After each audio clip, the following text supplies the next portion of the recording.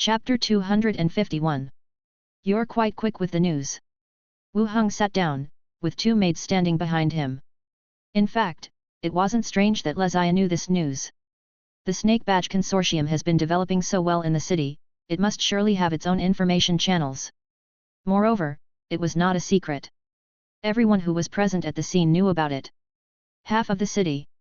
Wu Heng added another sentence. Then I suppose I should call you Lord of the City. Lesia was still somewhat surprised, but accepted the fact. Meanwhile, she was also glad that she maintained a fairly friendly relationship with him. They could even be called friends. The fact that he left his mates under her care also demonstrated his trust in her. Yes, it'd be even better if you added old man to it, Wu Heng joked. Lesia shot him a glance. You're quite bold, half a city lord. Then, Lesia continued, will Arano willingly give up the city? You should be more careful. We've already signed the agreement, what can he do? It's just a piece of worthless paper. Lesia stretched languidly, reminded again, after all, he has managed Lundham City for so many years, even if he gives up half of the city, as long as he makes some minor moves to prevent you from running it, he will just take back the city. What kind of tricks? Asked Wu Heng. I don't know, just be careful. Even if it's just half a city, managing it won't be as simple as being a captain. Lesia continued. Well, that's true. Those people, although they may lack their past bloodthirstiness, they have become more proficient in some underhanded tricks. Wu Heng thought about it. Thanks. The two chatted casually for a while longer before they left the consortium with their maids. Under the escort of the skeletons and carrion, they headed back to their residence. Back at their residence. After resting on the sofa for a while, Wu Heng began to check the attributes of the skeletons that were newly transformed. He glanced over Blood Axe and Tusk. Their attributes conformed to their respective levels. Blood Axe focused on strength, while Tusk was more agile, resembling a rogue among humans. Blood Axe is level 14, Tusk is level 13. Their levels were nothing to sneeze at. After checking these two skeletons, he turned his attention towards Skull Crusher. As the leader of the Hammer Party, his combat prowess was astonishing to Wu Heng. He was not brought down even when surrounded by 5 skeletons, and he had broken through the defensive line and chased after him. If the 2 heavy machine guns hadn't been pulled over, and he didn't recognize the weapons and didn't dodge them in time, the final outcome would be hard to predict. Luckily, he got lucky. The opponent was killed by him and became a skeleton attendant. Skeleton Beast Warrior, level 16. Level, 16. Attributes, Constitution 38, Strength 42, Dexterity 28, Intelligence 18, Perception 25, Charisma 16. Traits, Hollow Skeleton, Basic Soul, Savage Constitution, Ferocious Assault, Danger Perception. Expertise, Two-Handed Hammer Mastery, Master, Heavy Armor Mastery, Advanced, Beastman Weapon Mastery, Intermediate. Abilities, Rage, Wild Assault, Enduring Fury, Unyielding Warrior. Savage Constitution, possessing an unusual constitution, Constitution +8. Ferocious Assault, when attacking with melee weapons, the battle will be more fierce, Strength +11. Danger Perception, possessing a perception above the norm, you can sense the presence of danger at the first moment, Perception +5. Rage, under Rage, your Constitution, Dexterity and Strength will significantly enhance for a certain period. Wild Assault, abandon all defensive postures and launch a frenzied attack. Enduring Fury, your rage is hard to suppress. Under Rage, it can only end prematurely by stunning or actively stopping. Unyielding Warrior, strength and stamina greatly enhanced. Looking at Skull Crusher's attributes, Wu Heng wasn't too surprised. The opponent's prowess on the battlefield was apparent, and his high attributes were expected. But judging from the skill names, Skull Crusher probably also belonged to the special bloodline of the Beastmen, and his constitution and strength were naturally enhanced. Bloodline professionals were just like geniuses in the original world. They were naturally gifted in this area, no matter how hard you tried, you could only catch up later. After checking Skull Crusher's attributes, Wu Heng turned his attention to the expertise he had unlocked after leveling up. At the time, the war was still ongoing, so he didn't have a chance to study the attributes of the expertise. Now he had a good chance to look at it. Unlocked expertise, Arcane Echo, Scholar of Necromancy, Undead Adaptation. Arcane Echo, you have learned to recover your own spiritual power and magical energy by circulating magic power, rest, or actively enter the echo state to receive corresponding recovery. Scholar of Necromancy, you devote most of your energy to the research and study of necromancy magic, having the cost of using necromancy spells.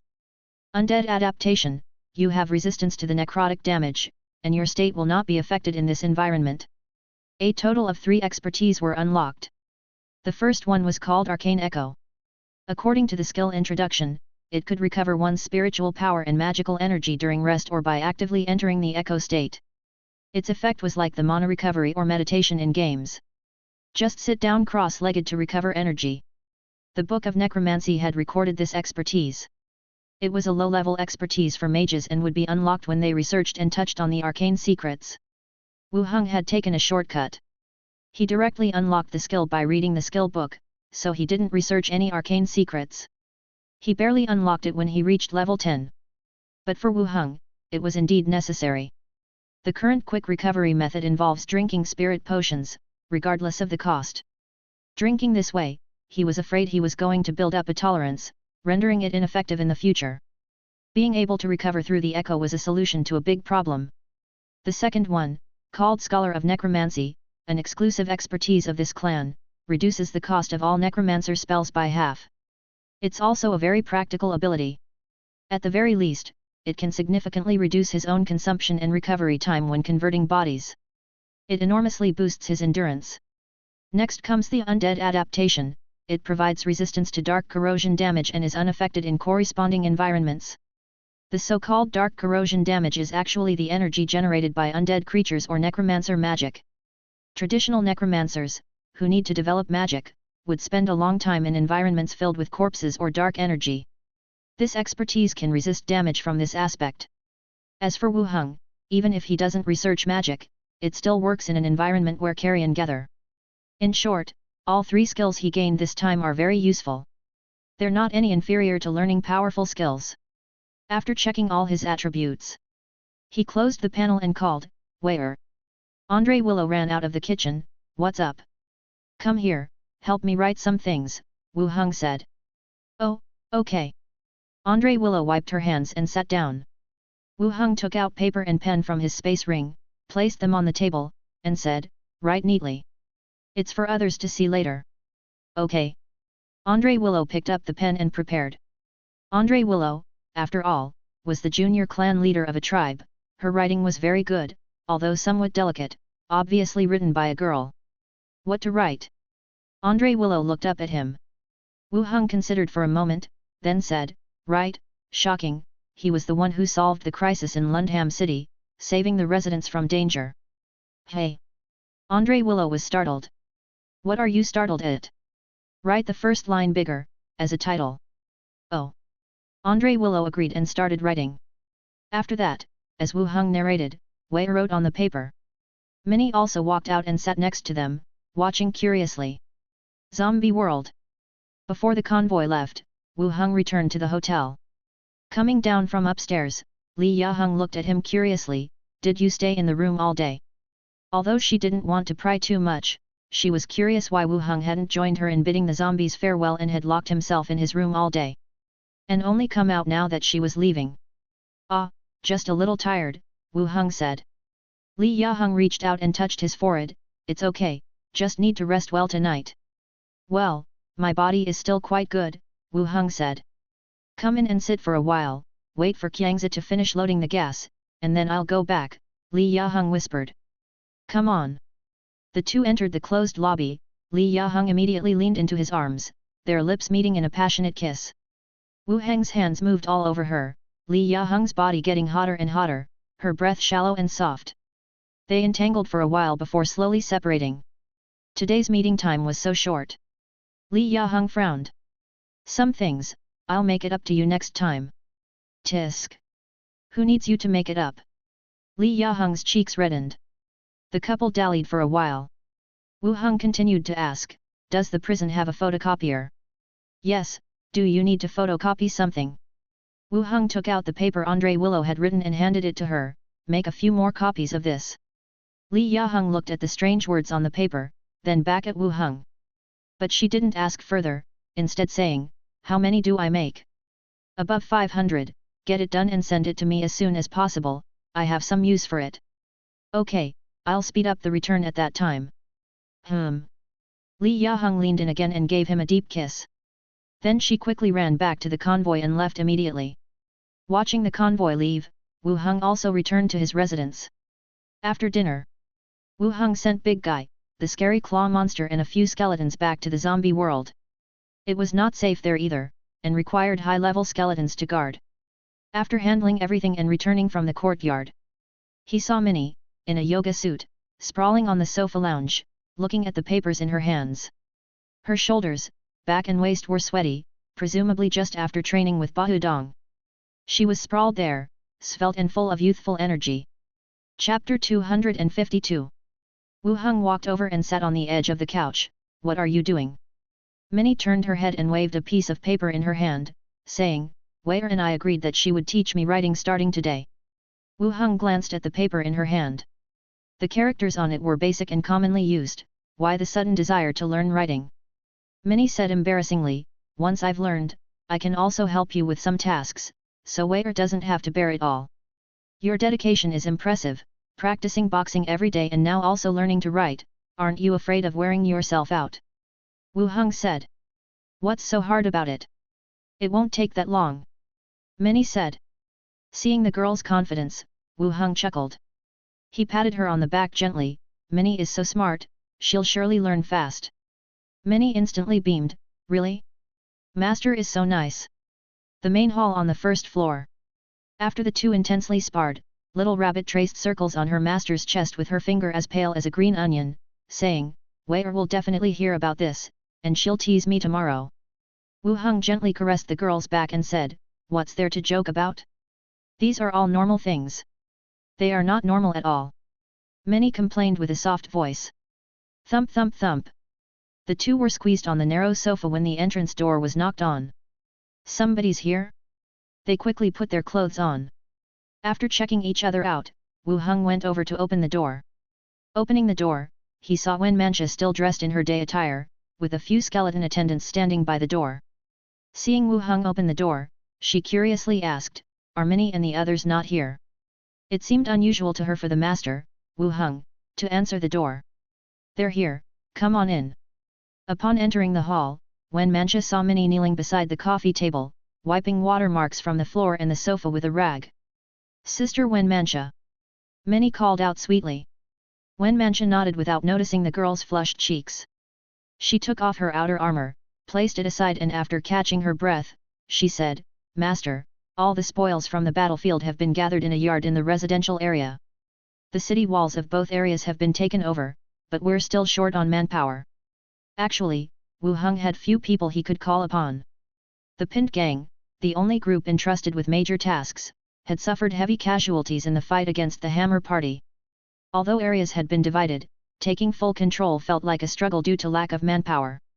Wu Heng mobilized some carrion and a few members of the Pint Gang to take over the city walls, but it was in a symbolic manner. Purely to ensure that the walls didn't seem empty. Wu Heng said, You'll start recruiting more gang members from tomorrow to form our own patrol team. Wen Mancha nodded, about to speak. She saw Minnie still wiping the floor from the corner of her eye and said, Minnie, go prepare the bath water. Yes, sister. Minnie obediently answered and got up to prepare the bath water. Wen Mancha continued, recruiting members isn't a problem, but to make them abandon their gang habits, might take some time. Changing one's nature and habits is always a challenge once they have been formed. Gang members, especially those from Pint Gang who are from lower ranks, are particularly hard to change. Even if they do adopt new ways, they would always do so under strict supervision. So it's easy to assemble a patrol team, but to standardize their behavior is tricky. Wu Heng leaned back on the sofa and thought before continuing, how about this, you pick some people that can serve on patrol. I'll assign some skeleton attendants to patrol with them. This reduces manpower and is also a bit easier to manage. Won't having skeletons on patrol create chaos? Residents will likely be anxious initially, but once they realize that the skeletons are just patrolling and catching criminals, they will adjust. Wu Heng said. After thinking about this idea, Wu Heng felt its feasibility was high. Previously, he himself believed that skeletons couldn't integrate into the survivors' camp. But now, even Li Yaoheng, Qiangzi, and others have accepted and even affectionately call them skeleton bro. What's more, Wu Heng trusts his skeleton attendants more than any gang member. Alright, we'll do as you command. Wen Mancha didn't have any objections. Wu Heng smiled and said, next, we should prepare personnel for the establishment of the city hall, completely separate from the city lord.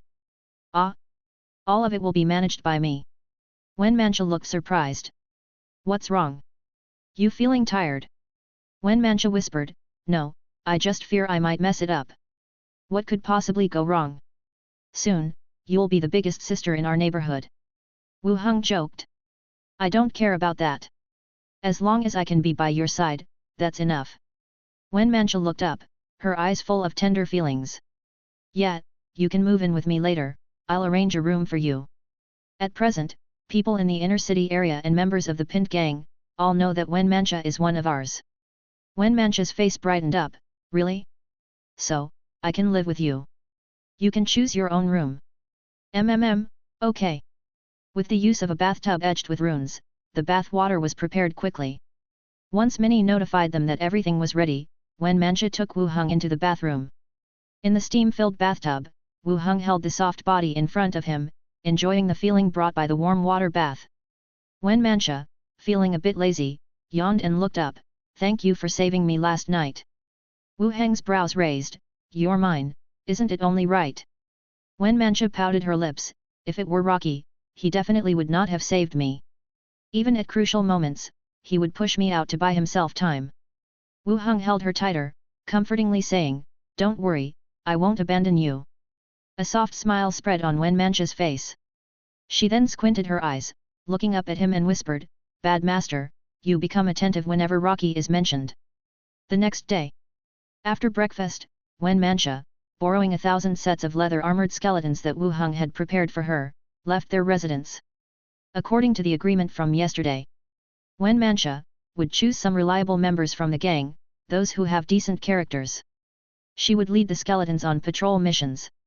Even though the Hammer Party had withdrawn, the chaos they brought still continued. There surely would not be a shortage of robberies and gang fights. Lundham City was originally a city formed by the gang and a mercenary group. There were definitely not few people who wanted to take advantage of the situation. There surely would be chaos for some time. Therefore, at this stage, the patrol mission must be intensified. After Wen Mancha left, Wu Heng tidied up a bit, and also left the house. Inner city area, professional association. There were quite a lot of people in the hall today. In addition to the staff, one could see members of various small teams walking around. Captain Wu Heng. Good morning, Captain Wu Heng. You didn't get hurt yesterday, did you? Some people greeted him from afar. Wu Heng waved back at each one. Yesterday, he was the first to come to the association and inform everyone that the fight was over. By today, when others came to work, it had already been spread. Everyone was surprised that the newly arrived captain of the 12th team could influence the battle situation, yet they somehow felt it made sense. After all, everyone had speculated about him in the past. Rumors had spread about him being a noble young master gaining experience, the apprentice of a strong man, and more. His resolving the issue of the Hammer Party this time had further affirmed these conjectures of a prized background. Wu Heng walked up to the front desk, the staff immediately smiled, Captain Wu Heng. Has Attendant Gomez arrived? Wu Heng asked. Not yet. He wouldn't have escaped from the city, would he? If he didn't come back, it would be very difficult for the association's work to be carried out. Wu Heng continued to speak, in yesterday's battle, I killed 3 people listed on the wanted list. Has anyone done the autopsy and registration? Hold on, let me ask. The staff member turned around and left. Returning shortly thereafter, he signaled for Wu Heng to come over. Standing inside the chilly basement were 2 association verification officers. Captain Wu Heng, where are the bodies? Inquired one of the verification officers. Wu Heng stepped aside, and the 3 towering figures behind him removed their motorcycle helmets. With their menacingly white skeleton heads uncovered and a soul fire burning in their eye sockets. Step, step, step. The 2 men showed shock on their faces and instinctively retreated several steps. Captain, what is this? They asked. Chapter 253. They are the wanted criminals I mentioned, Blood Axe, Tusk, and the leader, Hammer, all members of the Hammer party. With Wu Heng's introduction, the three skeletons stepped forward in turn, displaying remarkable cooperation. The two coroners stood still for a while. Eventually, someone spoke up, "Are we being asked to examine the undead?" "Ah, the combat situation with the Hammer party was quite urgent yesterday, so I had to turn them into undead first," Wu Heng explained. This was not merely an explanation for the two coroners, but also for the recording later. The association would consider the reasons later. Without saying more, the two started correlating the remains of the skeletons with the details on the warrants. They carefully confirmed certain characteristics, acting as though touching the skeletons was taboo. About half an hour later, the two of them had recorded the findings on their notebooks. One of them said, "Judging from the skeletal features, they closely match the descriptions on the warrants, but it's our first time judging criminals through undead servants, we need to wait for the executive to confirm." Verifying the deaths of wanted criminals wasn't restricted to autopsies. After all, combat comes with risks and nobody could guarantee that the corpses could be brought back every time. Therefore, once an executive could vouch for it, they could confirm the criminal's death, provided that the criminal didn't reappear later. Wu Heng nodded, then he took out a tablet, scrolled through the photos he took earlier, and showed them to the coroners. "I also have images, taken at the time of killing, for you to confirm." The two accepted it, and after inspecting the strange gadget in their hands, looked at the images on the screen.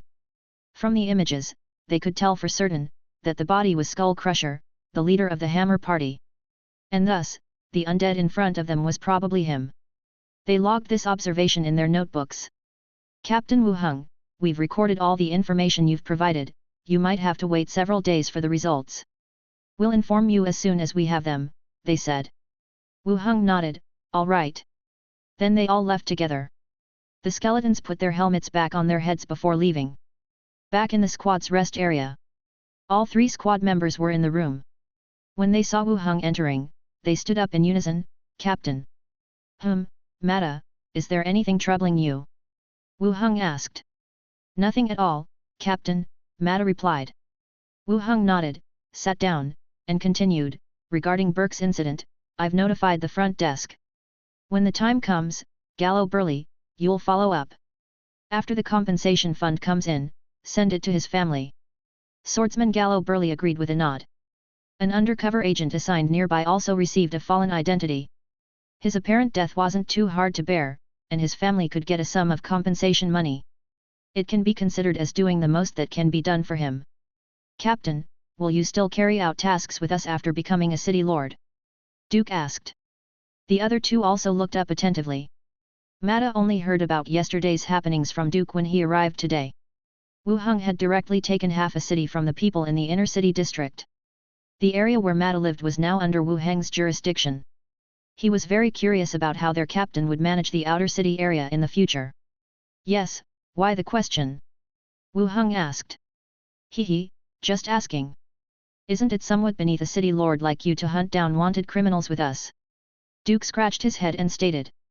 "I am still the captain of the association, I still need to abide by the rules," Wu Heng replied. After this feat with Skull Crusher, he should be able to become a vice-executive. Then he wouldn't have to undertake missions so frequently. Therefore, he still needed to follow the interior rules of the association. The squad members sat in the rest room chatting a while. Wu Heng stood up and said, "Let's go, let's tour my half of the city and then rest early." "All right." Picking themselves up, they followed him out. The outer city area was still in chaos. There were no bodies visible on the streets, but dark red bloodstains and bits of flesh could be seen everywhere, even in the gaps between bricks. The doors of the shops along the way were still shut. Most of the windows and doors had been smashed, either in combat or looted afterward. Inside was dim, and apart from the buildings themselves, tables and counters had disappeared. After touring his designated area, Wu Heng found a pub that was still open for business. "Let's go have lunch and then take a rest," he said. They went into the pub together and sat down in a corner. The pub wasn't crowded, there were just 3 tables of patrons in the large hall. They ordered some food. Just as they started chatting, a man walked in from outside. He went directly to the raised stage usually used by the bards and shouted, "Has everyone heard?" Everyone in the pub turned to look at him, both wary and curious. Seeing that everyone was watching him, the man's voice got louder, a vile necromancer using the lives of innocent city residents to threaten city Lord Arano has occupied the East and North District. The residents of these two districts are just like livestock ready for slaughter, and could be used by him in his evil magical experiments. We must resist, we must unite to resist his rule. The man on the stage was making a passionate speech like an orator. Meanwhile, the pub owner stood behind the counter, still in his original position, listening to the man loudly ranting. Hearing the man's words, the people inside the pub started murmuring among themselves. The incident with the hammer party had just ended yesterday, and they had not heard about the necromancer occupying the outer city area yet. "Who told you that?" someone asked. The man stepped forward, his eyes wide open, and said, "Of course, the news came from the inner city." The Iron Guard Knights focused all their energy on the hammer party, but they didn't expect the damned necromancer to seize the opportunity. To save more lives, they had to agree to his demands and ceded 2 city districts. As soon as the words came out, the room fell silent again.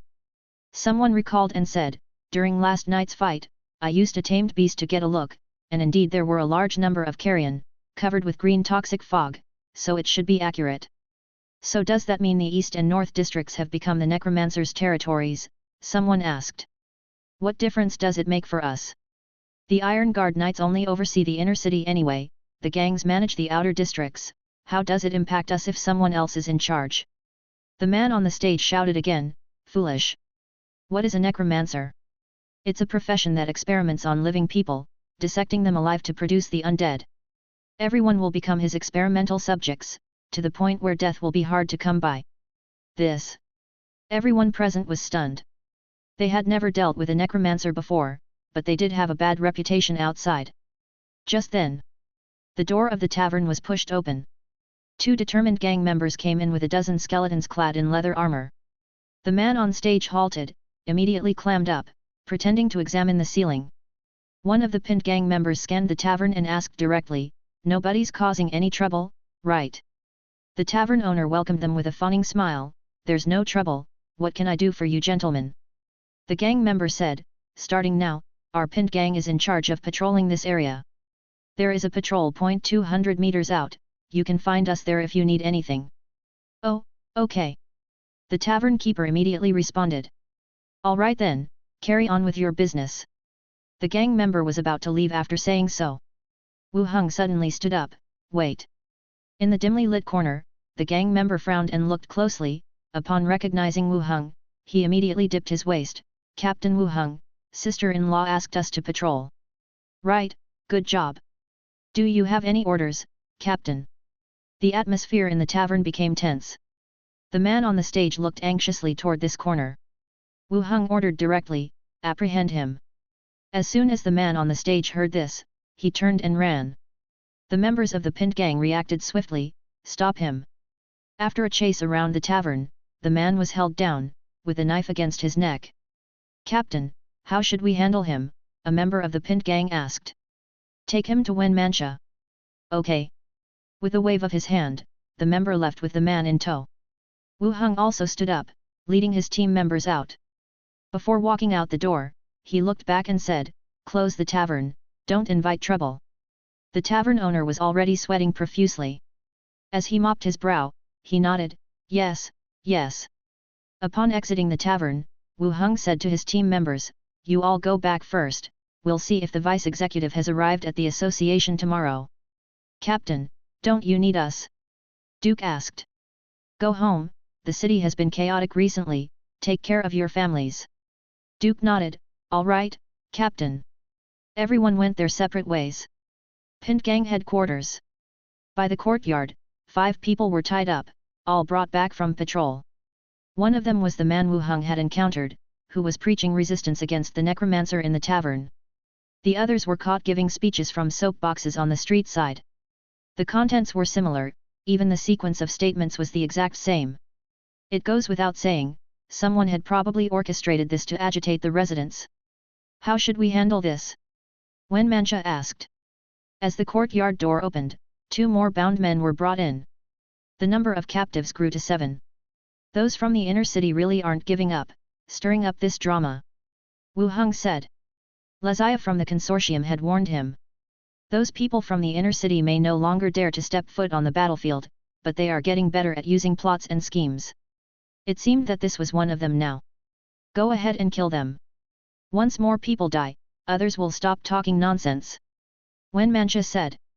Hearing the command to kill, all the bound men's eyes revealed fear. They didn't seem as impassioned as when they were giving speeches. They too, were afraid of death. Wu Heng thought for a moment. Indeed there was no better solution, and the pinned gang had nowhere to keep prisoners, sending them to the association would also deviate from established procedure. Go ahead, kill them. Wu Heng commanded. When Mancha waved her hand. In the stunned gaze of a few people, a member of the pinned gang stepped forward and killed all of them. Wu Heng used the bone manipulation skill with the corpses standing up, donned with leather armor and sent out for patrol. What do we do next? When Mancha asked again. We continue with normal patrols for now and try to reduce combat situations. Okay. Wu Heng nodded, gave a few more orders, and left everything else to Wen Mancha. Returning to his residence. Through the boundary door, he went to the zombie world. Seeing his convoy stop, Wu Heng headed downstairs. Upon seeing him, Li Yaheng immediately smiled and waved slightly. The business car drove over. Qiangzi and the others, carrying stacks of copied papers, moved them into the hotel. They were printed overnight, a total of more than 2,000 copies.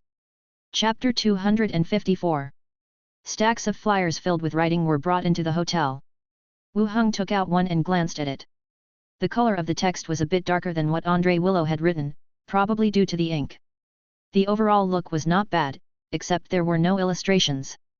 Wu Heng had considered adding a picture of himself killing the Skull Crusher, but after careful consideration, he abandoned the idea. Being too ostentatious might not be beneficial. Li Yaheng asked, how's the printing? I've checked and the symbols seem clear.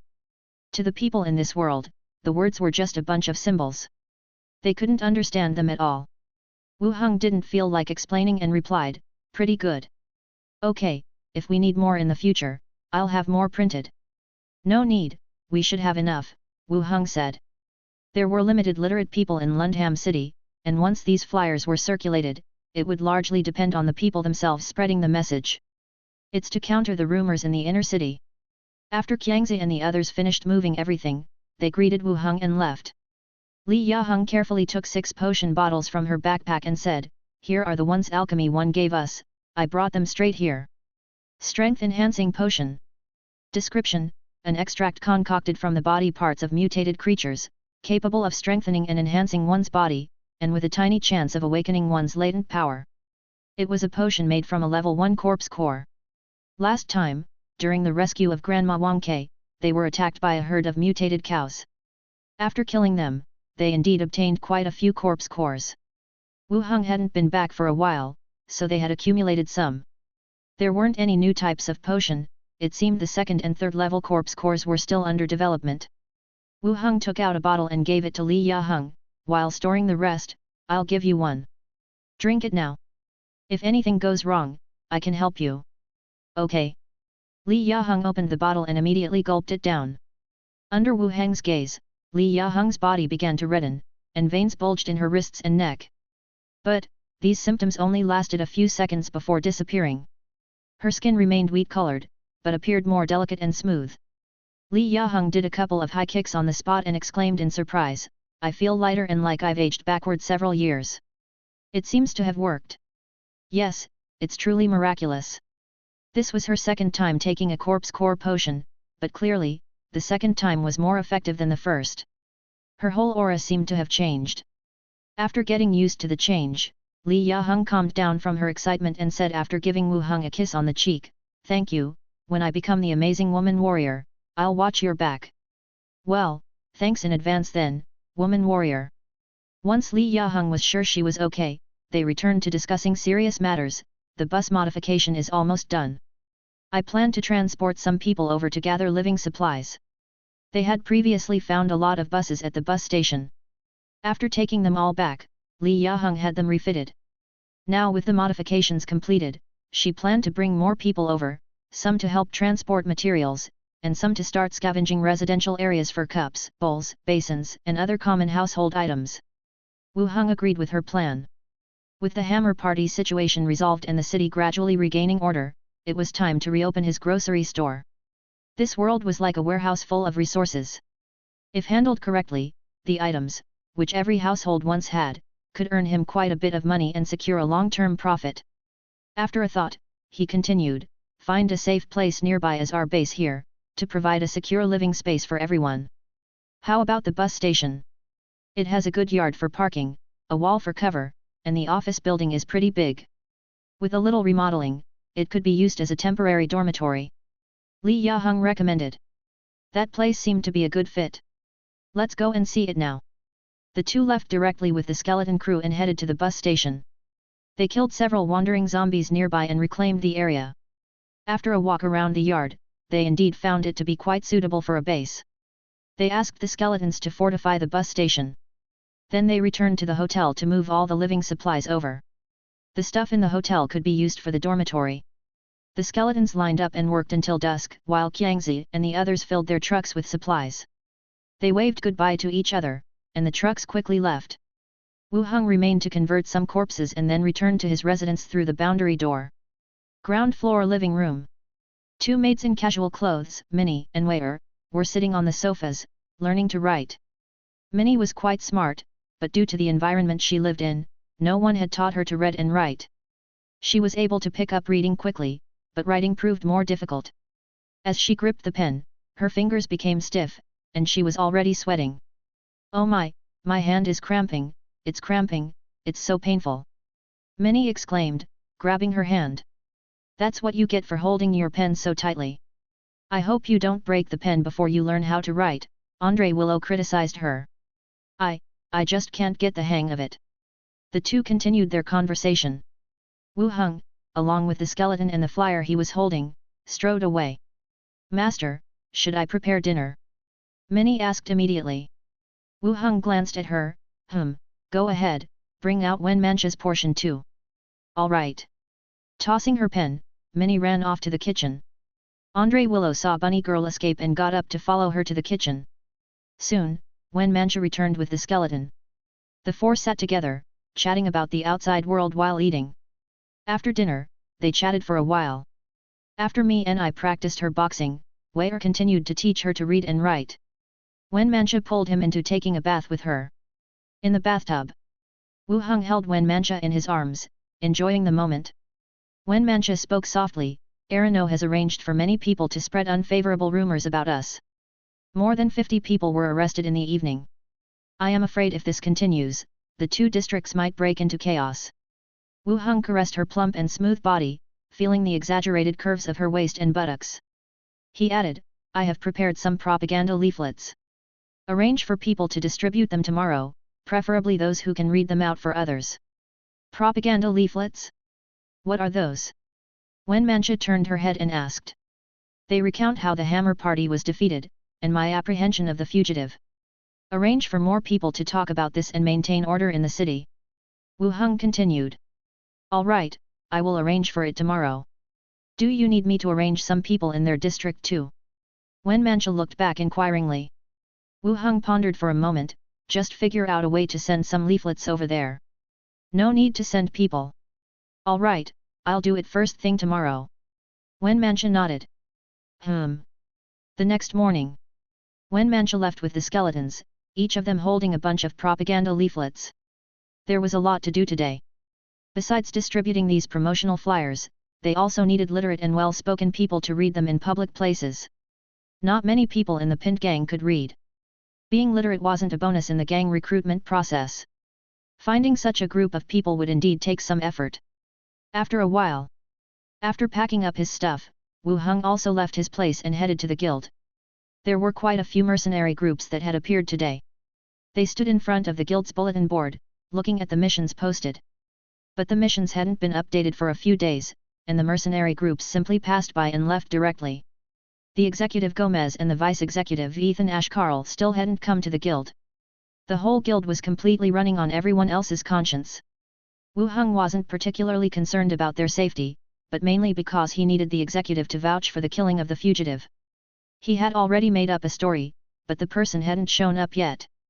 He went to the team's resting room, and his 3 teammates were all sitting inside. Seeing Wu Heng enter, they all stood up to greet him. After exchanging pleasantries, The swordsman, Gallo Burley, spoke. Captain, I asked around yesterday, and it seems there's no one named Mumloda among the elites in the inner city. The name Mumloda was the name given by the thief, Burke, who died and implicated this person as his mastermind through the communicate with the dead technique. Wu Heng had asked Wen Mancha to investigate this matter. It seems that Gallo Burley also remembered this name and investigated it secretly. There's no such person. Wu Heng raised an eyebrow. Being placed in the guild at least demonstrates that this person definitely has a certain status in the city. He shouldn't be untraceable. It's possible that he's using a fake name, or a code name. From what I found, there's no such person. Gallo Burley answered. Wu Heng nodded and continued, if you have the means, look into the town hall. Whoever arranged him to come in must have left some clues. While he couldn't fully trust Gallo Burley, but at the very least, he was part of the guild. His character was like the night spirit, liking to abide by the rules arranged by the guild. Letting him investigate wouldn't hurt. Even if he had some secrets, there was nothing that could be leaked through him. All right. The few of them sat together and chatted for a while. Wu Heng then said, let's go, we'll patrol around, then go our separate ways. In the eastern district of the outer city, on a stone pier beside the street, a middle-aged man wearing grey linen and curly hair stood upright and shouted, the heinous necromancer threatens the city lord with the lives of ordinary residents, occupying the east and north districts, and treating all residents as livestock for his evil magic experiments. We have to unite, we have to resist his rule. Amid the loud shouts, gradually, many people gathered and were discussing what the man had just mentioned. Just when everyone was riled up by the man's speech, someone came from behind with papers, louder than the man, shouting information from the guild. It describes the real situation of how the Hammer Party was defeated. Come and see. Chapter 255. All eyes were attracted. At the same time, a patrol team swiftly mounted the stone pedestal, covered the man's mouth at the top, and another two picked him up and quickly left. Despite the man's whimpers and struggles, he couldn't break free from their grip. Seeing them leave, the person holding the propaganda sheet climbed back onto the stage and shouted loudly, it is written here that during the Hammer Party's assault, the Iron Guard Knights fell back repeatedly until Captain Wu Heng killed the leader of the Hammer Party, and in accordance with the city lord's promised agreement, accepted the jurisdiction of the East and North districts. With these words, the crowd below burst into discussion again. It seemed quite different from what other people had been saying these past 2 days. The end result was the same: the Necromancer gained jurisdiction over the East and North districts, but the process was completely opposite. One side argued the Necromancer seized the opportunity to cause chaos, threatening the city lord with the lives of all the city's residents. But others said that the Necromancer defeated the Hammer Party, and the city lord exchanged agreements, granting him 2 districts. All the people looked at each other, still listening to the man on the dais, continuing to read from the propaganda sheet. In the inner city district, in the city lord's mansion, City Lord Arano sat at the dining table, using a knife and fork to put a slice of meat into his mouth. Below, 2 city officials sat separately. Arano wiped his mouth with a napkin and asked, how are things going? One of the officials said, rest assured, City Lord, this is our territory. By now, his reputation is probably already atrociously infamous in the city. Maybe in a few days, the residents of the 2 districts will all move out, leaving him with an empty city. Ha, that's good. Should we arrange some more troublesome situations, like murders or imprisonments that could be passed on to the guild? He would lose his captaincy, the other official continued. Arano hesitated a moment, then shook his head decisively, don't do that, we don't want to force out another skull crusher and then we'll have no peace to live in. Yes, indeed, the city lord has thought it all through. Continue with increased propaganda. Okay, I will. Clatter. Urgent footsteps echoed. An attendant, holding a paper, hastily walked in. Seeing the several people present, he bowed, my lord, there is some situation. Arano glanced at him, what's the matter, just say it. The propaganda sheet was handed over, this was distributed in the outer city. It is claimed to be produced by the guild. Arano narrowed his eyes and took it to read. As he read, his eyes widened and he looked both surprised and angry. Boom! Arano slapped the table with his hand and suddenly stood up. The other 2 officials jumped in fright. One person whispered, City Lord, is there any bad news? The propaganda sheet was thrown over to them. Both of them caught it and began to read carefully. Their eyes, too, gradually widened. There were many things written in it, but they amounted to 2 points. One was that the Necromancer had repelled the Hammer Party and saved the entire Lundham city. The second was that the Iron Guard Knights had no ability to defend the city. They only bluffed and gave up the outer city area in the face of the Hammer Party, retreating to the inner city to protect the elite. These statements were a blatant insult to both the City Lord and the Iron Guard Knights. The City Lord might not be so angry if they were all lies. But everything written was true. "Is this from the guild?" one official curiously asked.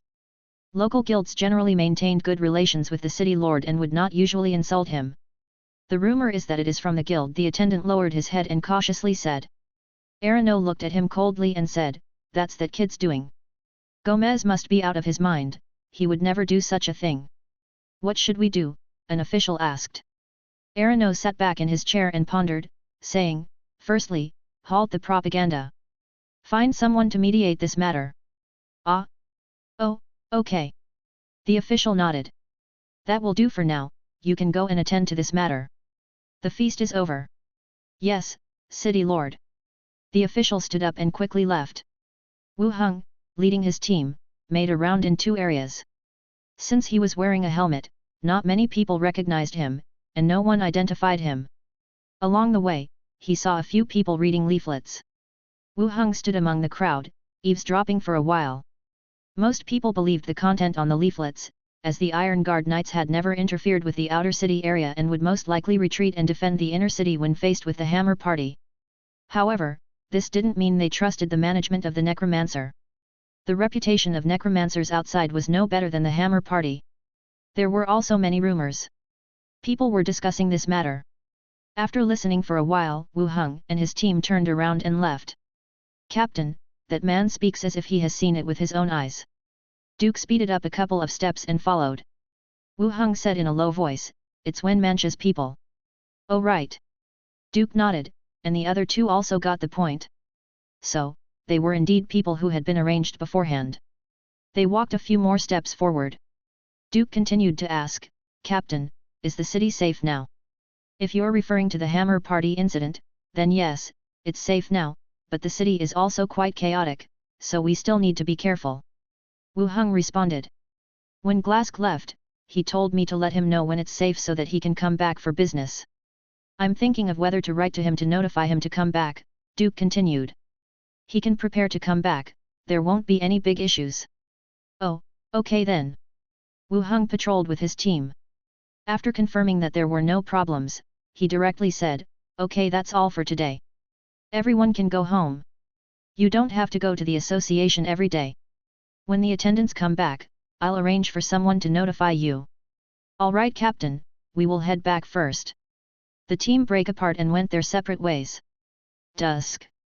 After dinner, Wenmancha said, "Someone from the City Lord's mansion came." "Oh? What did they say?" asked Wu Heng. "They said that a gang in the city is spreading rumors against you. They have already arranged the knights to arrest them." Wenmancha shrugged, "That's what they said. They were passing the buck." "Did they specifically go to tell you this?" "They hope we would stop spreading the leaflets." "I told them I would ask you what to do," replied Wenmancha. The other side seemed to be seeking reconciliation. After some thought, he continued, "We've finally managed to distribute so many leaflets, we can't just stop. Ignore them for now." "Good." The group sat in the living room chatting for a while, then went upstairs to rest. The next day, at noon.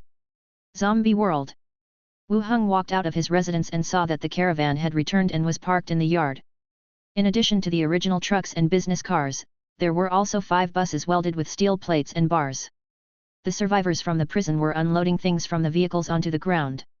Seeing the skeletons filling the yard didn't frighten them. When Wu Heng came downstairs, they were waving at him from a distance. Li Yaheng came over and said, "I've brought all the people. Today we'll allocate rooms and living quarters, and tomorrow we can start collecting resources nearby." "Good, you manage it." "Okay." Li Yaheng nodded, then continued, "The Flame God shelter is gathering survivors from other shelters to jointly attack a factory." "Factory? What kind of factory?" "From what they said, it's a photovoltaic panel production factory." They plan to unite and attack it to solve the problem of electricity supply in the shelter. Li Yaheng explained. Photovoltaic panel? Chapter 256. Solar panels? Wu Heng pondered for a bit before realizing it referred to solar panels. It's actually quite common. The street lights in the housing estate are of this kind. But for ordinary people, there is not much use for it. He had seen some videos about these solar panels being laid on rooftops to provide electricity for the entire building. However, such things are usually set up in villas or bungalows. In places like housing complexes, it's not possible to install solar panels on a large scale. It's understandable that shelters want to attack such factories. In the current situation, most shelters are having power supply issues. Without electricity, modern people's lifestyle is not much different from primitive people, and solar panels are a good choice. At least it's simpler than wind power or thermal power generation. There's a factory like this locally? Wu Heng asked. From what they were saying, they seem to know such a place, and have probably already sent people to scout ahead, Li Yaheng recalled with a frown, continuing, it seems there are level 2 mutated zombies inside, they need to cooperate with other shelters, and the spoils of war will be divided evenly. Wu Heng had never heard of such a factory. But their assertion suggests they have confirmed information, they might even have someone from the shelter who used to work there. When are they leaving? I'm not sure, I just overheard them discussing it, do you want me to ask, said Li Yaheng. Wu Heng pondered for a moment, ask, see how they're planning. Okay, I'll ask later. Li Yaheng glanced back at the convoy and asked, shall we have dinner together? As the convoy is temporarily staying at the bus station, it no longer needs to return. No thanks, you guys get settled. I'll find you when I'm free in the evening, Wu Heng replied. Okay, I'll go arrange them first. Okay. Li Yaheng waved her hand and walked towards the convoy. After Li Yaheng left, Wu Heng also returned to his room. Returning to his residence through the boundary door. Hearing Minnie and Andre Willows cooking downstairs, Wu Heng went straight into the study, placing the potion he obtained today on the table. Besides the one he gave to Li Yaheng, he still has 5 bottles left. He thought for a moment, opened a bottle, and drank it all. A warm sensation spread from his stomach, then the prompt appeared. Strength +1. This time only one attribute increased. After the discomfort from the potion disappeared, he continued with the second bottle and drank it down. Constitution +1. Still increased by only 1 point. It appears that the effect of the first stage corpse core potion is fixed at 1 attribute point. In the beginning, when he used the corpse core, 3 points were added. Once he reached about level 5, it reduced to 2 points. Now it's only 1 point. The effect's reduction was somewhat significant. If his attributes continue to strengthen, he might not be able to gain even 1 point. At that time, he will need to consume second level corpse core to continue increasing attributes. However, the second level corpse core potion is still being researched and he isn't sure when it would be ready. Looking at the remaining 3 potions, Wu Heng decided not to use them. The effects of self-use are relatively small. It's better to be used to enhance the strength of the people around him. Their increase in strength can also help them to complete their tasks better. He put away the 3 potions and pulled up his attribute panel. Name, Wu Heng. Level 10. Attributes, Strength 25, Agility 25, Constitution 28, Intelligence 30, Perception 18, Charm 26. Specialties, Arcane Training, Knowledge of Souls, Knowledge of Haunting, Magic Perception, Arcane Echo, Necromantic Scholar, Undead Adaptation. Skills, Greyhawk Swordsmanship, Beginner, Enhanced Will, Soul Sense. Abilities, Bone Manipulation Skill, Bone Armored, Corpse Cage. Looking at the attributes on the panel, Wu Heng started to think. According to the standard occupation improvement, his attribute improvement wasn't slow. Out of 6 attributes, 5 are not low. Even in terms of strength and constitution, he is not inferior to melee occupations at the same level. The only slightly weak one is perception, only with 18 points. Perception corresponds to intuition and the quantification of senses, simply put, it's your observation and insight. In combat, finding hidden enemies or traps along the way depends on your perception. In this regard, he really isn't very strong. However, for Wu Heng, there are ways to make up for it. After all, his 2 spirits can fully act as scouts, to investigate dangerous situations or unknown areas in advance. This has always been his practice. Having spirits to replace doesn't mean that this attribute is useless. If there's chance, he should try to improve it. Sitting at the desk thinking for a while, a shout from Minnie downstairs could be heard. "Master, dinner is ready." Going downstairs. Wenmancha had also returned from outside. The four of them sat at the dining table, eating dinner. Wenmancha was eating slowly, then she spoke, "Master, there are no people spreading those negative rumors anymore, and our flyers have been fully distributed. We have also arranged for gang members to read the contents to the residents in some places." Continue as planned, and also be careful of any movements from Arano. He might stir up some trouble, said Wu Heng. Wenmancha nodded, "All right, I'll have someone keep an eye on it. By the way, have we found any information about this Mum-Loda person?" Wu Heng abruptly asked. "Not yet, we're slightly short-handed right now, so gathering information might take a bit longer." Wu Heng took a drink from his cup before continuing, "Properly investigate this person. He must be rather influential in the city. Also, arrange someone to monitor Burke's residence and keep an eye on anyone he associates with." "All right, I'll take care of it tomorrow." After dinner, they gathered in the living room for a chat. It seemed that Wenmancha was enjoying this kind of life, resting her chin on her hand, watching Andre Willow teaching Minnie how to write.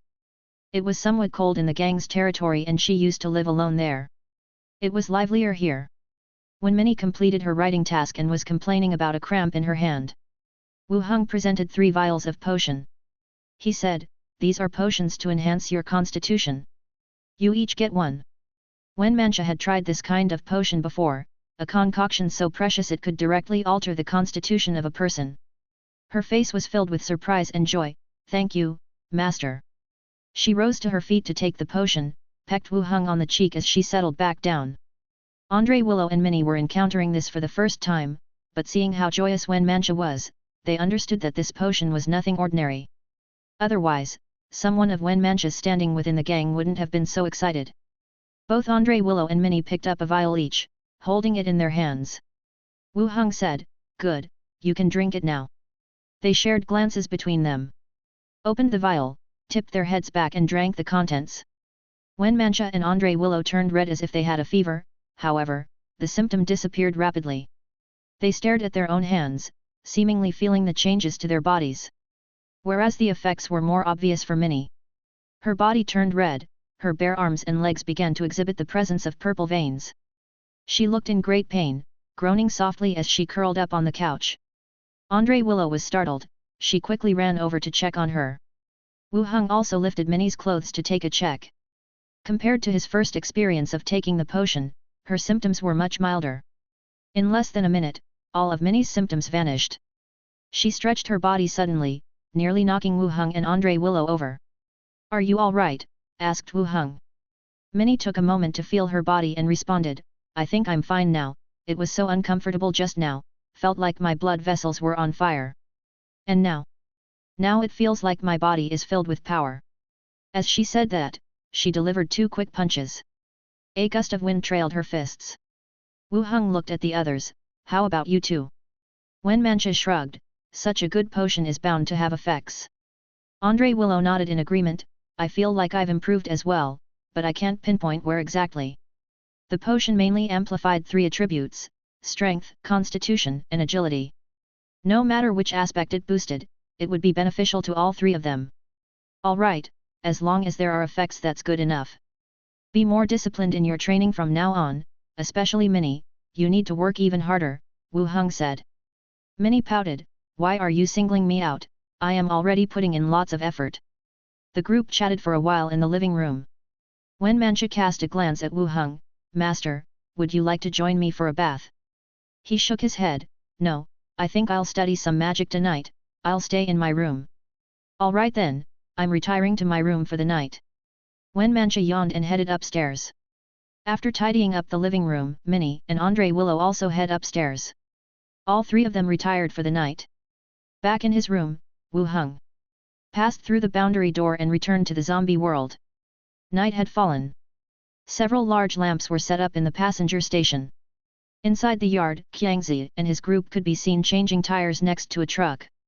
watching them for a while from the window. Wu Heng picked up the walkie-talkie and called out directly, "Li Yaheng, have you made contact with the Flame God shelter?" Over the radio came a response, "Yes, I'll come by to update you about the situation." "All right." Shortly after, footsteps sounded and then came a knock on the door. When Wu Heng opened the door, he saw Li Yaheng standing outside. "Come in," Wu Heng invited her in. As soon as she stepped in, Li Yaheng threw herself into his embrace, pressing her lips onto his. After a lengthy shared kiss, they slowly separated. Wu Heng pulled her onto his lap on the bed and asked, "What did the Flame God shelter say?" The military truck had a built-in radio that proved to be more effective than the ones they were using previously. Therefore, even after leaving the shelter, they could still maintain contact with the outside world and gather information. Li Yaheng explained, "The Flame God shelter has made an agreement with the other shelters to assemble at the factory area tomorrow." Chapter 257. They heard they would be leaving tomorrow. Wu Heng was a bit surprised, "So soon?" Li Yaheng explained, "Actually, it's not rushed. They've been preparing for it for a while, we just didn't pay much attention before." It seems, for each refuge, power supply was indeed a matter of urgency. "The Flame God shelter sure has some influence," Wu Heng spoke while holding a soft waist in his arms. Post-zombie apocalypse. Each shelter had formed their own small group. Contrary to the mutual aid propaganda, scarcity of resources had made humans less united. Like the rescue for Grandma Wangke, 2 survivor bases in the same village had few people and were hostile to each other. Not to say that they were going to fighting outright, but most of the survivors were wary and distrustful of each other. The fact that the Flame God shelter could persuade so many people was indeed not a simple achievement. Li Yaheng gently pat his shoulder, "Remember the last time I told you about the appointment of the Regional Disaster Response Commander by the main station? You mean he is the commander now?" "Yes, our side didn't participate, but the main station appointed the Flame God shelter as the Disaster Response Commander based on some information they obtained. They organized this event under this title. The need for power restoration is indeed real and many bases have responded. The Flame God shelter was clever too, the first action they organized was the restoration of electricity. If they were bringing anything else, no shelter would respond and they would probably be ridiculed instead." "All right, I got it," Wu Heng said. Li Yaheng further asked, "Are we going to participate? The prison's power supply is enough and we don't require that much electricity for now. We can go and take a look. If we can get the solar panels working, we'd have an additional way to generate electricity." Wu Heng thought of it and said. "All right, the place is on the edge of a city in the south. It's a long journey, we need to leave early tomorrow," Li Yaheng said. "Okay." Having decided on the plans for tomorrow, Wu Heng continued, "You have taken 2 level 1 corpse cores before. You have greatly improved physically. I will teach you some combat skills so you can protect yourself if necessary." Upon hearing this, Li Yaheng looked up at him, "Aren't you protecting me? There will be times when I am not around. It's also good to learn some more as a form of fitness for your body." Wu Heng paused, then continued, "Zombies are gradually becoming stronger, life will be even more difficult in the future." He wasn't trying to scare her, it was just the reality. The zombie corpses that were currently being transformed have started to increase in levels 2 and 3 skulls. That means the zombies themselves are also improving. Unlike humans, the zombies get stronger with time. When all the zombies in sight have reached a higher level, the survivors' living space will be even more scarce. Therefore, personal improvement is equally important. Others may not have any channels for it, but Li Yaheng has already taken 2 corpse cores, it would be a shame if she doesn't work hard now. Zombies are also getting stronger. A surprised expression appeared on Li Yaheng's face, her beautiful eyes widened, as if confirming whether Wu Heng was trying to scare her. "Yes, that's why we need to take advantage of the current safety and try to improve ourselves as much as possible," Wu Heng said. Li Yaheng, in her surprise, regained her composure, stood up from his chest, "All right, I'll learn from you. Where do we start training?" Wu Heng had unlocked swordsmanship and short spears, but he also knew some hand-to-hand combat, which he learned from Bahu Dong. Only, he didn't have a specific specialization. He suggested, "Let's start with physical training, after a few days of this, I'll teach you swordsmanship." "All right, as you say." The two went to the open space in the room. Wu Heng took the lead in making some movements, and Li Yaheng followed him. Probably because of the corpse core. Li Yaheng's physical stamina was stronger than that of ordinary people. She followed Wu Heng for more than an hour, although she was drenched in sweat, she could still hold on. Heat radiated off her entire body. All right, let's rest for a while, too much training can be counterproductive, Wu Heng said. Li Yaheng's face was flushed red from the workout, huffing and puffing. Wu Heng looked at her, I'll teach you some simple stretching exercises. Oh, okay. Li Yaheng agreed and stood there waiting for his next instruction. During this period of interaction, she had basically formed a habit of obeying his orders and completing the tasks at hand. Spread your legs a bit, shoulder width apart. Li Yaheng followed his instructions. Yes, just like that, hold onto the desk and slowly bent down, Wu Heng said. Like this? What's next? Just after Li Yaheng asked, she felt a pair of warm, powerful hands landed on the skin exposed at her waist. Li Yaheng shuddered like she'd been electrocuted. Not here, let's go to the bed, Li Yaheng said. As an adult, she knew very well what the other person wanted to do. They were both willing participants, and they had done everything except the final step. Wu Heng picked her up and placed her on the bed not far away. He quickly shed his last layer of clothing, using the cold moonlight from the window to examine the woman's body on the bed. What's the hurry? Li Yaheng blushed as she complained. She opened her arms and called him, stop staring and hurry up. Okay. The next day, noon. The convoy was lined up, rushing towards their destination. Yawn. Li Yaheng yawned, still tightly gripping the steering wheel. Want me to take over for a bit? Wu Heng suggested from the side. Last night, they had been up late, and they had set off early today, so Li Yaheng kept yawning. I'm good, we need to maintain our speed, I can handle this. Li Yaheng shook her head, flashed a smile, and asked, was that stretching exercise you taught me yesterday real or not? Of course it's real.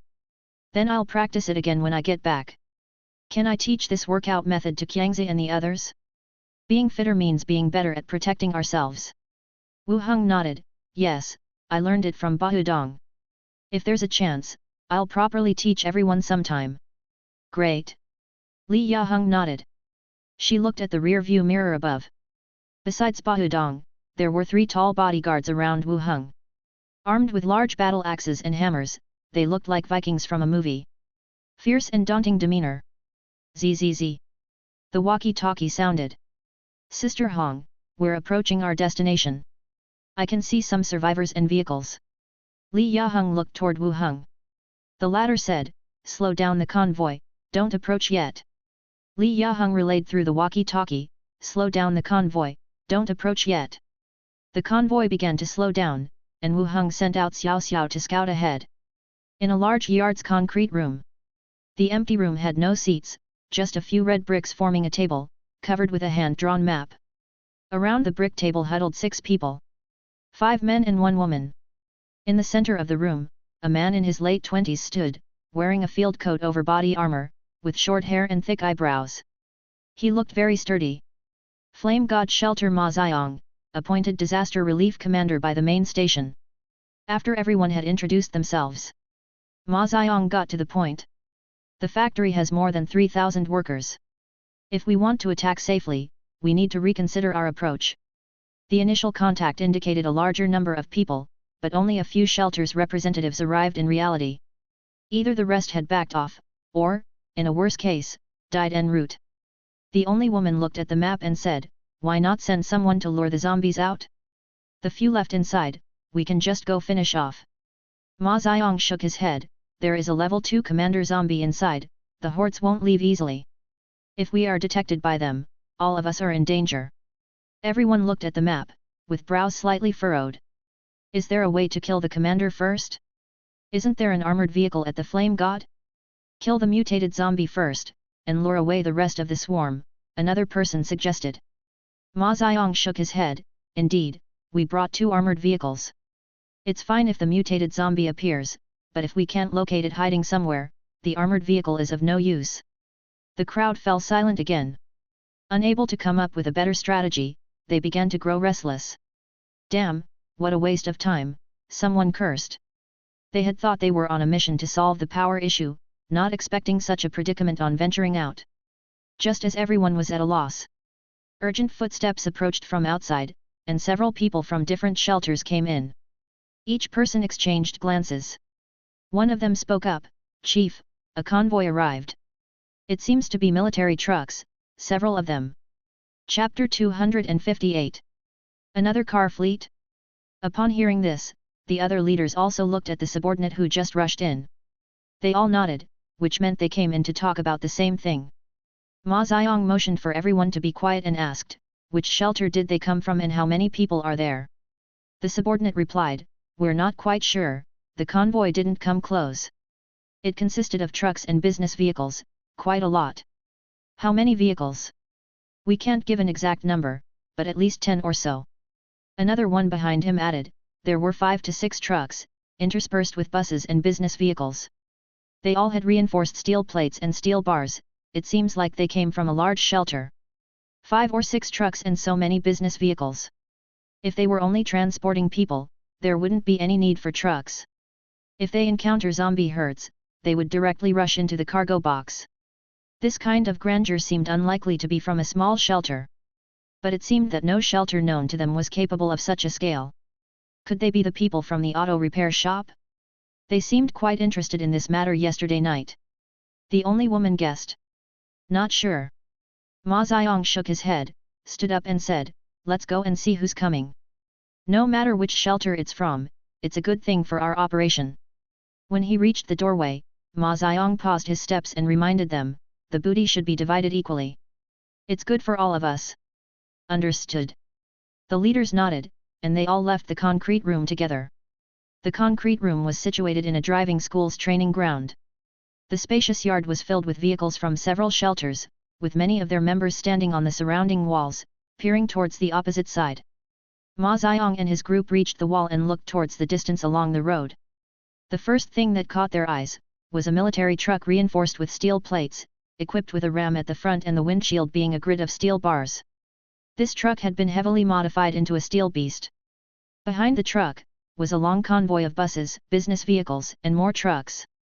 "Oh dear, they must have forcefully passed through the downtown," exclaimed one of the shelter leaders. The others immediately understood the trucks were stained with blood and chunks of rotting flesh, and their tires left behind clear bloody marks. Moreover, they probably charged straight through the downtown with this route. When did such a powerful shelter appear? The others looked at Ma Xiang. The man assigned as the disaster commander by the broadcasting station was also looking surprised. It seemed, the strength of this convoy was even greater than that of Flame God's shelter. At least, they wouldn't choose such an approach, to charge straight through. Did you ever hear of such a shelter? Their goal in coming here is likely the same as ours. They should attract the zombies, we might be able to take over the factory area. The female leader gave a cold chuckle, "Do you think they are fools, to just go and attract zombies and let us take advantage? We should pray that they won't use us as cannon fodder. Regardless, we should stick together. Our numbers are not inferior to theirs." The people started whispering and arguing. Suddenly, someone yelled, "The convoy is turning, all of them are turning, they aren't coming our way." The talking individuals immediately looked up, to see the first vehicle of the convoy turn around at the intersection and return the way it came. Then, it was followed by the remaining vehicles, turning around one by one. They left. The area instantly went quiet. And then it got noisy again. Oh dear, why did they leave? Were they just passing by, or did they discover some danger and thus left immediately? They can't just leave, without them, how are we going to fight? Just now, they all agreed that they needed to stick together and get the other group to put in more effort. But, it seemed this group didn't plan to cooperate with them at all. They behaved quite differently from what they had guessed, and left before even coming over. If they left, wouldn't they be completely helpless? Ma Xiang immediately said, "Hurry, go chase after them and ask what's up." He added immediately after, "Be polite, don't provoke them." 2 individuals nodded, swiftly got into an off-road vehicle. They sped out of the training ground, chasing after the convoy. Inside the convoy, the interior of a passenger bus. Li Yaheng curiously asked, "Why are we turning back, aren't we supposed to attack that factory area?" Wu Heng replied, "They only brought over 100 people. If we go, we would have to take care of them." When the convoy was close, he had asked Xiao Xiao to scout ahead. There were just so many people in the entire training field, and they certainly lacked the ability to take over that factory area. If they got involved, they would have to carry them, and there could even be disagreements over dividing the spoils afterwards. Rather than that, they could turn back first and wait for them to leave. After that, they could move towards the factory area themselves and occupy it. Oh! They discussed so long and gathered such few people. Li Yaheng said and continued asking, so are we just going back now? We'll head back first, once they leave, we'll then attack the factory area. Through the view of the spectre, they saw the map on the table. Combined with a bird's eye view of the surrounding buildings, they also found the location of the factory area. Oh, all right then. Li Yaheng said.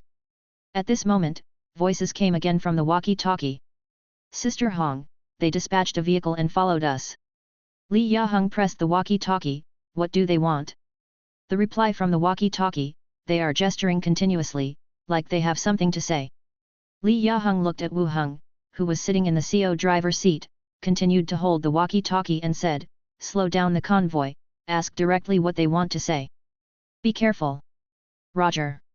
The convoy began to slow down, and the window of the rear vehicle was lowered. While maintaining a steady pace, it started to communicate with the following vehicle.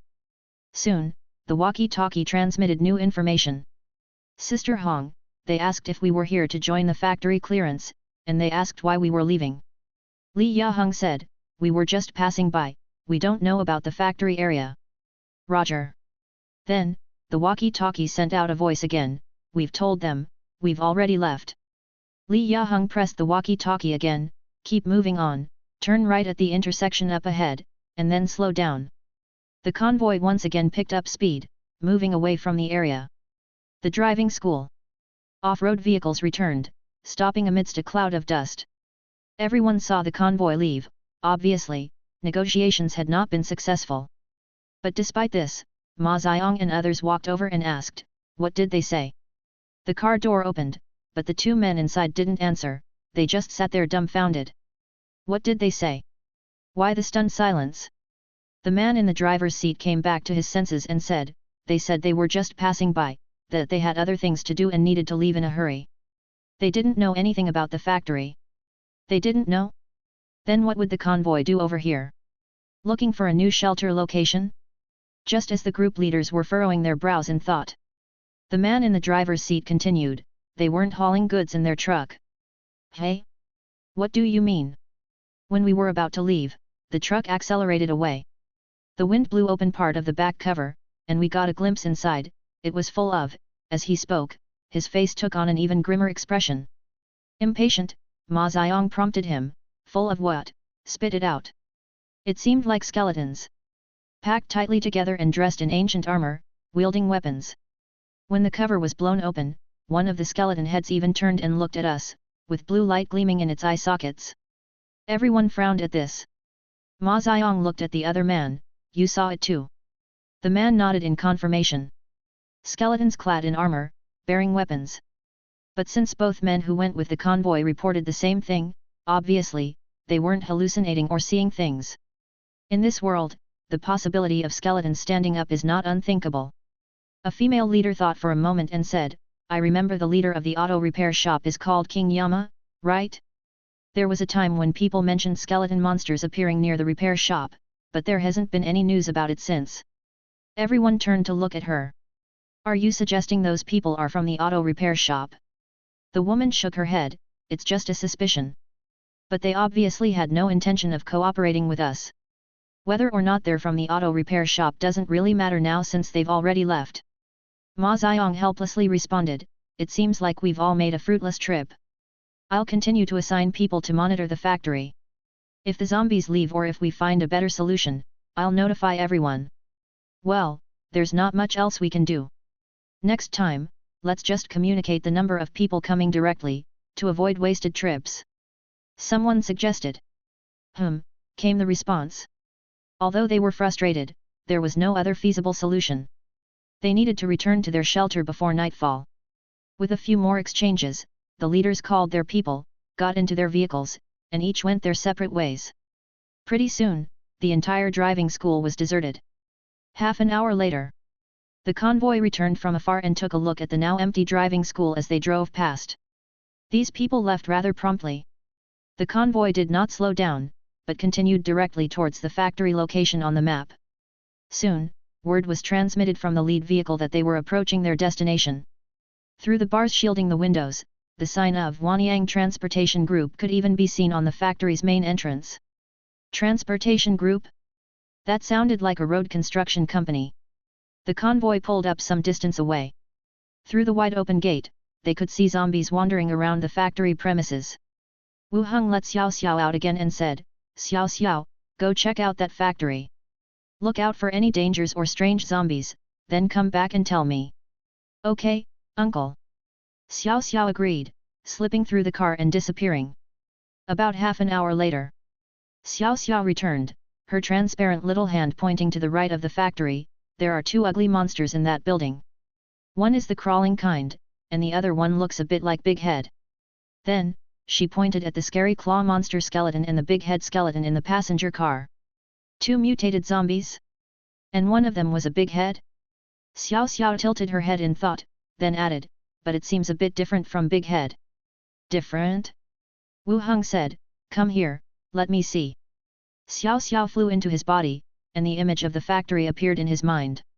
Upon entering the factory gate, the first thing to greet the eyes was a yellow decorative stone, 5 or 6 meters high, with the red characters Wanyang written on it. The factory's total area was even larger than it had appeared from the outside. Office buildings, dormitories, workshops, all presented in rows of structures. On the cement road, there were dozens of different kinds of vehicles. Trucks, cranes, and even engineering vehicles with extendable ladders. Looking at the factory, it seemed to be a major local industry. The number of zombies within the factory was quite substantial. Roving in groups of 3 to 5, the count was even higher than what they had speculated about at the Flame God shelter. Xiao Xiao flew past each building, checking the situation inside. When she flew through an office building, she saw 2 mutated zombies. One was a scary claw monster. It had a large body, grayish-white skin, and was quadrupedal. Its fingers were thick and sharp, like beastly claws. The other was a strange big head zombie. The defining feature was still its enormous head. The zombie's shoulders and chest seemed to have been swallowed up by the pus-filled mass of its head, leaving only its small arms and its torso and lower body. As it moved, its body shook slightly, but it was no longer clumsy. The next moment, the big head zombie suddenly turned its head, its closed eyes seeming to gaze at Xiao Xiao's location. Its body shuddered as if making a roaring sound. Startled, Xiao Xiao flew through the wall and ran away. Was it a level 3 zombie? Chapter 259. After sharing Xiao Xiao's perspective, I let her go. Drifting off to the side, she spoke about how horrific the big head zombie was inside, saying how the skeleton seemed somewhat cuter. Li Yaheng then asked, "How was it?" Instead of answering, Wu Heng asked back, "Has the central office released any information about classifications or characteristics of the big head zombie?" Classification? Li Yaheng pondered, then said, "I haven't heard of any classifications, only that they have large heads, move unusually slow, and can control a certain number of zombies." Wu Heng nodded, explaining, "Xiao Xiao was right. There's a level 2 crawling mutant zombie and another zombie with a large skull-like head, but I suspect it's a level 3 mutant zombie." Level 3? Li Yaheng was shocked. The central office had only reported a few level 3 zombies. Yet, she encountered one 2 days ago and now another today. What kind of damned luck was this? If it hadn't been for Wu Heng's skeletons, they would surely be dead by now. She felt that the Flame God shelter was really lucky to have chosen to withdraw today. If they had been stubborn and decided to test their luck, they would probably have died without a trace left. "What should we do?" Li Yaheng asked again. "It's not a big problem. Capturing this factory area is still feasible." Even though it was a level 3 mutant zombie, the problem wasn't too serious. The zombie population in the factory area was limited and, unlike in the city, a fight wouldn't attract hordes of nearby zombies. This was a good place to kill it. Moreover, Skull Crusher had joined their team, so it shouldn't be a problem. After some thought, he said, "Let the caravan wait here. All skeletons, dismount and follow me." Li Yaheng picked up the walkie-talkie, explaining the plan to the rest of the team. All the skeletons in the carriage jumped down and started to assemble. Once all the skeletons were ready, Wu Heng waved his hand and the team immediately marched in the direction of the factory. Swoosh swoosh swoosh. As the skeleton army approached the factory gate, it immediately raised the alarm among the wandering zombies inside. Roar roar roar. Intense roars echoed one after another inside the factory. A horde of zombies began to converge at the gate, like a surging flood charging towards them. Throw the spears, now! Wu Heng ordered the moment he gauged the distance to the zombie horde. Whoosh!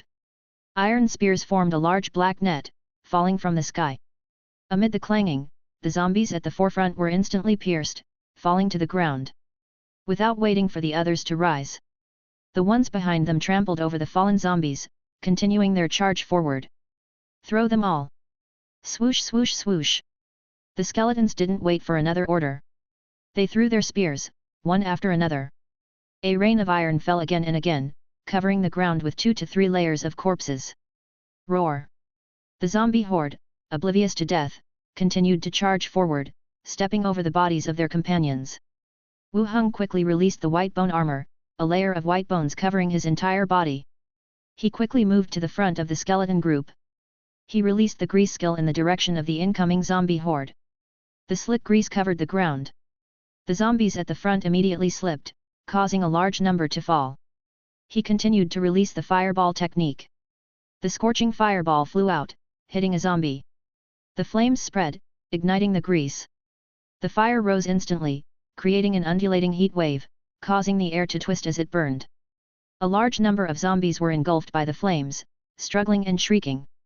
Just as the skeleton troop was bracing themselves for the zombies to rush past the fire and collide with their spear array, the zombie horde suddenly halted behind the flames. Although they were still waving their claws and roaring, they were gradually retreating. This proves it's a big head zombie type. The one controlling the zombie horde was definitely the big head zombie.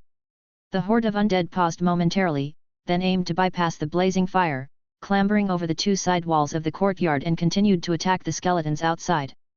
Upon observing this, Wu Heng instructed, order the spearmen skeletons to await them at the base of the wall. 2 squads of spearmen skeletons moved to position themselves at the bottom of the fortress wall. The zombies that jumped off the wall fell directly onto the upright spears. One after another, they became impaled and slid off. About 10 minutes later, the fire gradually extinguished, leaving only a few charred corpses still burning with embers. The moment the raging fire ceased, the zombies launched another attack. They stormed in with a pungent, nauseating smell of decay. They rushed directly into the spear arrays of the skeletons, their bodies impaled by spears, accompanied by their agonizing screams. A moment of chaos ensued. In droves, the zombies began dying off. Wu Heng, standing at the middle back of the formation, promptly ordered, advance. With a clatter. At this point, the skeletons were far superior in level to the zombies. Among them, several beast warriors added to the crushing dominance of the skeleton army. Thousands of skeletons, undeterred by the zombies, marched into the factory. As they progressed, they left a trail of bloodied corpses in their wake. "Uncle, there are zombies coming from that side," Xiao Xiao appeared in mid-air, pointing to the side. Behind the administrative building, a large group of zombies charged, showing their fangs and claws. Wu Heng nodded and commanded one of the large-headed skeletons, "Send a small team to kill those zombies." A squad of skeleton warriors immediately separated out. They headed straight for the group of zombies planning a flank attack. In the ensuing intense battle, the skeletons became increasingly vicious, overpowering the zombies' assault. The sky darkened. All the lights in the factory were turned on. The bright white light illuminated the corpses littering the ground. The horde of undead outside had been entirely eradicated, with the remainders retreating into the administrative building in sight. That's where the big-headed zombie was hiding. "Attack!" Wu Heng commanded. The skeletons launched a renewed assault on the building. Bang! Suddenly, the glass on the 5th floor shattered violently. An enormous crawling zombie burst through the windows, crawling around the external walls quickly. Astride the crawling zombie was that big-headed zombie. The crawling zombie was swift in its movements, climbing relentlessly upwards along the walls of the building, gradually disappearing from sight in the darkness of the night. Bang! Suddenly, a gunshot was heard. Lai fired a shot from afar. The bullet instantly penetrated the crawler's lower back, almost causing it to lose its footing and fall. After a wary glance downwards, it continued to climb on the other side of the building. Go up, kill them, don't let any escape, Wu Heng continued. 3 skeleton scary claw monsters immediately climbed the building, chasing upwards. Wu Heng, along with some gun-wielding skeletons, began to provide firepower coverage from below. The firearms' precision of regular skeletons wasn't accurate. However, under the unrestrained gunfire, the crawling zombies' movement was hindered. Caught by the 3 scary claw monsters, a vehement struggle took place outside the building. Whew! Thump! A dull thud as the bodies hit the ground resonated. Both the mutated zombies abruptly fell to the ground. Kill them! The crawling zombie still attempted to rise, but a direct hit from Skull Crusher crushed its skull. The big-headed zombie with its head smashed in, using its short forelimbs, struggled to crawl away, leaving a streak of thick liquid in its wake. Blood Axe walked over. Foot on its deformed body, the axe fell, and the enormous head rolled off. Chapter 260. Gurgle. The enormous, bloated head rolled to one side, leaving a trail of filthy pus. Blood Axe quickly followed the head, lifting his foot to stomp on it. Blood Axe, don't stomp on it! Wu Heng shouted when he saw it. The boothiel of Blood Axe hung in the air and finally landed back on the ground without stomping directly. After the death of both mutated zombies, all the remaining skeletons entered a standby state, standing dumbfounded in place. Wu Heng first walked to the side of the crawler zombie. The skull caved in, spreading a pool of red and white pus. The work of Skull Crusher's hammer. After a glance, he directly used the bone manipulation skill on the corpse. The crushed skull slowly recovered, the flesh fell off, and the pale bones slowly stood up. Skeleton Scary Claw Monster, Level 12. Stand aside first. The skeleton shook its body and immediately walked away from the crushed corpse. Wu Heng drew a sword from the skeleton soldier next to him, flipped through the rotting flesh, and a corpse core was picked out. He breathed a sigh of relief. The blow from Skull Crusher was powerful. The use of bone manipulation skill depends on the number of bones of the being before death, and necromancy will repair them. But Wu Heng was really afraid that a hammer blow would crush the corpse core in the brain. Skull Crusher, try to attack the body in the future. If you hit the head, just hold back your strength, Wu Heng said to Skull Crusher, who remained silent, still holding his war hammer, standing to one side. Wu Heng put the corpse core in a plastic bag and continued towards the big head skeleton not far away.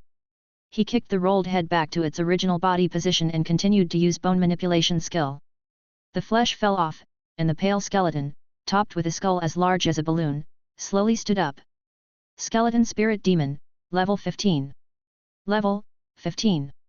Attributes, Constitution 18, Strength 12, Agility 8, Intelligence 25, Perception 22, Charm 8. Features, Hollow Skeleton, Advanced Soul. Expertise, Soul Mutation, Biological Aberration. Abilities, Soul Commander, Hive Mind, Dominate Monster, Mind Blast. Dominate Monster, control a creature with intelligence less than 12 through a mental bond, fully control its actions and thoughts, understand the feelings of the controlled creature, and will not harm yourself. Mind Blast, trigger an energy explosion in a maximum conical range of 20 feet, causing mental damage to enemies within the area. As expected, it was a level 3 mutant zombies, no different from what Wu Heng had guessed. The overall attributes were higher than those of the regular big head skeleton. Especially in terms of strength and constitution, it wasn't as fragile as before. Its agility reached 8 points, although it was still slower than normal human activities, it would no longer be unbalanced when walking. The main attributes were still intelligence and perception. The intelligence reached 25 points, which was no lower than any spell profession, while the perception of 22 points was a bit higher than Wu Heng's. 2 new abilities were added, Dominate Monster and Mind Blast. Dominate Monster allows you to dominate a creature with an intelligence of 12 or lower, which is different from commanding the skeletons, who are from the same faction. Dominate Creatures. This is somewhat similar to the skills of beast tamers or rangers. It is an advanced ability, but it seems to be of no use. The second new ability is Mind Blast. Trigger an energy explosion in a certain area to cause damage. It is an attack ability. But it didn't seem to use this ability in battle, or it did, and Wu Heng didn't notice. From now on, you will be called number 1 Big Head Leader, stand over there, Wu Heng said directly. Number 1 head leader stepped out of the crushed flesh and walked to the side. Wu Heng continued to search through the flesh, finding another level 3 corpse core. He immediately bagged the corpse core and put it into the space ring. Today's gains were not small. He had taken over the factory and obtained level 2 and level 3 corpse cores. How is it going? Li Yaheng crowded over and asked. The zombies have all been dealt with, Wu Heng answered. Then I'll let the convoy come in directly. It's not very safe at night. Li Yaheng glanced at the darkness outside the factory. The inside of the factory was brightly lit. In contrast, outside, it was pitch black and nothing could be seen. Wait a minute. Wu Heng commanded the skeletons to collect all the zombies in the factory. Then he began to cast the dead bones battlefield. Wave after wave of grey halos, swathes of skeletons rose from the ground and walked into the roster of skeletons. Upgraded to level 10, the strain of necromancy on him had decreased significantly. A few skills later, all corpses had risen. Under the bright lights, the bones shone brightly. Let the convoy come over. Wu Heng said. Okay. Li Yaheng spoke into her walkie-talkie, and suddenly several bright headlights lit up in the distance. They started to slowly move towards them. Soon, the convoy entered the factory area. After closing the factory gates again, the skeletons stood guard. Is everything all right, Sister Heng? Someone asked. I'm fine. Li Yaheng said. Damn, it's been a long time since I saw street lights lighting up in a row, it's a little tear-jerking, how come? Should we disassemble all these to take back? It's enough for use in the prison. Everyone looked at the street lights and spoke in succession. Li Yaheng also looked up. Why dismantle the street lights? There are rows of warehouses behind us, probably with a lot of stock inside. Why dismantle the old ones when there are new ones? There are new ones. Chapter 261. Alright, it's late, everyone stays in the car for the night, and we will open the warehouse when it's dawn to see what resources we have, continued Li Yaheng. Alright, Sister Heng. If you feel hungry or thirsty, deal with it in the car. Don't run around at night, who knows what dangers might lurking in other places. We know. Everyone responded, and all returned to their cars to rest. Li Yaheng also returned to her passenger car. As she opened the car door, she saw Wu Heng lying on a blanket on the ground, covered with a complete piece of black bear skin. Wu Heng lifted a corner of the bear skin. Li Yaheng felt a little hesitant, but she took off her coat, turned off the light in the car, and crawled in. Cuddled up in his arms. The skeleton's just sitting there, it feels eerie. Li Yaheng raised her head to see the skeletons sat on the seats of the passenger car. You'll get used to it, I already have, said Wu Heng. Alright. After a pause, Li Yaheng continued, stop messing around, it feels strange. Ah.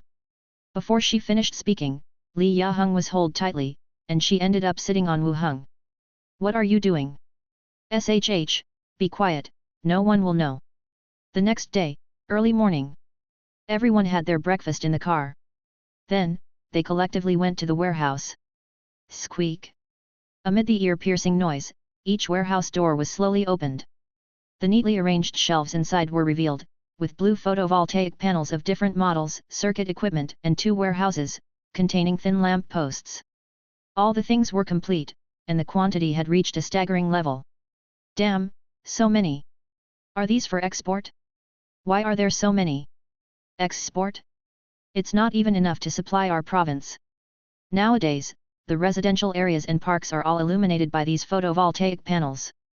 This factory selling this stuff must be making a lot of money. Why are we thinking so much? They're all ours now. Qiangzi and the others looked at the warehouse, their faces full of excitement. When they came, they just wanted to add a power supply method to the prison, in case any problem occurs and the generator breaks down, this could temporarily provide some power supply. But now it seems, the number of these photovoltaic panels has far exceeded their expectations. Not to mention the prison, even if they build dozens of prisons, it would be more than enough. On the other side, the quantity of photovoltaic panels also surprised Wu Heng. At the same time, he was also thinking about where to use these. Looking at Li Yaheng not far away, he asked, do we have workers who know how to install these? Yes. Li Yaheng shouted at the group gathered not far away discussing, Wang Chenggang, brother Wang. Wang Chenggang, who was still chatting with Qiangzi and others, heard the call and ran over. "What's up, Sister Heng?" Li Yaheng directly asked, "Is it difficult to install these photovoltaic panels?" "If it's just installation, it's not difficult at all. They all come with built-in circuits, just need a connection. When the human park added solar lights, I also participated in the work," Wang Chenggang said. Wu Heng then asked, "Can these photovoltaic panels power appliances like air conditioners?" Wang Chenggang thought for a moment and said, "The power of photovoltaic panels will be stored in batteries. After adding an inverter, they can be used. Some appliances can use it directly, it depends on the requirements of the appliances." Wu Heng also understood the meaning within his words. The power of photovoltaic panels can fully be provided to various appliances. It is nothing more than whether an inverter is needed or not. It's not really a difficult thing. "You wait," Wu Heng said to Wang Chenggang, then walked around the group of skeletons. He picked out 10 level 5 skeletons with not low intelligence. He gave an order, "You guys follow him and learn how to assemble these photovoltaic panels." Listening to this, Wang Chenggang's pupils contracted. Teaching skeletons to install these things? Before he could say anything, Wu Heng continued, "These skeletons will follow you from today. Teach them how to assemble and identify photovoltaic panels and appliances within 3 days. Teach them." The prison there, many skeletons have already taken over the work of producing spears and javelins. There is no longer a need for Li Yaheng and others to make them. Working non-stop day and night, just like automated machines. Thinking about it now, it is very likely that Li Yaheng and others taught the skeletons how to use welding rods and cutters. Any difficulties? "No, I'll complete the task as ordered," Wang Chenggang immediately said. Wu Heng nodded, Li Yaheng continued, "You take people to choose equipment, and let's load the car. We will take the photovoltaic panels to the bus station in the county." Last night, Wu Heng and Li Yaheng had a talk. They decided to transport a part to the bus station to solve the power usage problem first. Then transport to the prison. "Okay." Wang Chenggang agreed, and he took the skeletons and drew near to Qiangzi and others. Everyone started to move. The trucks were driven over, and the photovoltaic panels and circuit equipment were moved to the truck. It kept bustling until noon before it was all loaded. Li Yaheng came over and said, "The cargo is loaded. I left you a military card. The frequency has already been adjusted. You can contact us directly if something happens." "Okay, I can use the radio too." Li Yaheng smiled and continued, "What should we tell Flame God Prison if they ask if we have occupied it?" Wu Heng thought for a moment and said directly, "We can tell them. If they need the photovoltaic panels, they can exchange them with their resources." "What resources do they need?" "The Flame God has armored cars and firearms, right? These can be used. The rest is food and gold and silver. I haven't thought about the exact amount of exchange, we can discuss it later," Wu Heng said. "All right." Li Yaheng checked the time and didn't continue to delay. She waved goodbye to Wu Heng, and directly climbed into the passenger car. Leading the convoy away, Wu Heng arranged the factory area a bit, and let the skeletons strengthen the defense.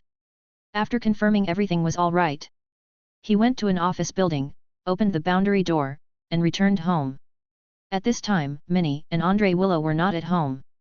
Wu Heng bathed simply, and walked out of the house, heading for the guild. The guild was busier today. Just like before, many mercenary groups appeared in the hall, looking at the bulletin board in front of them. Pushing the door of the break room, Mata was in the room, mending the armor of the tamed beast. Seeing Wu Heng come in, she quickly said, "Team leader, the steward is back." Wu Heng's steps hesitated. "Gomez is back? When did he come back?" "I heard it was yesterday afternoon when he returned to the guild, but I'm not sure about the specific time," said Mata. The incident with the hammer party had already been a few days ago. Thinking about it, if Gomez still wants to do his job as a steward, he should be back by now. "Has anything happened to our team?" Wu Heng continued to ask. "Nothing." Wu Heng didn't enter the room and directly went to the steward's office. Chapter 262. Knocking on the door lightly, after receiving a response from within. Immediately pushed open the door and walked in. Gomez, the executive, was sitting behind the desk, holding a flyer in his hand, looking at the content on it. As he saw Wu Heng walk in, he put the flyer down. "Executive." Wu Heng was the first one to speak. I heard that you assisted the knights in handling the hammer party. Gomez spoke straight to the point. Just doing what was expected of me. Seeing Wu Heng's admission, a touch of surprise flashed in Gomez's eyes. Yesterday when he returned, some news had reached his ears. It wasn't just that the hammer party hadn't succeeded. The most surprising thing was that Wu Heng had gathered tens of thousands of carrion, defeated the hammer party, and had seized half of Lundham city. He had become a city lord with half of the city's governing rights. Due to the short time, he hadn't had a chance to verify this matter. Now that Wu Heng had admitted it, it solidified the authenticity of the event. Having been absent for a few days, the latest team captain to join the association had not only survived the battlefield, but had also solved this incident, and gained control of half the city. Even having confirmed that it was true, it still seemed a little unbelievable. Gomez took another look at the flyer on his desk and said, "What exactly happened on that day? Tell me about it." Wu Heng roughly explained the situation at the time and the issue of the city lord giving up half of the city. As for Gomez running away for several days, Wu Heng didn't want to comment on it. He somewhat disapproved of this approach, but if it were him and he knew in advance that the hammer party was going to attack, there was a high probability that he would also choose to escape from the city and return after a few days. Quite a few things really did happen. Gomez expressed some emotion. Wu Heng continued, "Executive, our team killed the leader of the hammer party and 2 of its key members. Since the bodies were turned into undead attendants beforehand, the coroner mentioned that it would still require your confirmation." Hearing that Wu Heng and his team had killed Skull Crusher, Gomez's pupils shrank once again. Skull Crusher died by his hand? He had the power to kill a 4th-tier strongman? Gomez was also doubting in his heart whether Wu Heng's identity and resume were genuine. Having killed even the leader of the hammer party, how could he be just a captain from a small town? With various thoughts in his mind, he kept a straight face and said, "Let your undead attendants in." Gomez called over the coroner, and Wu Heng had the 3 beastmen skeletons come in. After a series of comparisons, Gomez said outright, "There's no problem, report it to the association, attribute it to Team 12. "Yes, Executive." The coroner nodded and left right away. Gomez motioned for Wu Heng to sit down by his side, and continued to ask, "Now that you're a city lord, do you have any plans?" Wu Heng didn't expect the other party to chat with him, so he replied directly, "I don't have any plans, we're playing it by ear." Gomez nodded, "The association doesn't interfere with members' lives, but as a captain and a city lord, you need to manage both roles well." "Understood." We're all from the association. If you need any help, just let us know." Gomez continued. It felt like Gomez had become a completely different person. In the past, when he spoke to Wu Heng, it was basically about giving out tasks, and it was always in a commanding tone. Even though Wu Heng had led his team to kill many wanted criminals, it didn't attract his attention. Now he seemed more like a leader who cared about his subordinates, appearing to be very kind. This made Wu Heng feel a bit uncomfortable. "Thanks, Executive. If I need anything, I'll ask for it. With 2 Tier 2 meritorious services, I can recommend you to the association later for promotion, enough for you to become a vice-executive. Any place you'd like to go?" Gomez continued. Wu Heng glanced at him, and didn't expect him to bring this up. Recommendation from the executive was also a very important promotion channel. "I haven't thought about it yet. Besides, my level and strength haven't met the requirements yet," Wu Heng said. Take your time, you're all still young. The world ahead belongs to you." Gomez continued. The two made some small talk. Then the captain of another team knocked and came in. He glanced at the 2 people in the room. "Executive, Captain Wu Heng." Gomez nodded. "Wu Heng, you can go. If there's any task, I'll inform you."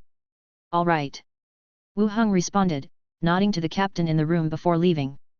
After closing the door, he could faintly hear the discussion about wanted criminals inside. He returned to the team's resting room. The other 2 members were also sitting in the room. "Captain, how did it go?" Duke asked directly. "Nothing, I've already told the executive about the hammer party, the merit will be credited to our team later," Wu Heng said. Hearing this, the other 3 were overjoyed. 2 Tier 2 meritorious services and 2 Tier 3 meritorious services were impressive, even if they were only records of joint kills. It was enough to make their resumes look very good. There would be no problem in being promoted to team captain in the future. It's all thanks to the captain, we're just basking in your glory, Duke said as he scratched his head and flattered Wu Heng. The other two concurred. All right, everyone has done their part, said Wu Heng, then he turned towards the swordsman in leather armor. Gallo Burley. Chief. Gallo Burley got his merits in a lucky draw. Originally, he joined the team with a purpose and hadn't been on the team for many days, but he had collected a bunch of merits.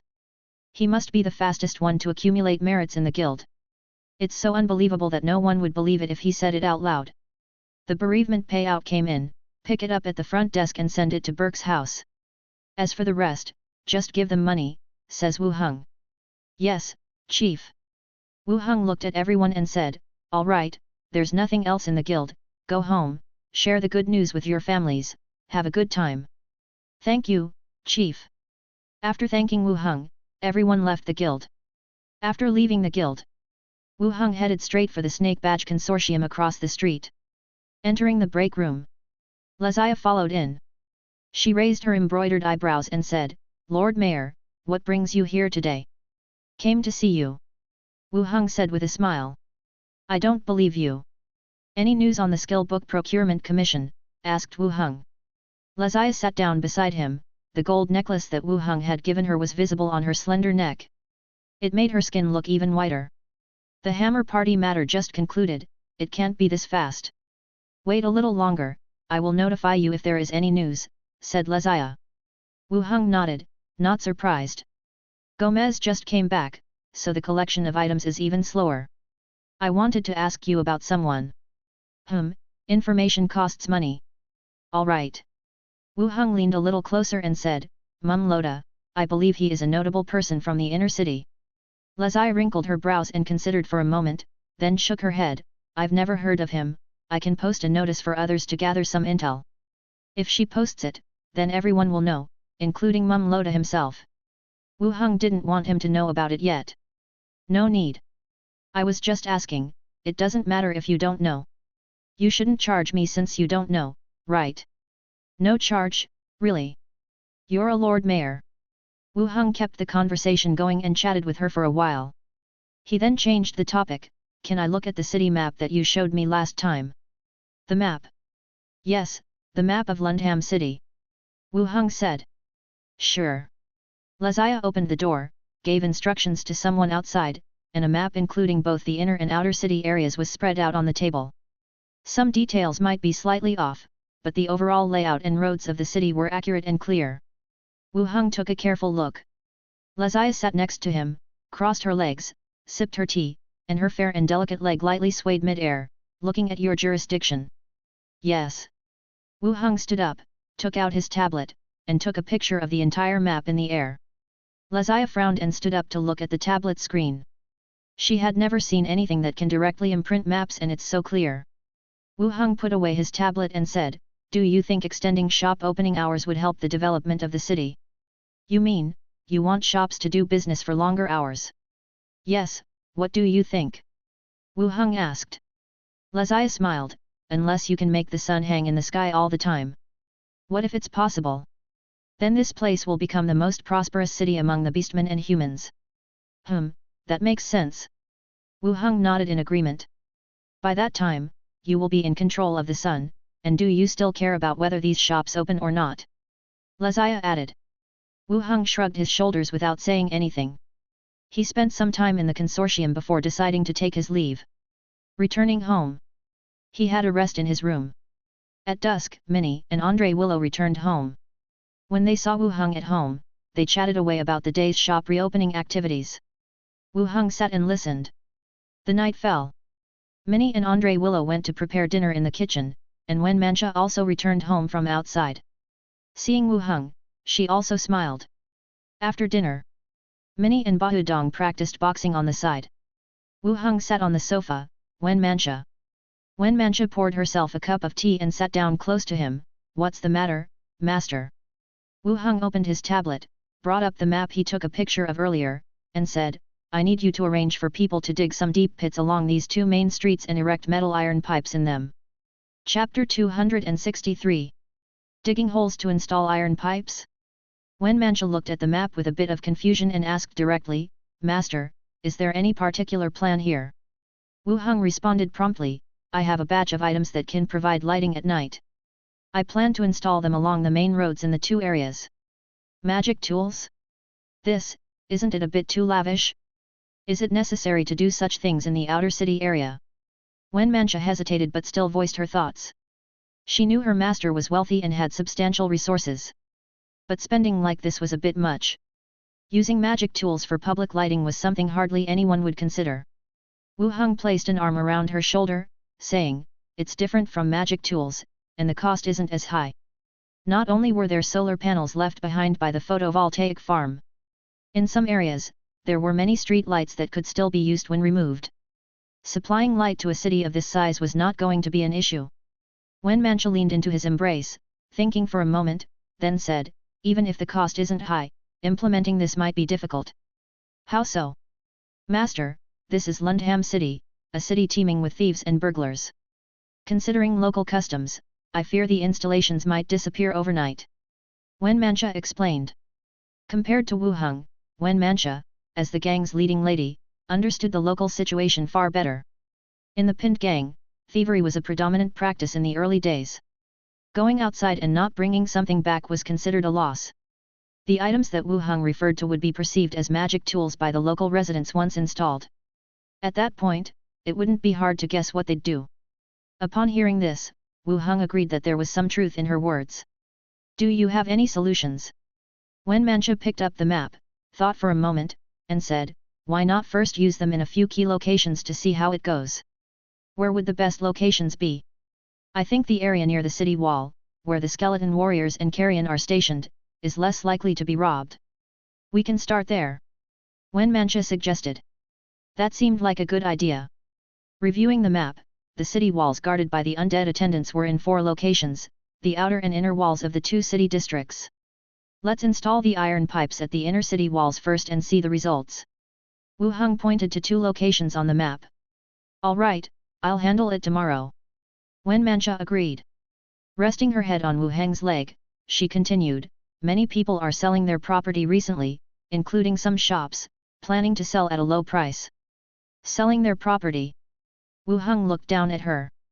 Yes, while certain rumors have improved, many people are still worried and are selling their property. However, no one is willing to buy them.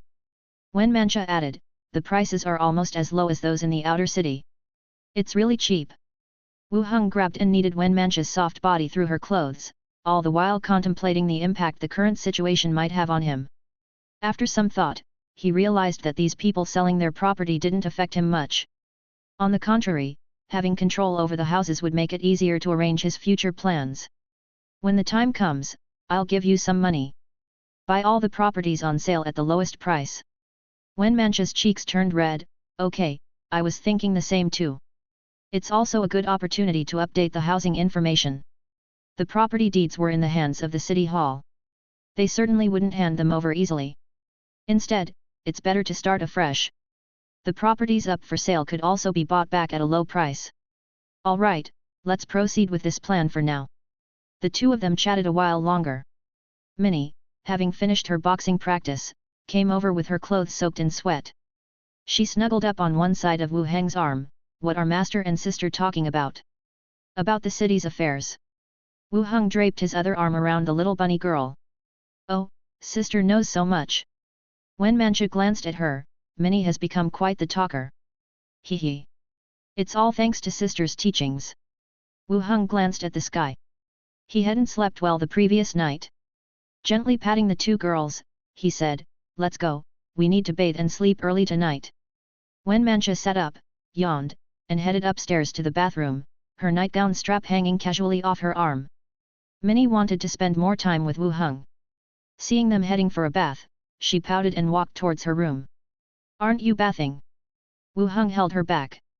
Minnie's face instantly turned red. Ah? With Sister Mancha. There's nothing to be shy about, we're all family. Minnie's face turned redder as she shyly followed Wu Heng into the bathroom. By early morning, Wu Heng awoke from his slumber. He moved the white leg resting on his waist to the side, and extracted his arm from under the head of the other girl. He clenched and unclenched his fist to alleviate the numbness. His slight movements stirred Wenmancha awake. She glanced at the morning sky outside the window and got up while yawning. Then, she lay back on Wu Heng, stuck out her red tongue, and offered it up for a kiss. After breaking the kiss, they noticed Minnie was still asleep. Wenmancha slapped her bottom and said under Minnie's shocked gaze, "Still sleeping? Help the master get up and prepare breakfast." Minnie was startled by the sudden slap, and replied with an "oh," and started helping Wu Heng get dressed while rubbing her bottom. Then she quickly put on her own clothes and went downstairs to prepare breakfast. Soon, breakfast was served. Andrea Willow looked obviously tired and distracted. After a little small talk, Wenmancha led the skeleton warriors out. Andrea Willow and Minnie left for the shop. Once everyone left, Wu Heng closed the door, opened the boundary door, and headed towards the zombie world. Upon returning to the zombie world, he found himself in the office building. Looking out the window, he saw that the skeleton warriors had sealed off the plant area, and Li Yaheng's caravan hadn't returned yet. Descending to the ground floor, he saw about a dozen undead bodies piled up on the open ground. These were likely wandering zombies that had been killed by the skeleton warriors. Wu Heng cast Dead Bones Battlefield, transforming the bodies into skeleton warriors and incorporating them into his ranks. Once the transformation was complete, Wu Heng continued, "Some skeleton warriors, follow me." A clattering sound ensued as several dozen skeleton warriors piled out to follow Wu Heng. They headed towards the central workshop. The glass doors of the production workshop had been shattered, the floor littered with glass shards mixed with blood and flesh. The walls were full of scratch marks and bloody handprints, reminiscent of a crime scene from a movie. Circling around the front corridor, a massive transparent glass wall came into view. Thump! Thump! Thump! Behind the glass, several zombies in uniform blue work clothes hit the glass partition with force. A hollow thud rang out. As Wu Heng and his comrades moved to one side, the zombies inside moved in the same direction. But the glass, it was clearly not just ordinary household glass. No matter how fiercely it was struck, it only gave off a hollow thud. After about 10 meters, they found the main control room's door. "Open the door." A skeleton stepped forward to open the door, and the zombie inside tumbled out roughly. As it scrambled to its feet and lunged forward, baring its teeth and claws. However, just as it got close, the skeleton pushed it back to the ground and cut it into mush. The body was casually turned into a skeleton and they continued to move inward. Next, they found a huge workshop, with assembly line belts and factory robotic arms on both sides. It seemed, this factory was quite well built. At least in their hometown, a small mediocre city, most factories still relied on manpower. Using robotic arms like these was rare. The workshop had stopped, with stains littering the floor. But here there were emergency exits, they hadn't confined the zombies inside. Wu Heng, leading his skeleton troops, browsed around the workshop and then proceeded to inspect the dormitory buildings. There were a few supermarkets downstairs, selling a variety of snack foods and life necessities. A bathhouse and a dining hall were also present. It seemed that the conditions here were not worse than those in the prison. However, if forced to distinguish between the two, the prison had a degree of defense, with high walls covered with wire mesh and equipped with weapons. The walls here seemed much lower. The prison was certainly more secure. After a tour of the factory area, every zombie that had been trapped in the buildings and corners was eradicated. He opened the offline map given to him by Li Yaheng and took a look. With a wave of his hand, he led the skeleton army straight out of the small district. There were still factories nearby. But they were clearly not as grand as the photovoltaic panel factory. There were hardly any people around. Some even showed signs of decay, with the weeds towering over them. Wu Heng led his skeletons and cleared several factories in succession. The zombie inhabitants were killed and transformed into skeleton warriors. Then they continued on their way down the road. Unlike the city, it was hard to encounter zombies on these roads, occasionally one or two could be seen.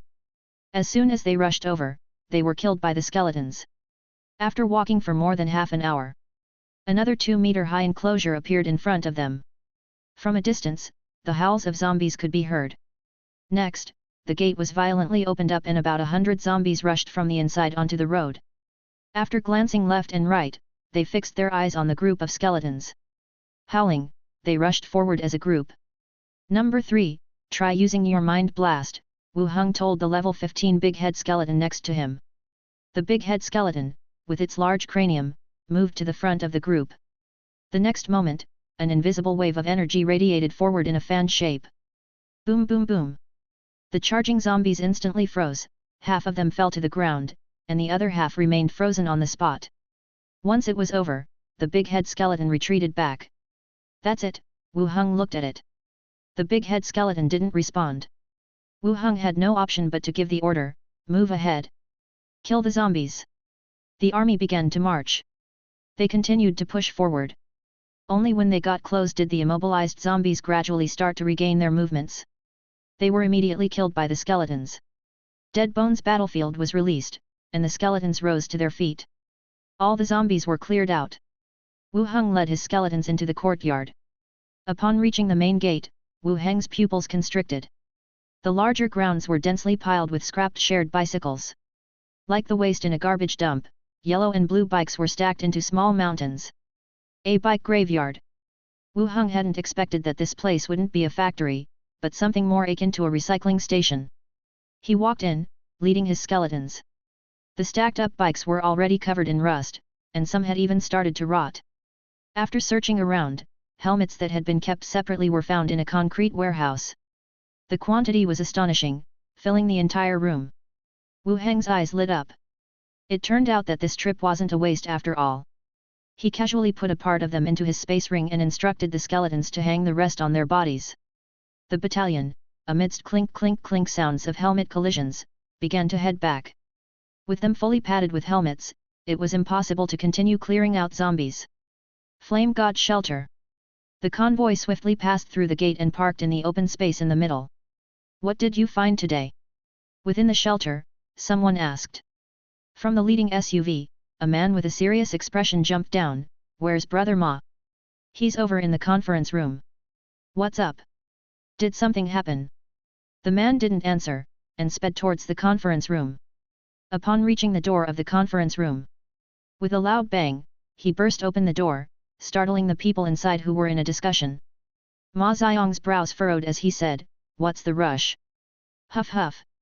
The man drew a quick breath. Then he said, "Something's wrong at the factory." Hearing about the factory, the faces of the people present instantly turned serious. What happened? Someone asked. The factory has been occupied. Chapter 264. At these words, the mood in the room instantly turned grave. The day before yesterday, they had to turn back due to a lack of numbers. And now, those who remained in the room were still discussing the matter of occupying the factory area. They had yet to come to a conclusion, yet they were being told that the factory had already been occupied. How could it have happened so quickly? Ma Xiong signaled for the others to keep quiet and continued to ask, "Who has occupied it? Tell us in detail." The driver took a deep breath and said, "When we came back, we took the road from the factory area. While passing by the factory, we looked in through the main gate and didn't see any zombies. Not a shadow of one. All we saw were skeletons clad in ancient armor, holding cold steel in their hands, and guarding the factory like soldiers." Skeletons? The others in the room furrowed their brows, and quickly reacted. Wasn't the convoy that arrived the day before yesterday carrying these skeletons? It must be them. Shit, we've been played. They must have learned of the location through us. Right, that factory should have been ours. Immediately, two of them cursed aloud. Even though they hadn't figured out how to occupy the place, they were the first ones who initiated and mobilized people. And now that it was taken by someone else, they can't describe how choked up they were.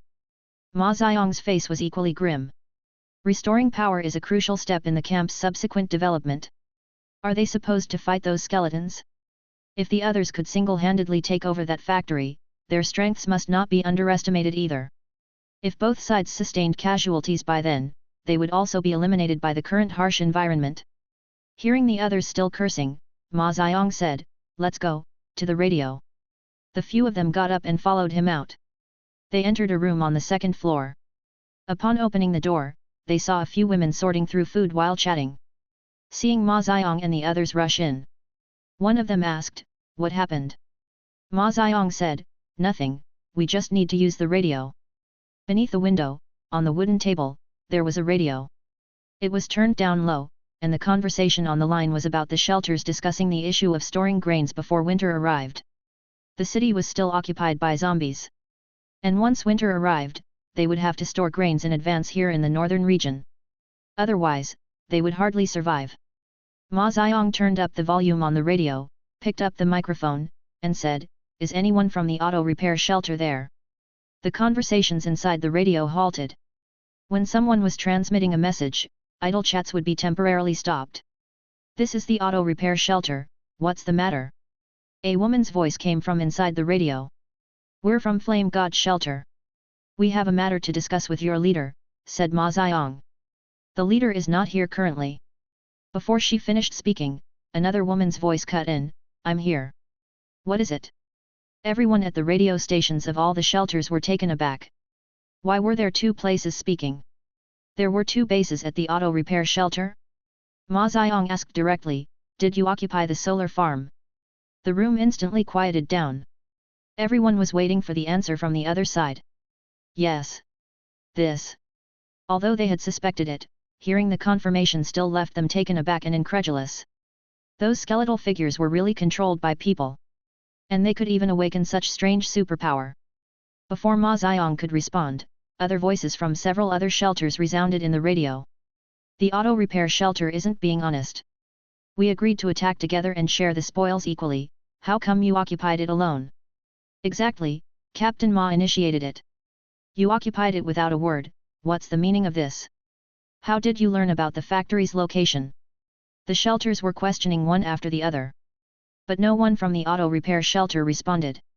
Ma Xiang remained silent for a moment, and after letting the shelter's radio operators accuse the auto repair shelter, he said, "Are you willing to exchange the solar panels?" Everyone quieted down again. The female voice from the auto repair shelter in the radio said again, "We can trade." There was a slight pause before she continued, "You cannot conquer the factory in a short time. We can provide solar panels and food, and you can exchange them with items we need. They have food as well." Such audacity, dare to sell food to the entire shelter. Before Ma Xiang could continue speaking, someone from the shelter asked, "What do you guys need?" "Armored vehicles, weapons, corpse cores, gold, and silver," came the response. Armored vehicles and weapons were undoubtedly conditions set towards the Flame God shelter. Only they would have such things. But gold and silver? What use could they have at a time like this? "You guys really want gold and silver?" someone asked. "Yes." Ma Xiang interjected again, "What would the exchange rate be?" The radio went silent, everyone was waiting for the answer. After a while, the reply came through, "We need to discuss it. We'll let you know in a couple of days." "All right." They put down the radio. Ma Xiang and the others fell into silence again. It would seem that the team at the auto repair shop was much stronger than they had anticipated. Offering to exchange food with all the shelters, that wasn't something just anyone could confidently propose. "They want armored vehicles. We can't give them to them, we only have a few, what will we use if we give them away? What about the solar panels then? Moreover, we don't have enough food for winter. Captain Ma, what should we do?" Ma Xiang remained seated, thought for a moment, and said, "We can't give up the armored vehicles. Didn't they say they wanted gold and silver? Look up nearby banks and jewelry stores, there's plenty of that stuff." "That's right, let's exchange those with them. Get ready, we will head out tomorrow. While scavenging for resources, we'll also keep an eye out for jewelry stores," Ma Xiang continued. "Sounds good." Everyone nodded and dispersed. On the same frequency, all the shelters that heard the conversation were discussing this matter. Most people's radios could only receive signals and could not send messages. Upon learning that they could exchange useless gold and silver for food or solar panels, they all began to prepare.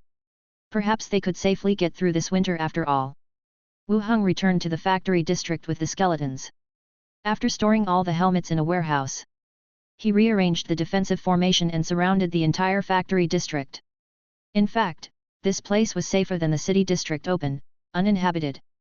But they still needed to take some precautions to avoid any problems. After making sure everything was in order, he returned home through the boundary door. It was now around 4 o'clock.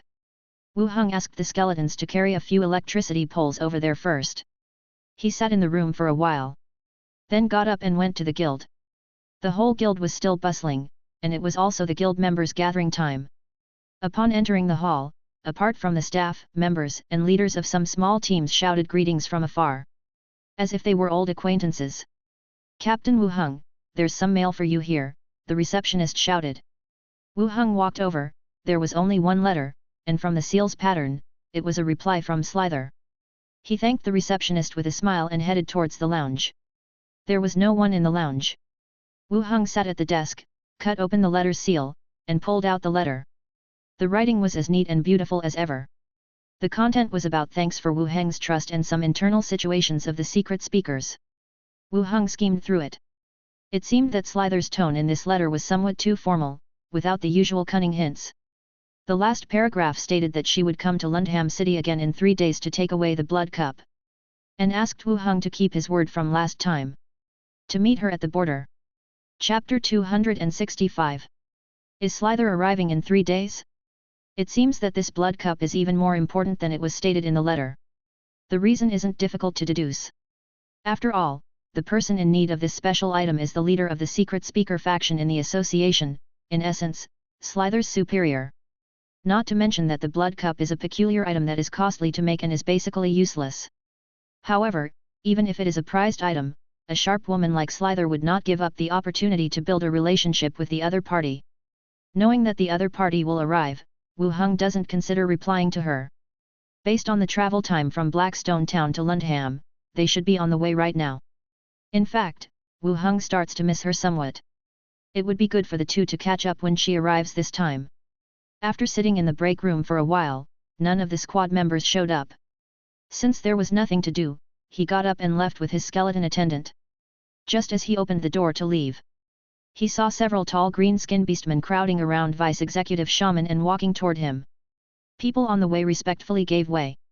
The shaman responded with a small smile and nod, acting like an amiable elder.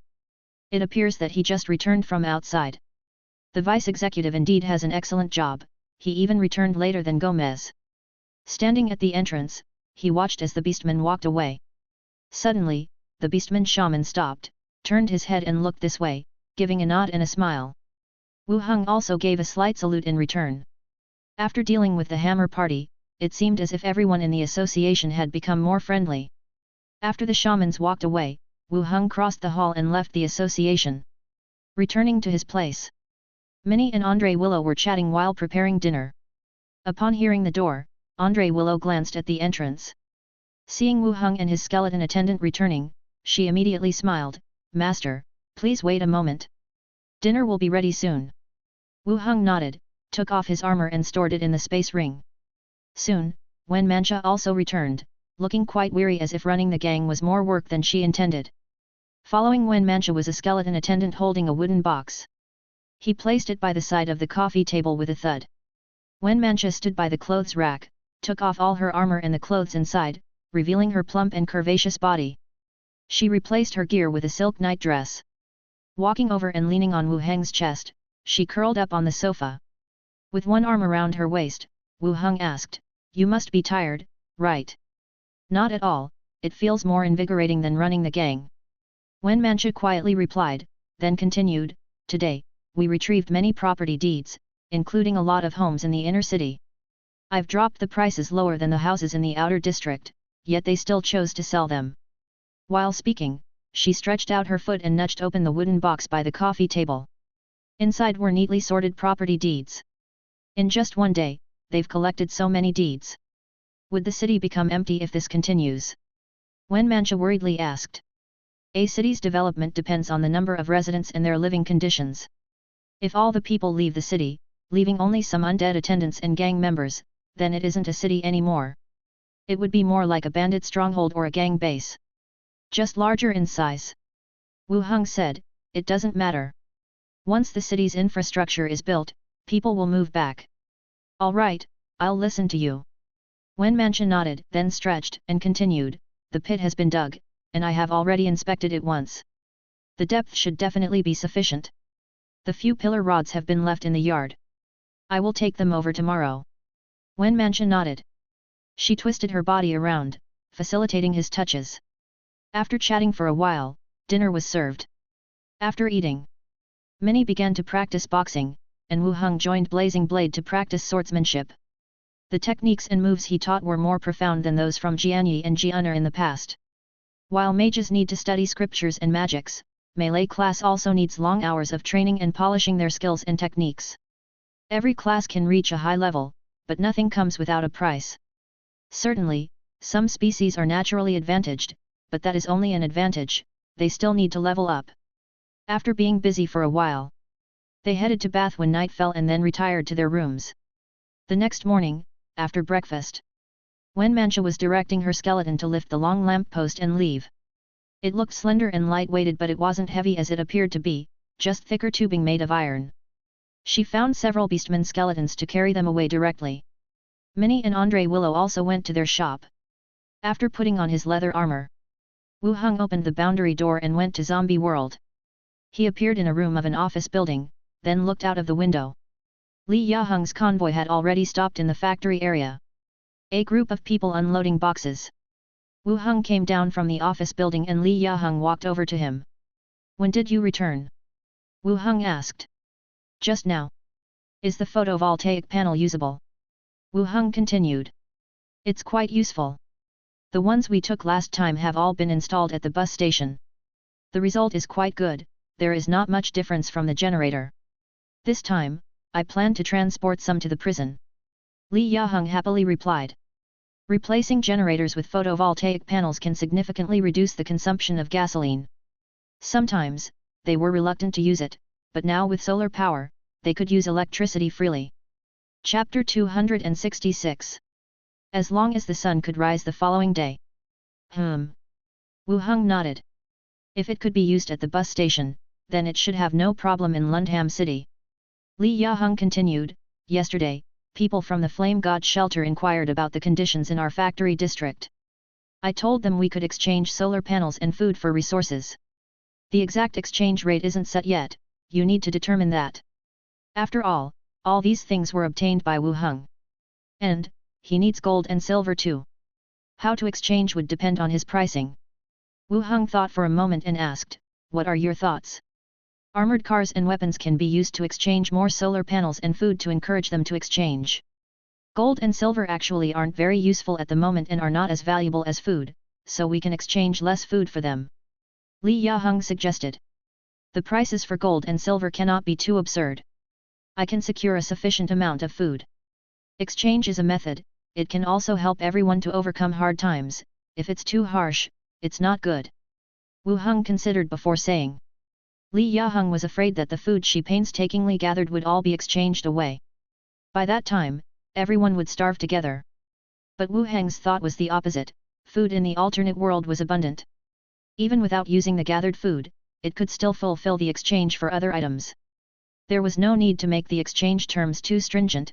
If everyone starves to death, there would be fewer people to help gather items. Honestly, compared to Ma Xiang, you're more suited to being the chief commander.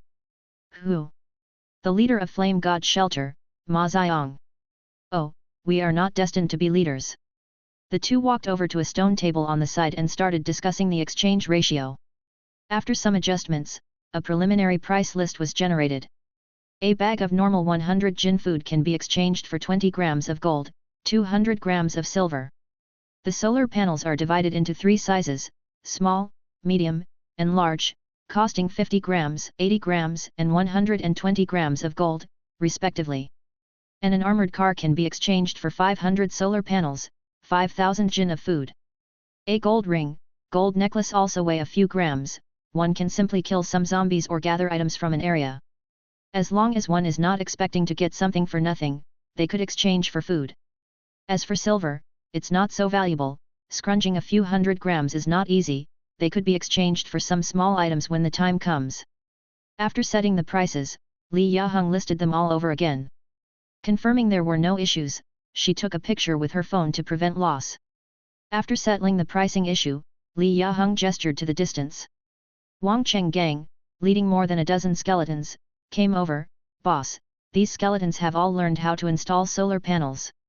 Wu Heng glanced at the properties of the skeletons. Added to their specialties was mechanical expertise, beginner. It appeared that they had indeed learned it. Good job. My pleasure. Wang Chenggang humbly replied. Then, Wu Heng picked out more than 20 skeletons from the skeleton army, and continued, these skeletons will continue to follow you. Not only should you teach them to assemble solar panels, also teach them some knowledge about other electrical appliances. Wang Chenggang, who had thought that he had completed his task, had a stiff smile on but still agreed, okay, sure. Wang Chenggang left. He continued to help others carry solar panels from the warehouse. Li Yaheng said, these are to be sent directly to the prison. That will also solve the electricity problem. Not staying a night and going tomorrow. Li Yaheng's face turned red, I'll come back in a few days and accompany you then. No rush actually, said Wu Heng. The faster we progress, the better. Didn't you say that zombies are also becoming stronger? It's safer if we get busier now, Li Yaheng furthered. I'm here, don't worry. I also want to help lessen your burden. The two chatted for a while. After the convoy finished loading the solar panels, Li Yaheng went to join them as they waved to their side. After bidding Wu Heng goodbye, the convoy left the factory area and headed towards the prison. Wu Heng looked at the skeletons in front of him that had learned to install solar panels. He directly instructed, select all the solar panels and components that need to be assembled. I need you to install them on the roof. The few skeletons got into action, entering the warehouse to select the solar panels and accompanying equipment. Carrying them on their shoulders or under their armpits, they walked right out. Wu Heng had the skeletons choose some electronic devices from the office area and directly removed them. He opened the boundary door and walked straight in. Returning to his residence, it was still bright outside. Wu Heng walked out of the building with the skeletons, looked at the roof from the courtyard and said, I need you to install solar panels on the roof to provide power for the indoor air conditioner and electric lights. Upon hearing his command, the skeletons immediately started moving. They found a ladder, carried solar panels straight up to the roof and began the installation. They started installing them. More than a dozen skeletons began working together, it was quite a busy scene. This residential area, after the Hammer Party incident, was basically uninhabited. Especially knowing that Wu Heng was a necromancer, and that there were carrions and skeletons guarding the surroundings, people were even rarer to see. Even if the skeletons' actions were seen by someone, it really wouldn't matter. If something was installed on the roof, it wouldn't necessarily raise people's attention. Watching the skeletons work, he couldn't offer much help himself. After giving instructions to the skeletons handling the installation, he left the place, put on his helmet and headed towards the outer city area. ALC grocery shop. Entering the back door, two fox people with beast ears and tails stopped him. Sorry, sir, this is the store's backyard, please go to the lobby for shopping, one of them said. They were wearing leather armor, a dagger hung around their waist. Their language was polite, but their hands also reached for the weapons at their waist. Wu Heng took off his helmet and said, this is my shop. Andre Willow should have mentioned me to you. The two fox people were stunned, staring at his hair and eyes carefully to recognize him. They immediately saluted, Mr. Wu Heng, we will notify the junior clan leader immediately. No need, just call Minnie over. Wu Heng walked directly into the backyard. One of them nodded and headed towards the lobby. In the yard, there were still many members of the Fox People clan. There were both males and females, with the females predominating. After all, they were all fairly young, bought from slave traders. The hair color of the Fox People in front of him was mainly brown and grey. Pure white fur like Andre Willow's was quite rare. When Wu Heng walked in, everyone looked at him curiously. But after seeing his hair color, they all got up and bowed slightly. Wu Heng also nodded in reply. Soon, Minnie ran over from the lobby. Upon seeing Wu Heng, she immediately showed a smile, Master came to see me. Wu Heng nodded and said, yes, come with me for a bit. We need to purchase some things. Oh, okay, Minnie continued, if Master is not in a hurry, I'd like to introduce you to my friends. Friends? Wait a moment, Master. Minnie quickly ran back, and when she returned, she was leading two figures, one tall and one short. To the left was a petite girl with black cat ears and tail, dressed in beige clothes, and to the right was a bunny girl, about 1.5 meters tall, with white drooping ears. Master, these are my two friends, let them be your maids. Minnie said directly. The faces of the two beast girls instantly turned red. They whispered, Master. Wu Heng glared at Minnie, this girl was definitely doing this on purpose. He glanced at the two bashful girls and said, there are no empty rooms in our residence for now, you two follow Minnie and help out here. When there's a chance, I'll bring you over. Thank you, master. The two girls immediately thanked him when they heard the good news. See, I have already discussed it with the master, it's just that there's nowhere to live at the moment. Minnie added quickly. Wu Heng gave her a stern look, stop messing around, come with me. Oh, okay. Minnie hopped over and looped her arm through Wu Heng's as they headed out. They left the yard. Master, what do we need to buy? Minnie asked. Do you know a grain shop? Where would you usually go to buy food, a shop with higher quality? Wu Heng asked. Oh, I know, let's go this way.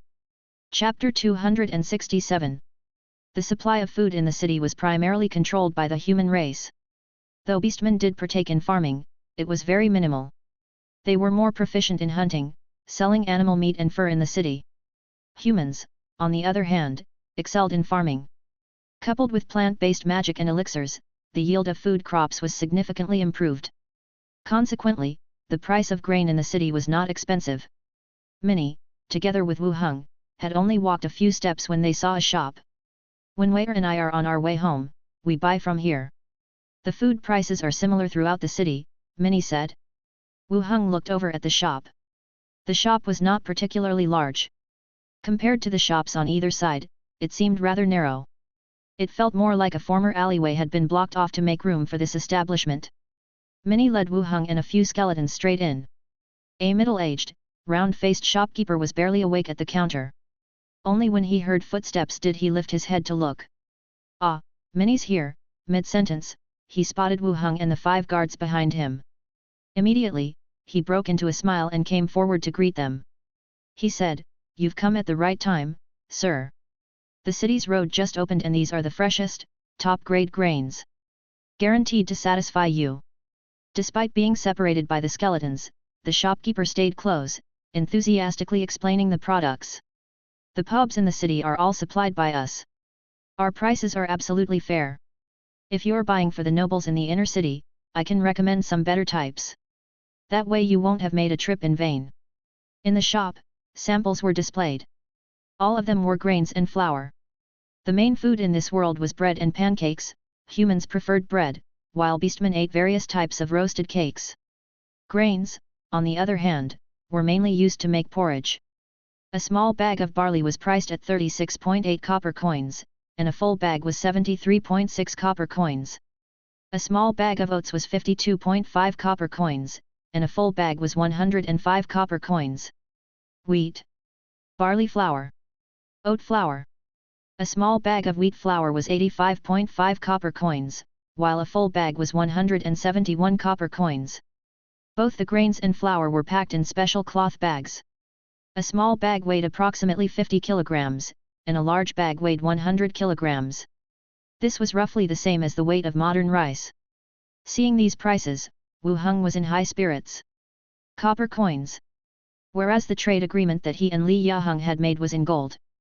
Coming and going, he would be making quite a bit.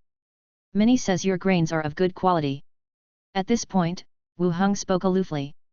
Miss Minnie is astute and wouldn't casually make such a claim. The shopkeeper quickly responded, the quality of our grains is indeed the best around. Wu Heng continued, can I get a discount if I buy in bulk? That depends on how much you're buying. If you're buying wholesale, the price is naturally more affordable than retail, the shopkeeper went on. How much do you have? The shopkeeper slightly furrowed his brows but still replied, we have grain warehouses and several branches locally. Just let me know how much you need, so I can give you a price. I'll take 5,000 bags of each of these types of flour. The shopkeeper was taken aback. We don't have that many in stock, sir.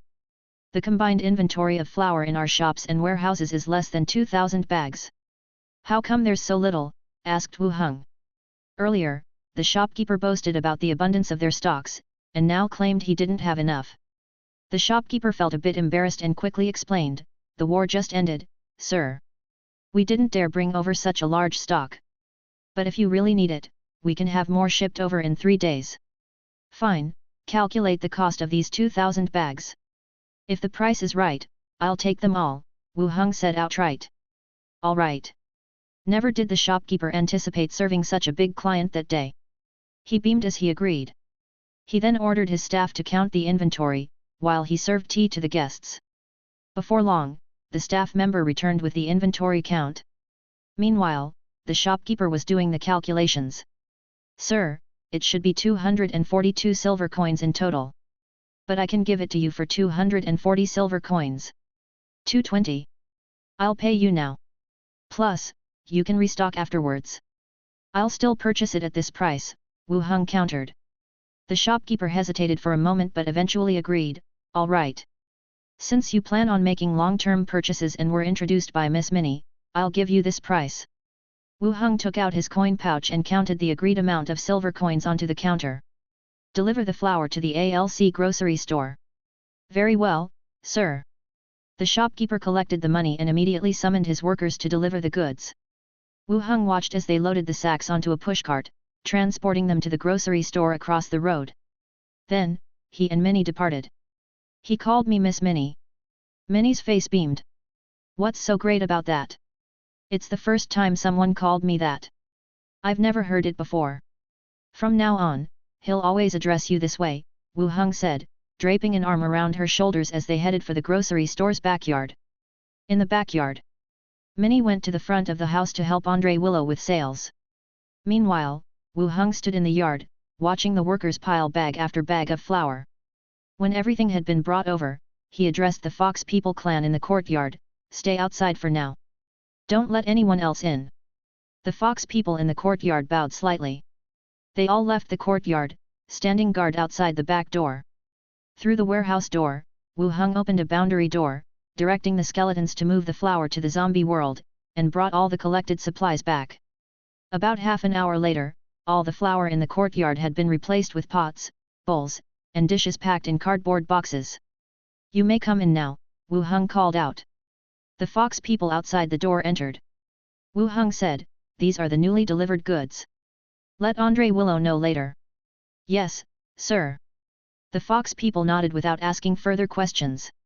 Wu Heng nodded, bid the Fox People farewell and left. By the time he returned to his residence, it was already afternoon. The installation of the photovoltaic panels was faster than expected. By the time Wu Heng returned, not only were the photovoltaic panels fully installed, but the air conditioning and chandeliers inside the building had also been put in place.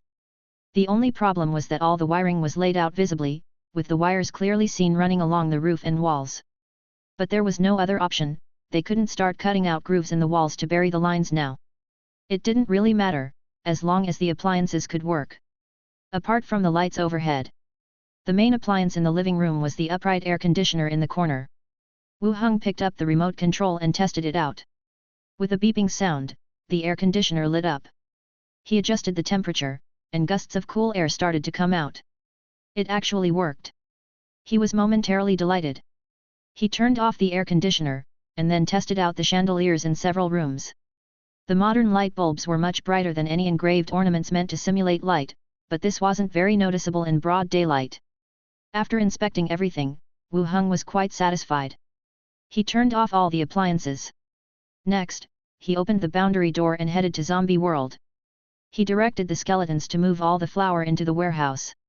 Now it was autumn, and cloudy and rainy weather was frequent. Leaving the flour outside, it might get rained on by the next day, which would also be troublesome. It was better to be cautious. After all, this flour had a crucial role in his continued plans for the shelter. When he came back, Minnie and Andre Willow were already in the kitchen preparing food. Wu Heng went downstairs and turned on the air conditioner. Gusts of cool air blew out from the air conditioner, gradually lowering the indoor temperature. Wow, how come it's so cool? Yet, where is this cool wind coming from? The surprised exclamations of two women came from the kitchen. Andre Willow stuck her head out of the kitchen, her gaze falling on the air conditioner. Master, is this a new magic tool? Minnie also leaned out to take a look. What magic tool? Let me see.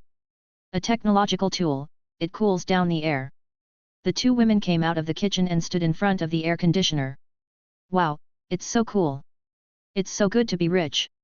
They shared their thoughts for a while before going back into the kitchen to continue preparing dinner. But with the air conditioner cooling down the room, the kitchen wasn't as hot either. It made the women's job easier. Soon, Wen Mancha also came back. As soon as she opened the door, a gust of cool air hit her face. Did you prepare dry ice? It's so cool. While speaking, Wen Mancha took off her coat. The skeleton behind her was still holding a large stack of keys. It seemed that many people still wanted to sell their houses today. After changing into a long skirt, Wen Mancha turned her gaze to the air conditioner. Is this a new magic tool? It has such an effect. If you're dressed so thinly, don't stand in front of it and blow, be careful of catching a cold. Wu Heng said. Wen Mancha came back, leaned into Wu Heng's arms, and continued, the iron pipe is up, not far from the city wall, what should I do next? Tomorrow, I'll arrange for a skeleton to go over and install some things on it. Wu Heng said as he held Wen Mancha. Okay. The two people continued talking about what to do next. Dinner was served, and the four of them had dinner together. Perhaps because of the short daylight hours. After dinner, during Minnie's practice time, the air conditioner stopped working due to insufficient power supply. The temperature in the room immediately became a bit stuffy. It was also getting dark. The four of them took a bath together and went back to the room to rest. The next day, at the guild. As Wu Heng walked into the lounge, he saw Duke sitting on a chair munching on a biscuit. Crunching loudly, crumbs scattered all over the floor. Captain, Glask is back, he asked me if you still need that kind of leather armor. Duke asked directly. Glask, the owner of the Moliao armor shop, had left when the hammer party did, and now it seemed he had returned. Wu Heng sat on his chair and thought for a moment before asking, has the weapon shop across the street opened yet? It's open, but there's not much inside. Duke, you run an errand, ask the owners of these two shops to come over. I want to discuss some cooperation with them. Wu Heng said directly. Oh, okay, Captain. Duke stashed the biscuit in his pocket and quickly walked out of the door. When Duke came back, he brought with him the owners of the two shops. The beastman owner of Moliao, upon seeing Wu Heng, immediately smiled and took out a slender wooden box from his bosom. He handed it over, saying, Captain, I got a treasure root twig beard when I went back to the tribe. It's good for replenishing blood and building strength. Try it. Wu Heng glanced at the wooden box. He had never heard of the treasure root twig beard, it didn't sound like any legitimate medicinal material. Thank you. Wu Heng said his thanks, motioned for the two of them to take their seats, and continued, you guys probably have heard about my current situation. The local businessmen all had close ties with the gangs and mercenary groups. Everyone knew about Wu Heng's ownership of half the city, surely, they would have heard of it too. The two beastman shop owners glanced at each other, and the owner of Moliao opened up, we've heard some things. Wu Heng nodded, and continued directly, since we're old friends, I'll just say it, I need to form my own patrol team and army. For armor and weapon needs, I hope to cooperate with you. Beforehand, they had somewhat guessed what was coming. But hearing it directly still suddenly caused their hearts to leap. Ordering 1 or 2 pieces might not mean much. But cooperating with Wu Heng, arming a new patrol team and army. That meant taking a side in the struggle between Wu Heng and City Lord Arano. This wasn't necessarily a good thing. How do you two feel about this? Wu Heng looked at the two of them with a smile. Chapter 268. Upon hearing Wu Heng ask once again, the Moliao owner still spoke, Captain Wu Heng, our armor shop is naturally willing to cooperate with you. Just tell us what kind of armor you need, and we will start working on it right away. People from the Moliao armor shop came back at this time. The main reason was to maintain Wu Heng as a customer. For a business owner, customers like Wu Heng, who purchases without limit and pays in full cash, are hard to find throughout the city. Maintaining one of such customers, the shop doesn't even need to open for other businesses, just focusing on producing the required armor is enough. Wu Heng nodded and said, Mr. Glask is indeed straightforward. I'll leave the issue of armor to you. Continue making the integrated armor as before, but the design should be revamped to distinguish it from Iron Guard Knights. The Moliao owner stroked his chin, when I get back, I'll have someone come up with a design. You can choose the style you like at that time. Good. Wu Heng nodded and turned his gaze to the owner of the weapon shop, what about you, have you made up your mind? No, I also choose to cooperate with you. Just tell me what kind of weapons you need, and I'll arrange for someone to work on them immediately, the weapon shop owner replied. Hearing the agreement, Wu Heng also nodded. Whether here or in the zombie world, a vast amount of weapons and armor is indeed needed. This is also a good opportunity to form a team that can provide a continuous supply. For humans, make them in the style of iron swords. For beastmen, go with battle axes. Besides, I also need a lot of crossbows and arrows, Wu Heng said. He had some firearms and bullets, but the number of bullets was reducing with each use. They were hardly used during normal times. And skeleton spears are useful against independent zombies. For city defense, crossbows are more practical. The owner looked at Wu Heng and said, the weapons sold to the city lord's mansion are all at the lowest market price. A high-quality iron sword is 22 silver coins each, and a strong crossbow is 45 silver coins. This price. As long as the quality can be guaranteed, I can accept this price. The weapon shop owner breathed a sigh of relief. All right, I will arrange for someone to start making them as soon as I return. Yes, if you need anything, you can come to me directly. Sure, Captain, we'll go back and prepare to start work now. Wu Heng nodded. The two beastmen owners stood up and walked towards the exit. After they left the guild's doors, the weapon shop owner whispered, we have seriously upset the city lord with this. Since when did you become so timid?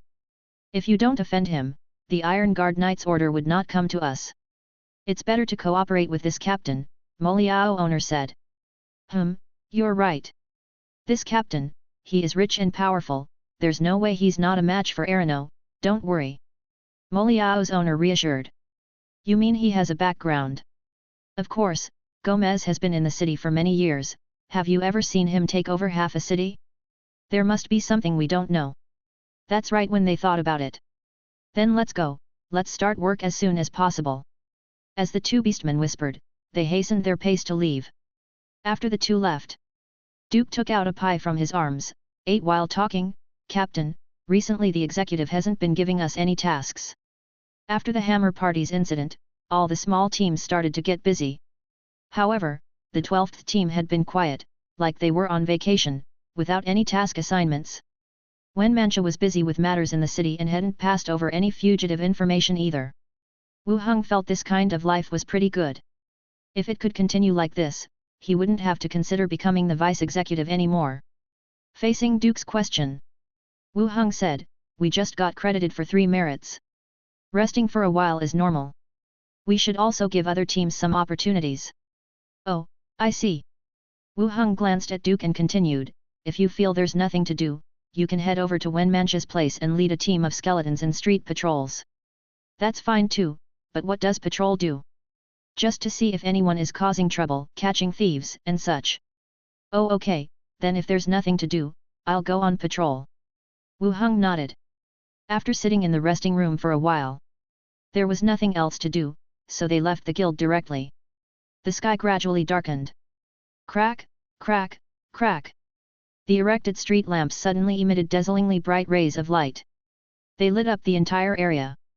More and more residents and tavern guests gathered around, looking up at the bright street lamps. What's this thing that's so bright? Something set up by the Pint gang. I thought they were going to hang some flags, but they turned out something so bright. It must be a magic tool, they actually put a magic tool here. It's a lot brighter than the illuminating stone. Damn, who's so rich to put such a thing here? The crowd was pointing at the bright street lamp and whispering discussions. Apparently, they were seeing this kind of thing for the first time, and also surprised that someone would place a magic item here. As more people gathered, a large number of tamed beasts appeared circling above the street lamp. But everyone only observed from a distance. Under the guard of the skeleton soldiers, no one dared to approach and cause trouble. Wu Heng, accompanied by several maidservants, stood atop the city walls, gazing downwards.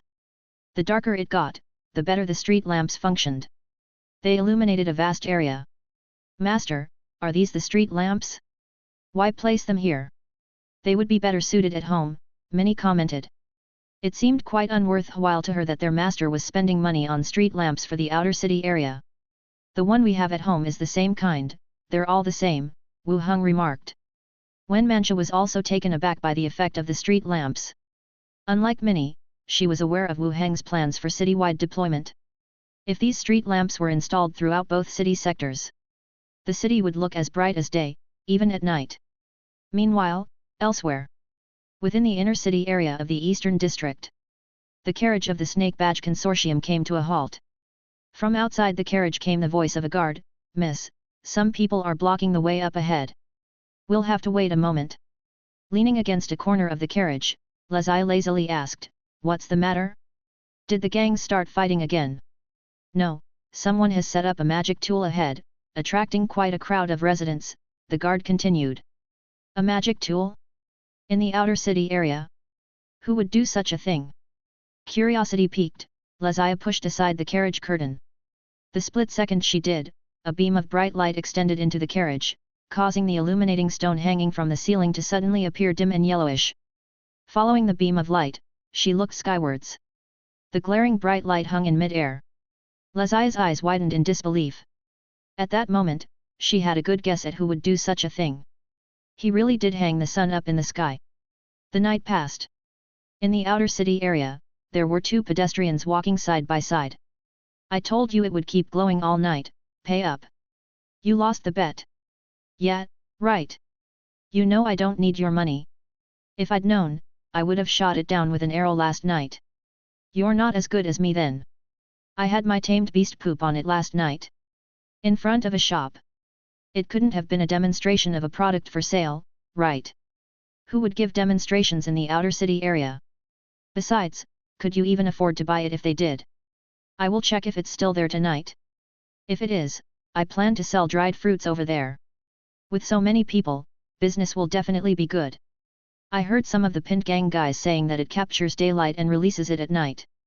"Oh, right. I was wondering why it was so bright. Turns out it's sunlight." "Exactly, my vision is still blurry." Whether they were residents of the outer city area or the elites from the inner city area, everyone was discussing the mysterious glowing object. Its purpose, as well as what kind of object they thought it was. Reaching this kind of illumination effect in such a vast space. Clearly, it was no ordinary magic tool. At the very least, it hadn't been seen locally or in nearby cities before. And its price would undoubtedly be hefty. Overnight, this new kind of magic tool had become the city's hot topic. Even those who hadn't seen it from the two southwestern city sectors planned to go there in groups tonight to take a look. At the border of Yeko Kingdom, a small team waited silently at the side of the road. An eagle garbed in leather armor kept circling in the sky. After a few turns, it descended sharply. Just before landing, it transformed into a pretty girl with curly hair, who alighted lightly onto the open ground next to the carriage. The horses became scared and began to neigh, prompting the coachman to quickly try to calm them. "And, do you think he miscalculated the time? Why hasn't he arrived yet?" the girl, resting against the carriage, asked somewhat displeasedly. The mature and exquisite face of a woman appeared as the carriage curtain was lifted. "Can't wait any longer? I did say not to bring you along, but you insisted on coming." "No, it's just I feel like he's not punctual, leaving us waiting here for him," the girl replied. "Let's wait a bit longer. If he doesn't show by noon, we'll go to him directly," the woman proposed. "Then why didn't we go directly to him in the first place? Why do we have to wait for him?" the girl continued to question. "I already informed him about the time in my letter. If we both took the wrong way, he would have made a wasted journey." The girl nodded, "That's true. He is rather troublesome." While she complained, her eyes continued to eagerly scan the far-off horizon. Suddenly, a cloud of dust arose on the road off in the distance. It was as if a beast was rushing towards them at high speed. The security team by the carriage immediately went on alert. Even the guards on the city walls began to gather and take precautions. Squeak! A harsh braking sound rang out. The wheels skidded across the ground, coming to a halt after about 2 to 3 meters. As the dust cleared, a figure appeared, along with a strange vehicle and a few large figures following behind. "Oh, Yuli is here too," he called. Chapter 269. Ya! Wu Heng. Upon recognizing the figure amidst the smoke, Yuli immediately cried out. Back in Blackstone Town, the two of them were closest in the team and could be considered best friends. After hastily advancing a few steps, Yuli's attention was once again attracted to the vehicle below him. Curiously looking at it, she asked, "Where's the horse for your carriage?" "Three-wheeled vehicle, no horse required, have you never seen one before?" Wu Heng turned the handlebars, darting forward 2 or 3 meters. Yuli's eyes widened, and she immediately followed. How does it move?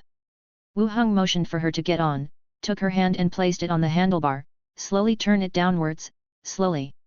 Oh wow! Yuli tried to turn it. The vehicle hummed and darted forward a distance.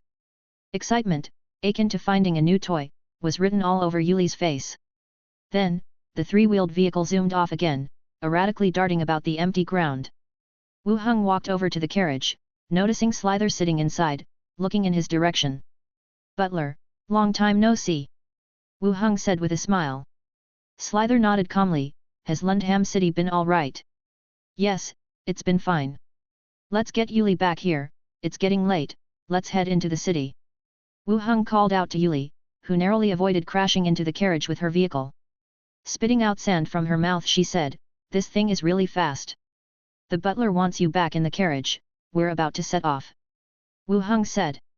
Yuli turned towards the carriage, saw her aunt's gaze, and immediately obediently got off the vehicle and climbed into the carriage.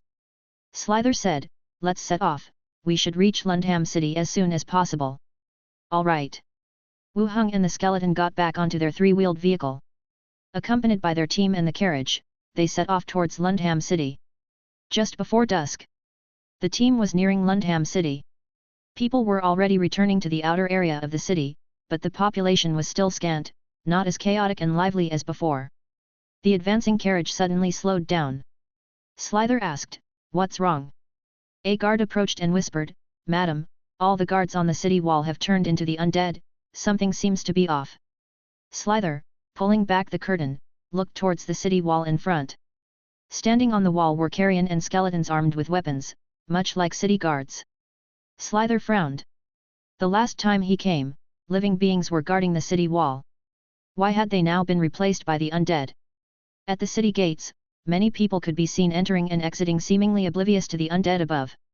"Get Wu Heng over here," Slither said. The guard accelerated towards Wu Heng leading the way and whispered a few words to him. The three-wheeled vehicle quickly reversed, stopping next to the carriage. "What's up?" Slither glanced towards the city walls, asking, "Why are they all undead?" "Oh. There've been some changes in the city lately, the entire city has been divided into 2 areas." "What does that have to do with the undead?" Continuing, Wu Heng said, "They are my soldiers, it's fine, there's no danger." "Ah? You killed so many people, hey?" Yuli's voice came from inside the carriage. "How could that be possible? Let's enter the city first and I'll explain," Wu Heng said. Slither looked at him, then at the city wall. "Enter the city." The team continued forward, passing through the city gates and entering the city. Upon arrival at the association, Slither went to see Gomez. Meanwhile, Wu Heng took Yuli to their team's rest room. "Wu Heng, why are the buildings here so tall, like a cathedral?" In the room, Yuli looked around in wonder.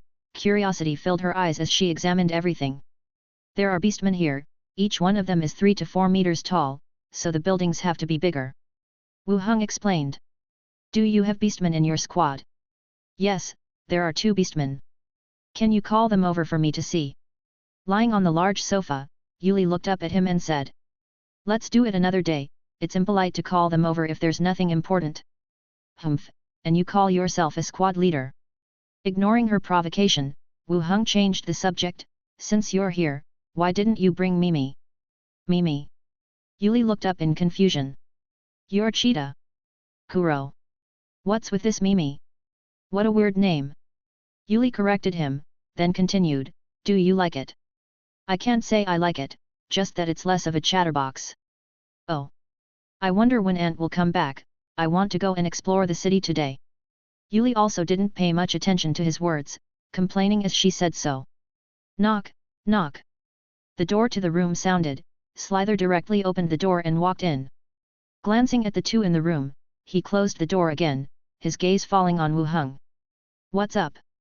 Wu Heng felt a little uneasy under his gaze, patting himself down.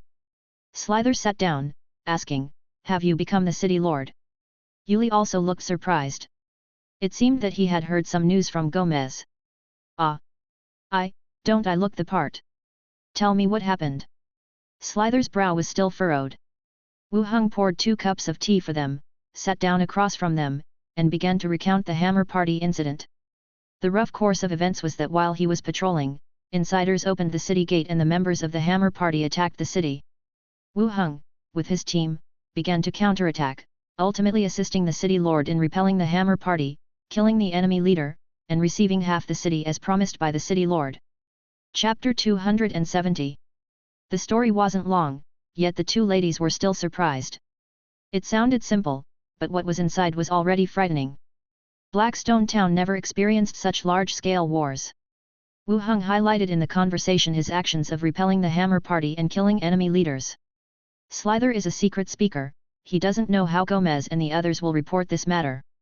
It would be best to let Slither report it as well. Oh. So, that's why you said the undead on the city wall were yours, Yuli finally responded. These two undead attendants of yours, were they also from the Hammer Party? Slither continued to ask. Leader Skull Crusher and Lieutenant Blood Axe, Wu Heng introduced, indicating to each side. Second-level merits. Slither looked at the skeleton. Yes. Slither glanced at the skeleton and then at Wu Heng. After leaving Blackstone Town, the timid necromancer, like a sprouting seedling seeing sunlight after breaking through the soil, started growing wildly. So, it seemed that leaving Blackstone Town was the right choice. Perhaps, leaving the Yeko Kingdom was the correct decision to make. It was peaceful for a while. Slither finally accepted the fact, picked up a teacup, and took a sip. Congratulations. Thank you. Actually, whether I became the city lord or not, nothing has really changed, Wu Heng shrugged and said. Slither didn't dwell on this topic, asking, where is the thing I requested? Give it to you now. Wu Heng directly took out the blood cup and placed it on the coffee table. The purpose of Slither's trip was to get the blood cup. And then to visit Wu Heng, and bring Yuli around to stroll. Just handing it over to me like this. You need it, I happen to have it, so why not give it to you? Slither glanced at Yuli who was fiddling with the antler decoration next to him, and glared fiercely at Wu Heng. Thank you. He took out a wooden box and carefully put the blood cup inside. Wu Heng asked again, have your accommodations been arranged? The association has arranged accommodations, Slither said.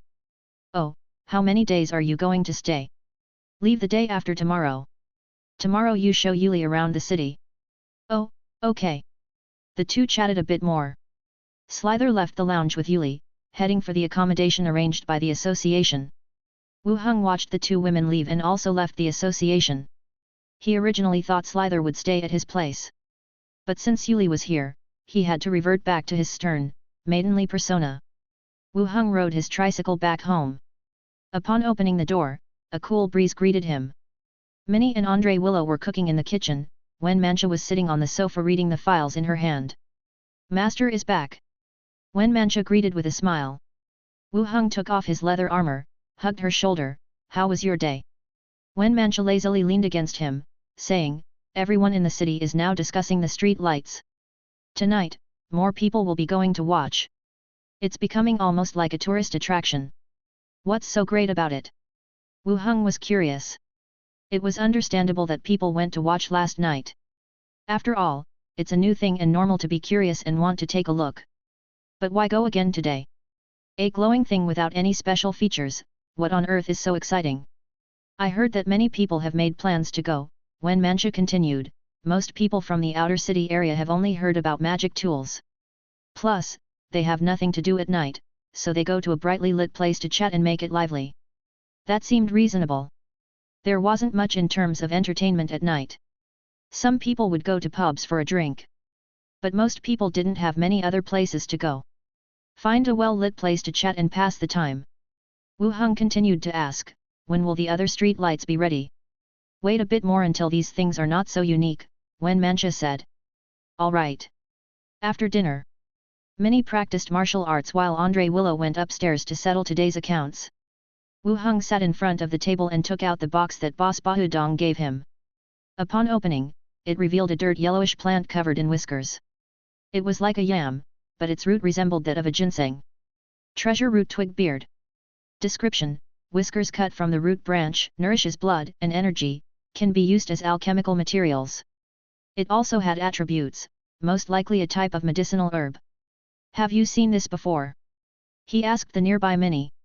What's this? Medicinal herb, I think. Can be used in alchemy. Minnie shook her head, I've never seen it before.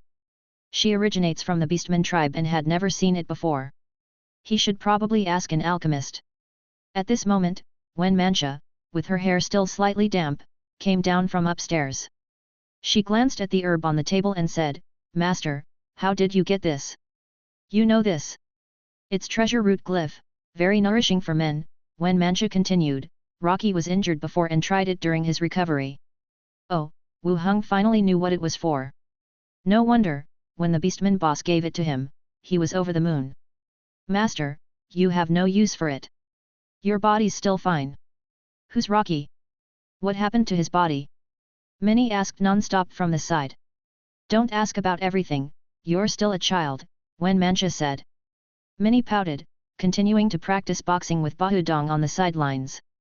Wen Mancha, leaning over even closer, whispered, Master, are you feeling unwell? Would you like me to help you adjust it? Someone gave it to me, Wu Heng said. I don't believe it. Looking at her flirtatious behavior, he picked her up around the waist and walked towards the staircase. Minnie, let's together punish the wicked gang big sister. Okay. Minnie followed and ran upstairs. In the accommodation provided by the association, Slither sat at the desk, penning a letter. The first part was about how he got the blood cup. The latter part was about the changes in Lundham City, and Wu Heng's growth during this period. Because Wu Heng was his lover, his personal strength wasn't mentioned in detail. The focus was on beating the Hammer Party in Lundham City and saving the city's residents. Some of the association's deeds, after being verified by headquarters, would be selected for widespread to inspire people and establish their image. Wu Heng's deeds could possibly be disseminated. He put the finished letter into the envelope. Just as he was sealing it with wax. Ding dong dong. There were knocks from the closed window. A hawk wearing leather armor was tapping on the window with its strong beak. Slither glared and opened the window. Can't you behave? What are you running around for in the middle of the night? The hawk turned into a young girl, pointing out the window.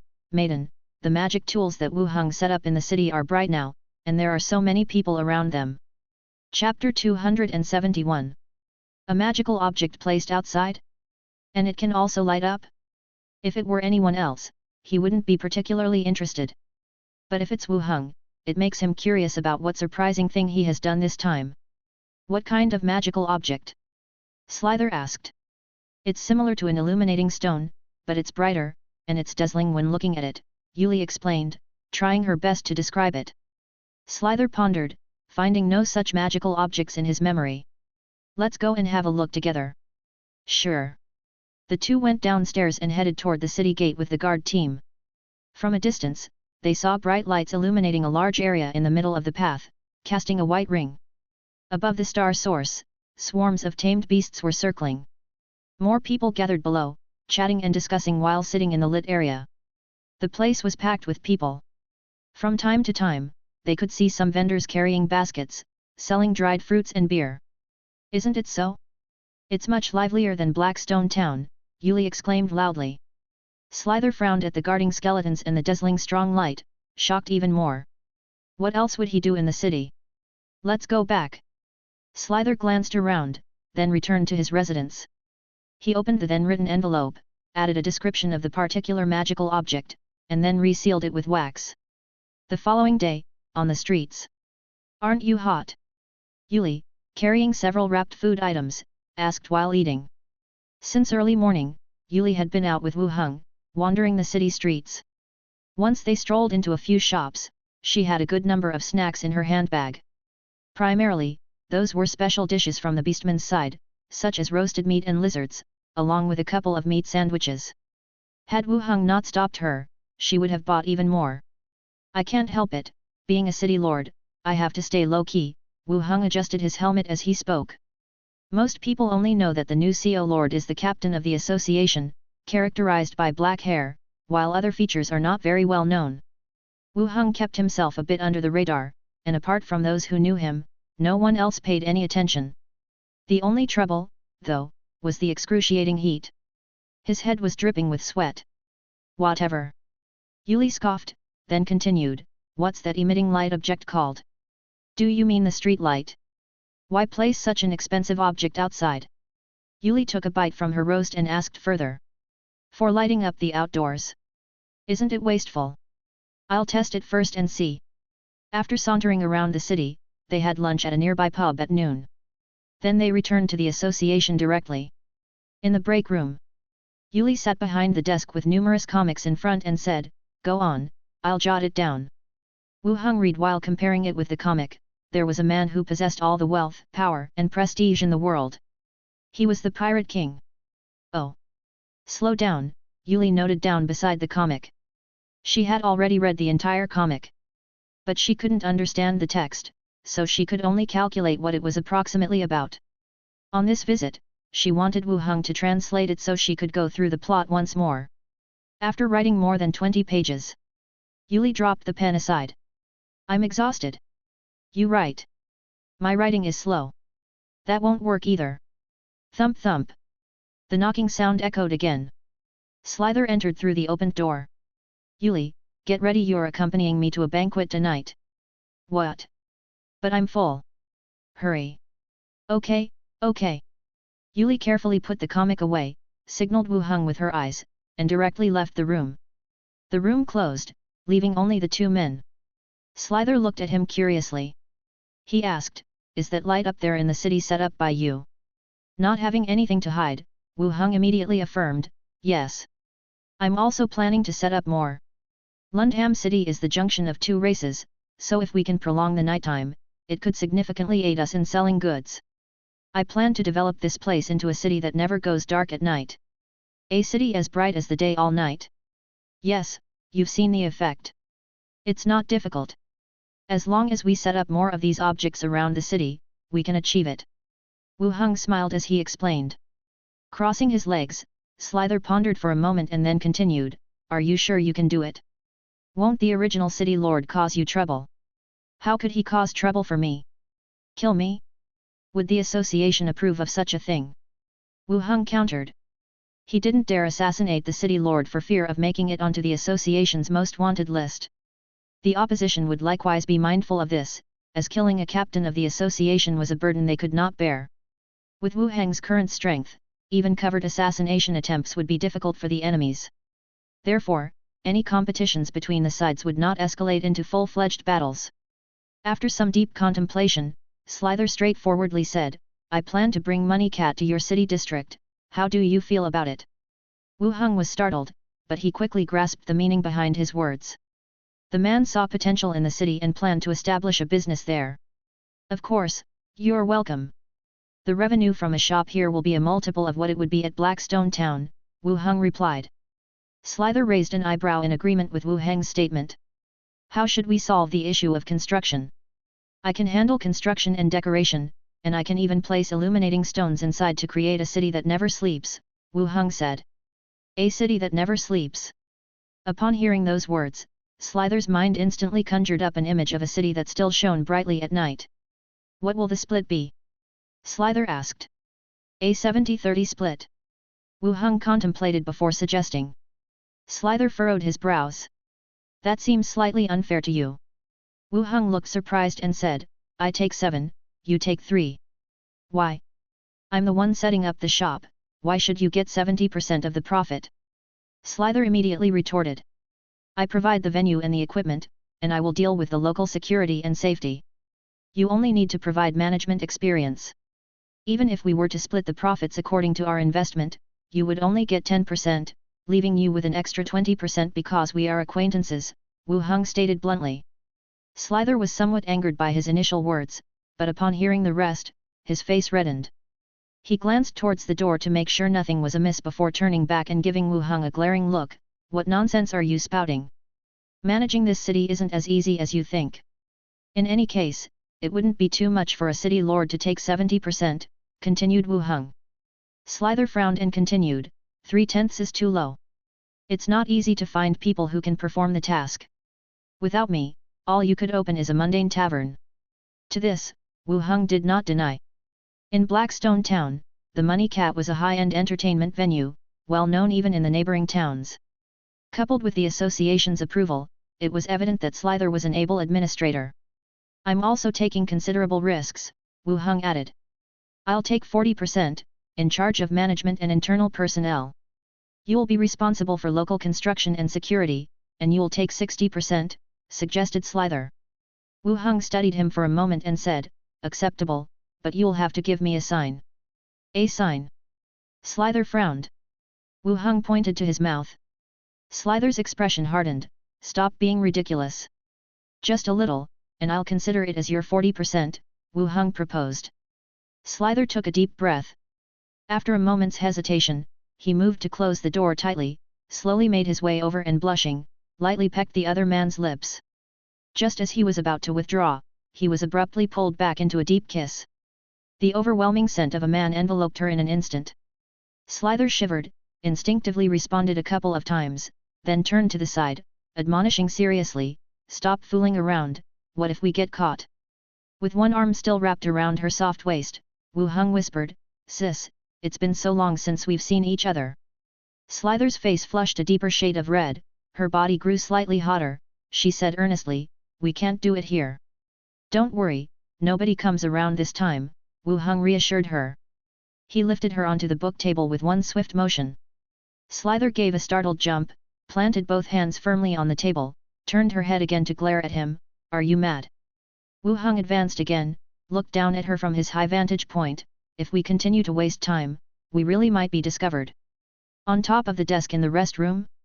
Slither was dazed, but before she could voice her protests, she was silenced by a passionate kiss. They were pressed against each other, finding it challenging to control their emotions. Software downs and hard coercions had her laid out flat on the very same desk. One by one, pieces of leather armor were removed and tossed aside, leather boots were hung on the edge of the desk, dancing empty in the air. On the other hand, at the western district of the outer city, a residential area, two figures cloaked in capes exited the carriage. After carefully surveying the surroundings, they approached a house and knocked on the door. Knock, knock, knock. The door opened, and an old human female peeked out.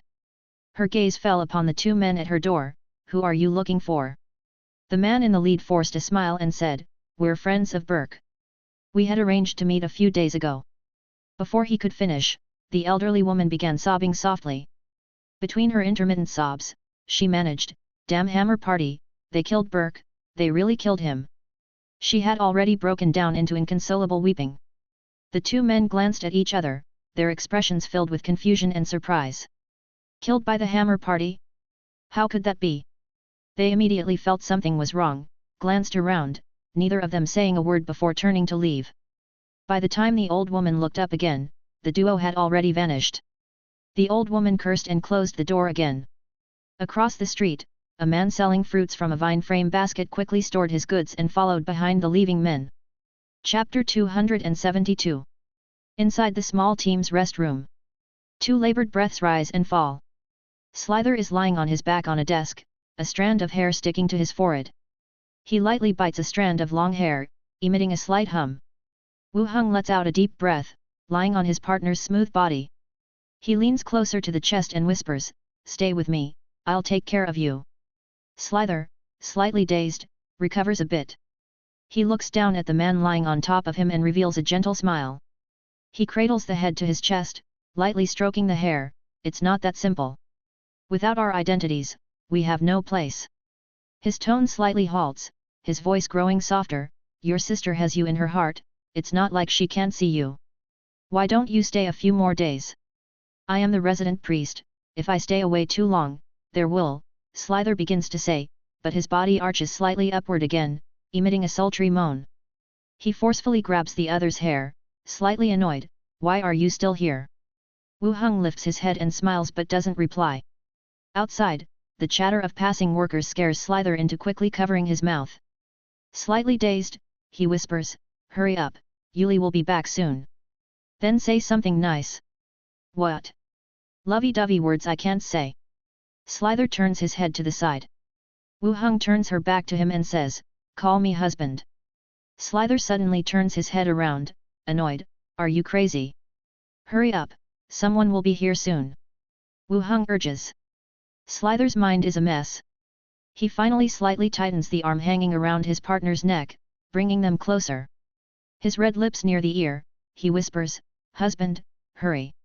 Wu Heng kisses fiercely. And Slither, blushing even more, exclaims, I didn't mean for you to hurry this. Half an hour later. Yuli pushes the room door open and walks back in. She looks at the room with the window open wide, and asks, where is my aunt?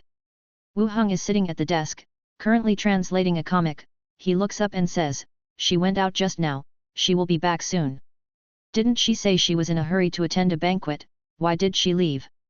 From what I understand, she's not going. She's going to check out some shops in the outer city area. Your aunt plans to open a store in the city. Wu Heng said. Ah? What kind of store? A money cat branch. Wu Heng closes the comic book and continues, I am now the city lord, your aunt plans to open another money cat in the city, so you can come and visit often. Yuli's eyes light up and exclaims, really? Just then, footsteps can be heard outside the door. Slither, after freshening up, walks back over. He glances at Yuli and Wu Heng, and calmly says, I won't be going to the banquet, come with me to look at the potential site for the shop. Oh, okay. Yuli immediately runs over, taking her arm, and says, Aunt, are you really going to open a shop here? They say the people here are very barbaric, won't it cause trouble? Slither looks at a few beastmen workers passing by. She nudges Yuli with her arm and says, don't talk nonsense. Oh, but are you really opening a shop? Yet. The carriage passes through the city gate. It stops in front of a building in the center of the outer city east area. How about here? It's the largest building within 2 districts. Wu Heng jumps off the carriage and introduces. In front of them is a circular building. Because of its large size and a unique shape in the outer city area, it is considered a landmark. The dome-shaped roof is made from colored glass. Under the sunlight, it shines like a rainbow. The entrance is a high, arched stone door. Because of the local beastmen, both the door and pillars are exceptionally huge. Although it cannot be compared with the buildings of associations and consortiums, it is still a distinctive and magnificent building in the outer city area. Slither, Yuli are also looking up, both look surprised. A church? Slither asks. Magic tool shop, originally a place selling magic materials and magic tools. After the incident with the hammer party, they lost the desire to open a shop, and sold me the deed. Wu Heng explains. A magic shop is not something every force can open. Generally, they are chain stores established by large consortiums in various cities. The current building obviously cost a large sum to construct. This made Slither think this was a church. Slither looks up and glances at Wu Heng. If it's such an investment, letting him handle security while she takes 40% seems a bit high. The 3 of them are standing at the entrance looking up when several figures rapidly approach from behind. The one hurriedly leading the way is the middle-aged foreman who had done renovations for Wu Heng's house. Captain, what do you need? Before coming out, Wu Heng had someone from the association notify this foreman. Previously, he was rather satisfied with his renovation. Now he plans on giving them the renovation project again. Wu Heng introduces, this is the priest of Blackstone Town, she plans to remodel this building. Listen to her requirements, if she is satisfied, you will handle the project. Hearing that the woman in front of him, who exudes an exceptional demeanor, is also a local priest. The foreman's attitude is much more respectful. He immediately says, hello, priest. I did the renovations for Captain Wu Heng's residence, if you have any needs, please let me know. Slither nods, come on, let's go in and take a look. Alright. The interior of the building is also very spacious. The walls retain the original murals and paneling, the floor is colored tiles. To be able to decorate a building this way in the outer city area shows the shop's previous attention to this place. Compared to the Money Cat in Blackstone Town, this place is more spacious and the architectural style is also luxurious. It fully meets Slither's requirements. She takes the foreman through each room. Slither softly gave his instructions, with the foreman dutifully recording every request from behind. Occasionally, he chimed in with his own opinion. After a brief exchange, the group exited the building once more. Before climbing into the carriage, Slither addressed the foreman, I will be in town tomorrow morning. Hand over your plans then. If they are satisfactory, I'll leave the construction here to you. If not, we'll see how things go. The foreman quickly replied, all right, I'll bring the plans to you tomorrow morning. Thank you. Slither boarded the carriage. Yuli and Wu Heng followed closely behind. The carriage slowly moved away into the distance. The group had dinner in a nearby tavern. The carriage returned to the guild. Slither declined Wu Heng's invitation to visit his house. With Yuli in tow, he returned to the lodgings arranged by the guild. Wu Heng could only shrug and head for his own quarters, accompanied by the skeleton. Once the maids had dinner, he then practiced swordsmanship with blazing blade for a while before retiring to his room for some rest. The next day, in the guild's lounge, Wu Heng, Slither, and the foreman sat together to discuss the renovation plan for Money Cat. The foreman explained unceasingly, his forehead coated with a thin layer of sweat. Slither was rather satisfied with the plan. Once the foreman was done explaining, Slither added a few of his own thoughts and demands. Wu Heng didn't have much to request, merely stated requirements for the use of photovoltaic panels. After all, if the interior were to be lit up with electric lights, the wiring and the layout of the photovoltaic panels would need to be arranged in advance. The three of them sat together, spending the morning in discussion. Eventually, the plan was finalized. Slither nodded, "All right then, how long do you think this project will take?" The foreman did a mental calculation, "About 15 days, I'll try my best to speed up the process. There's no need to alter the main building structure. The focus would mainly be on acquiring furniture and repairing some damaged areas." Slither turned to Wu Heng and said, "All right, inform me 5 days in advance, I'll bring my people then." Once the discussion was over, the foreman left, while Slither and Yuli prepared to leave Lundham City. The trip was made to acquire a special item and meet up with Wu Heng. The carriage parked at the guild's entrance, as Wu Heng had help carrying in piles of snacks and comics. Yuli watched, her eyes gleaming, "Are all these for me?" Wu Heng replied with a smile, "The snacks are in the box, along with some new comics. Most importantly, here's a list of translated commonly used words. If there's something you don't understand, just refer to these reference words. It should help you understand the gist of it." "You're so nice," Yuli said. Cough. Slither on the side coughed subtly to interrupt their conversation, "All of these things are filling up the carriage, why don't you run along home?" "I'll sit outside." Slither glared at her before turning his attention back to Wu Heng. He said, "If there's anything, write me a letter." "All right." Both girls climbed into the carriage. Yuli opened the window to wave Wu Heng goodbye. The carriage slowly moved and disappeared into the distance. Once the two had departed, Wu Heng immediately returned to his own residence. Just as he'd expected, Lundham City was no longer assigning tasks to his squad. While he'd always hoped not to be assigned any tasks, he now felt somewhat uncertain. Was their lack of orders a good or bad thing? There was no one at home. All three maids had gone about their businesses. Wu Heng sat on the couch, turning on the air conditioner for a while before opening the boundary door, heading straight to the zombie world. Everything was still quiet at the factory. There were no zombie corpses lying around either. Arriving at the warehouse door, he reopened the boundary door. He then commanded the skeletons to start moving the photovoltaic panels and electric wires to prepare for Money Cat's renovation. The skeletons went back and forth from the warehouse, moving equipment to the other world. Once everything was transported, Wu Heng double-checked that nothing was amiss. He pulled out his key and closed the boundary door. Li Yaheng's convoy had yet to return. Wu Heng climbed onto the remaining military vehicle and turned on the vehicle's radio. After a crackling of electricity, the voices of people within the various shelters came through. "Do gold and silver jewelry count as craftsmanship fees? I'm pretty far from the county. If I arrive late, will all the food be exchanged already? I wouldn't want to make a wasted trip.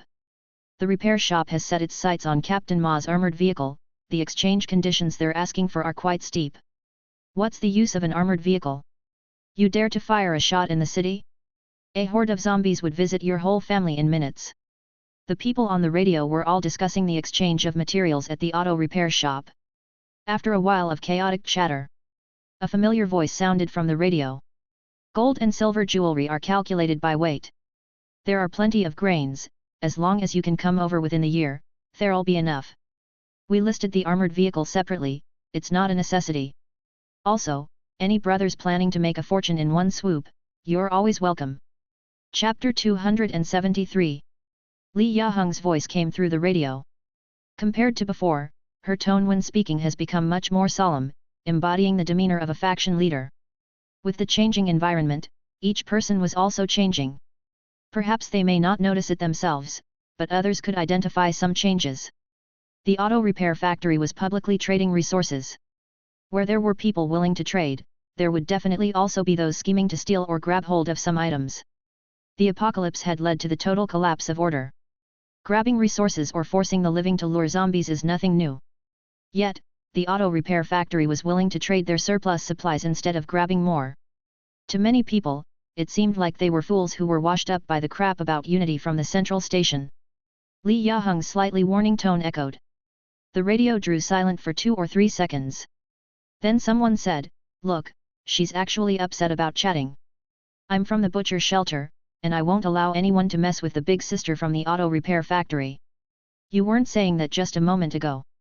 Many people joined in, voicing their support, and voices rumbling.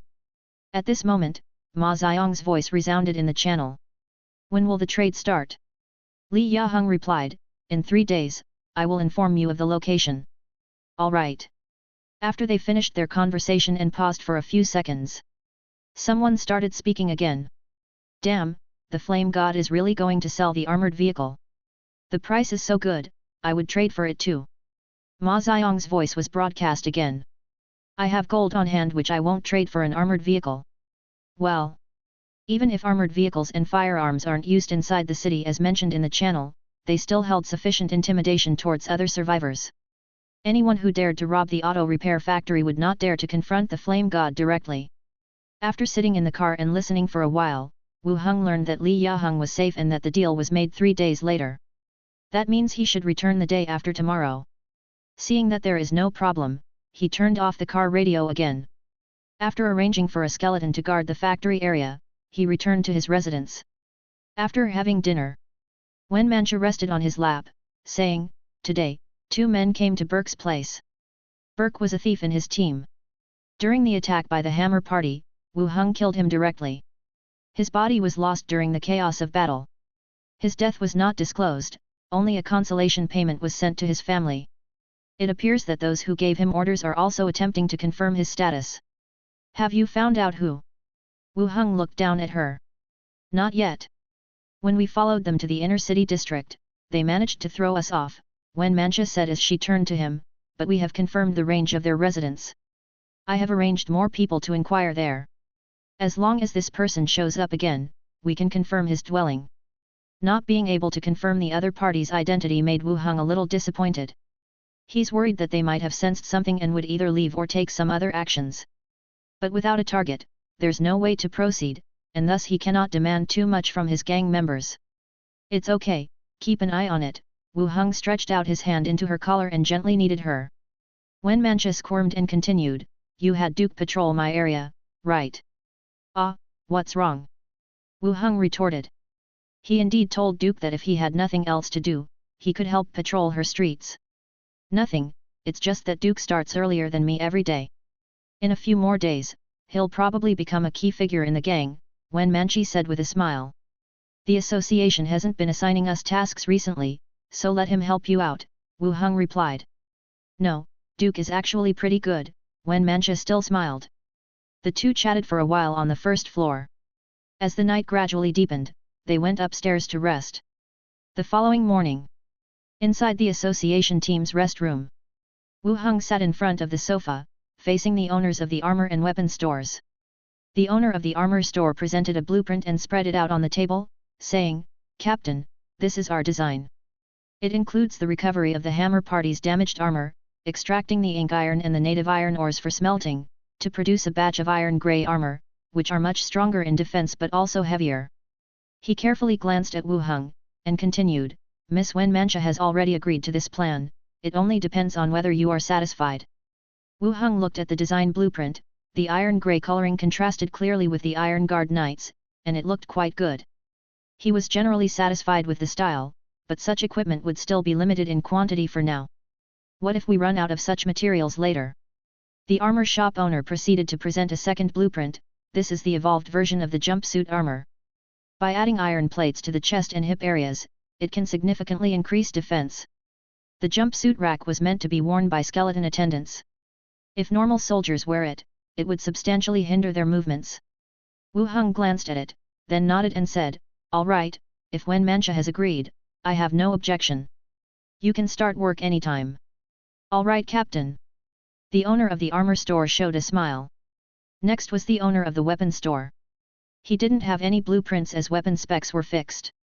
He directly said, "Captain, we have also started production. Recently, we've received a batch of strong crossbows that are in pretty good condition. I'd like to ask if you are interested." "Did you bring any?" Wu Heng asked. "No, bringing strong crossbows into the association is not appropriate." Wu Heng stood up, "Come on, let's go to your shop and see." They traveled to the weapon store.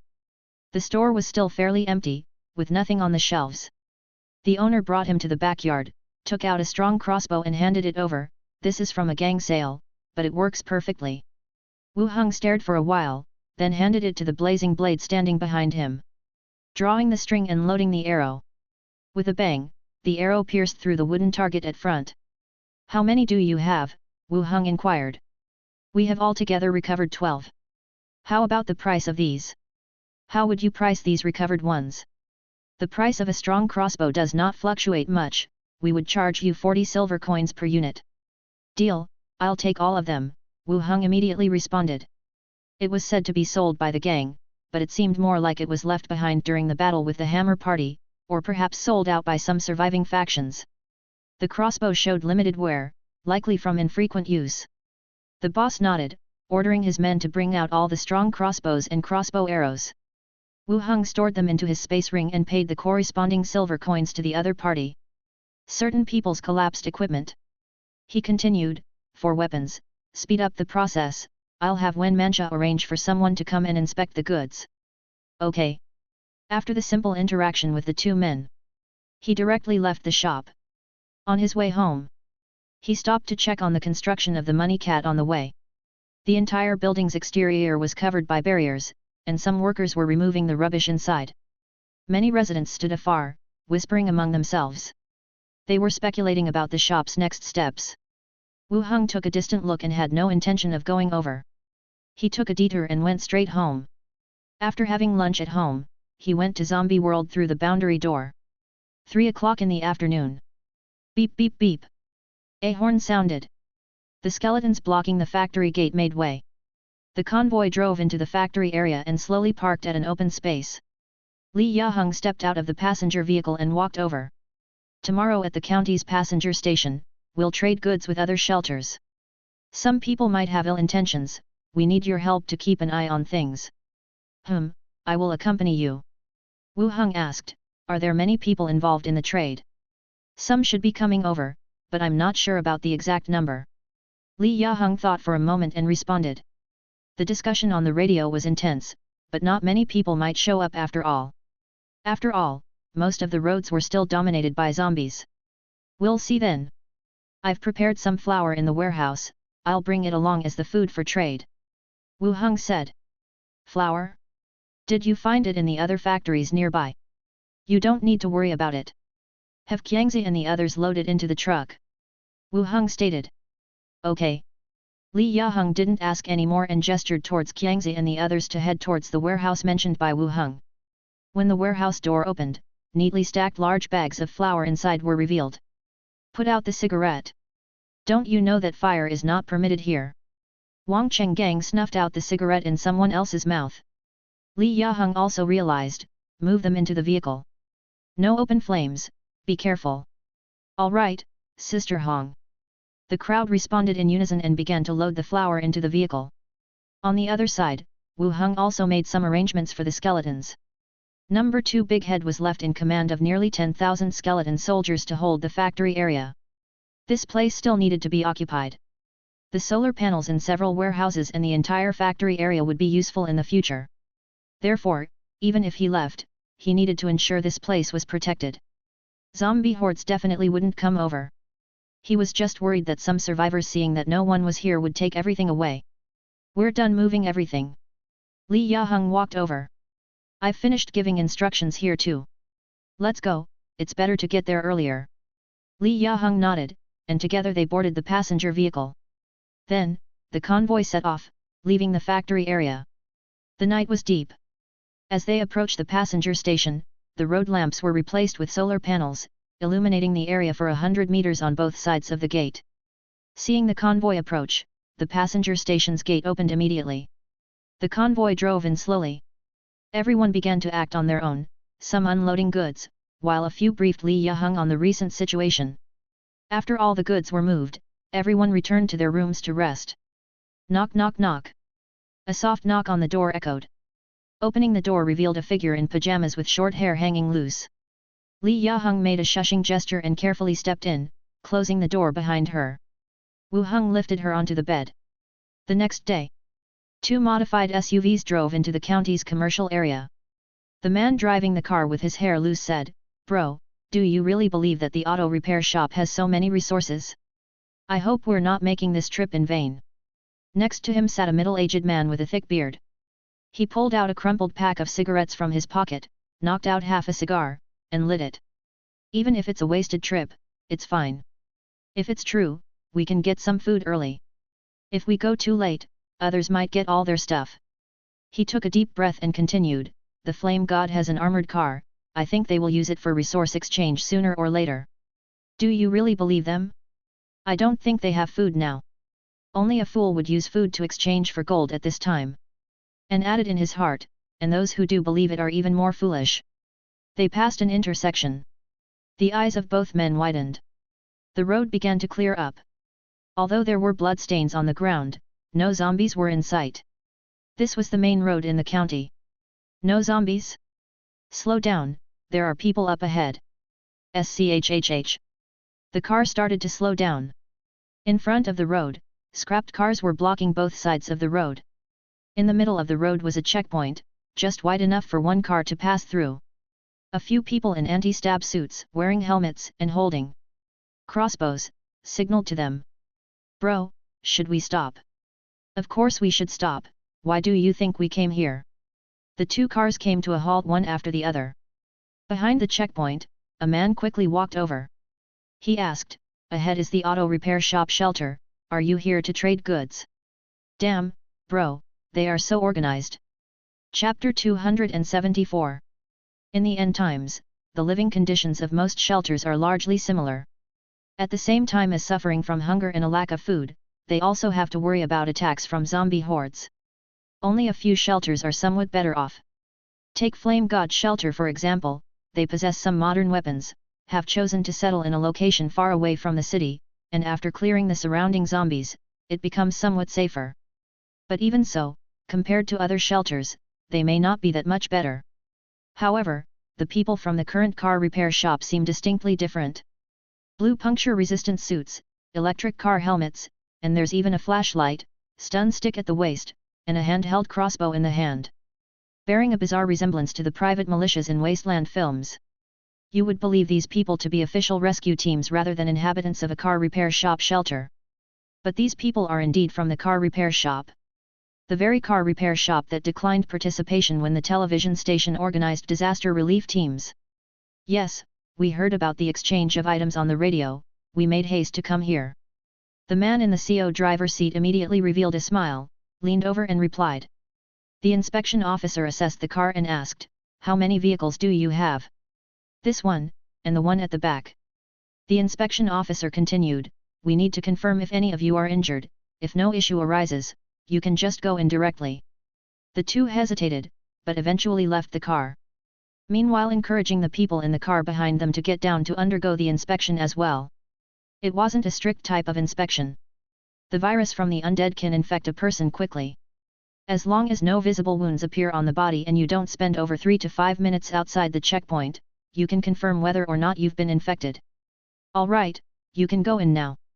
Just drive straight ahead and you'll see the exchange area," the inspection officer said. "Oh, thank you, brother." The group returned to their cars. When the roadblock was removed, the 2 cars, one in front of the other, drove in. Passing through the checkpoint, they continued to drive straight down the road. Along the way, they could see groups of busy people and patrols of skeletons. The car repair shop had acknowledged the existence of the skeletons on the radio, but seeing them firsthand still brought strong visual impact. No matter how you put it, allowing a skeleton to get up and move anomalously, feels even more bizarre than awakening abilities to control water or fire. Certain discussions about genetic evolution and cell mutation just did not apply to skeletons. It was simply magical. Big brother, the exchange spot is up ahead. The long-haired driver said. On one side of the road ahead, an umbrella provided shade, few people were sitting at a table, and not far away were piles of blue bags of white powder which should be bags of wheat flour. The driver was shocked. There really were people exchanging food for gold at this time. Pull over.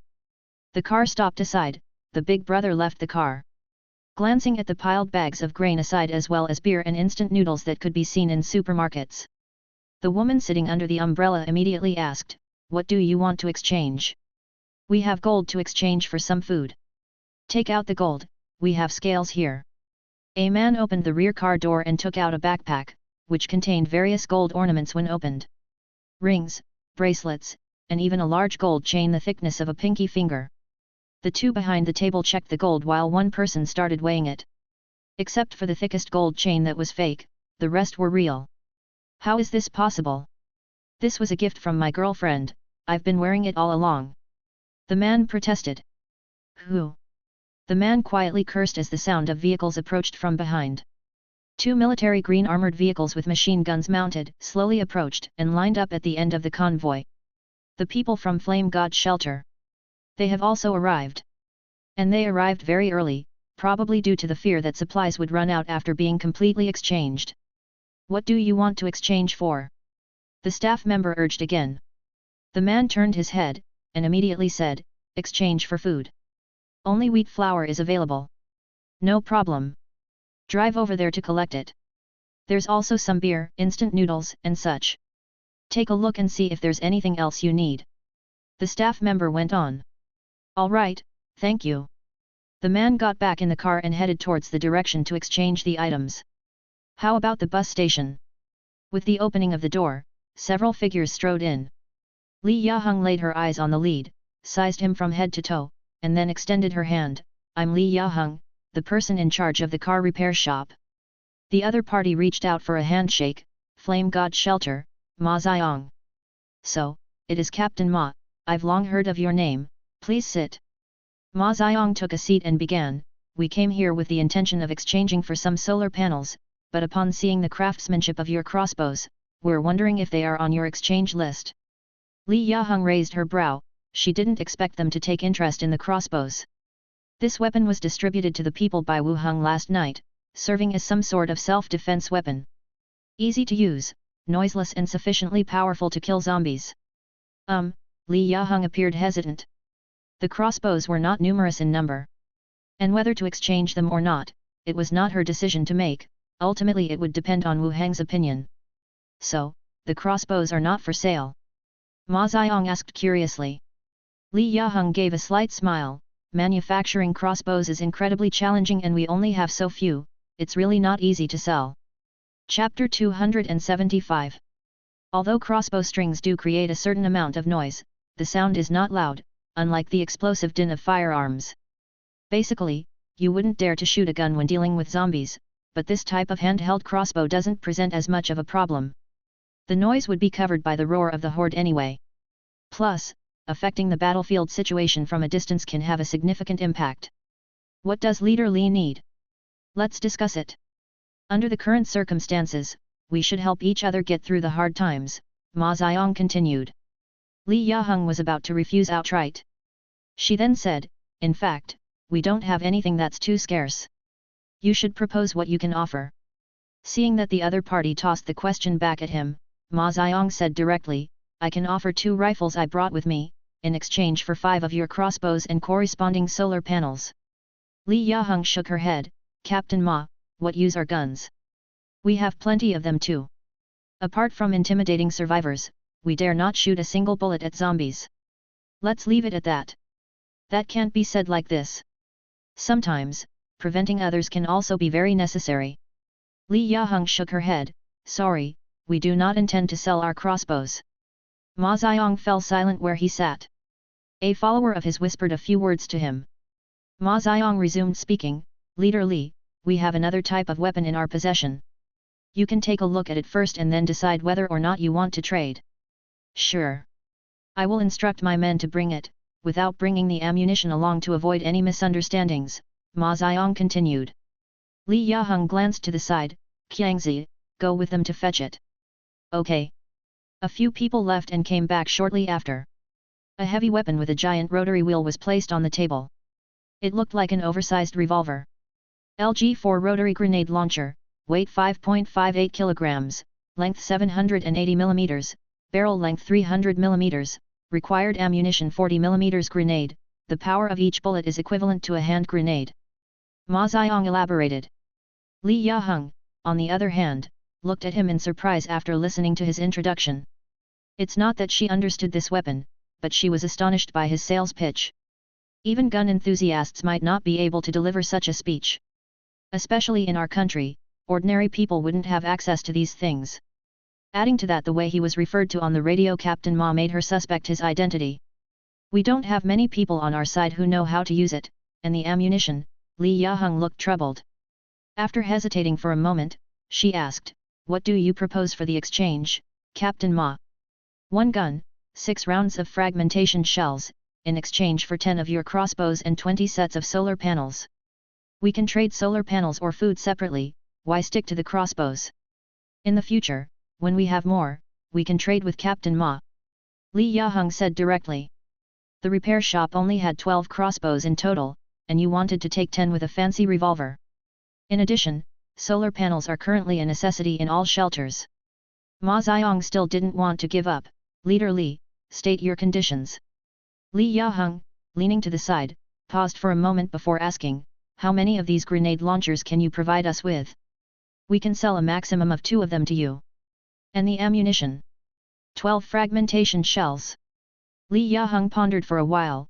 2 grenade launchers, 12 rounds of ammunition, in exchange for 8 of your crossbows, 100 crossbow arrows, and 10 sets of solar panels.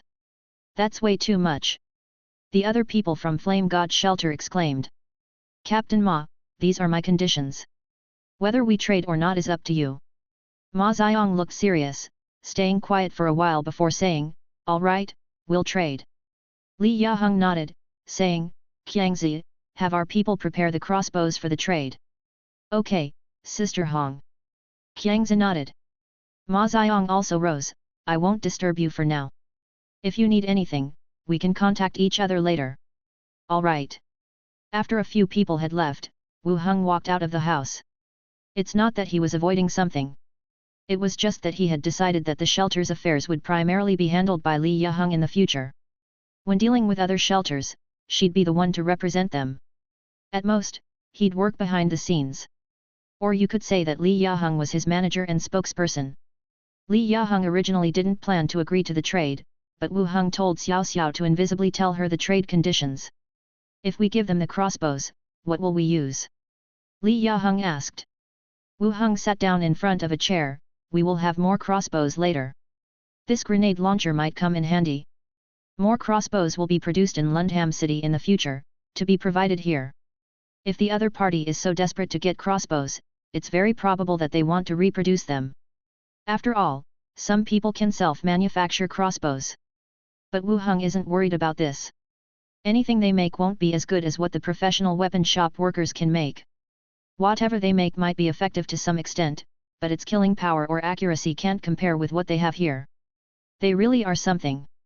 Every time they come, they want something. Li Yaheng complained and straddled his lap. "As long as they're willing to trade, it's a good thing for us."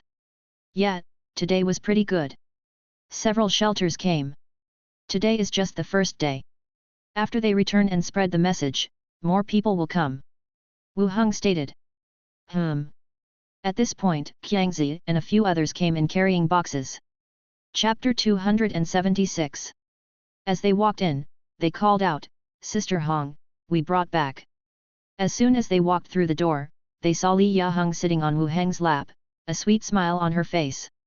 They glanced around the room together and murmured, "Seems like we're in the wrong place." Li Yaheng's cheeks turned red. She quickly got up and asked, "Have you checked the items?" "We did. 2 guns and 12 rounds of ammunition. The quantities are correct, but we don't know if they work properly," Qiangzi replied. "Okay, put them here." "All right, then we're heading out." The men put down the box and hurriedly left. Wu Heng rose from his seat and opened the box. He saw the weapons inside, including grenades that were about the same width as a mobile phone. Such weapons! Wu Heng hadn't even seen them on TV before. After verifying that there were no issues, he stored everything inside the space ring. Dusk fell. The last convoy from the refuge had completed their transaction.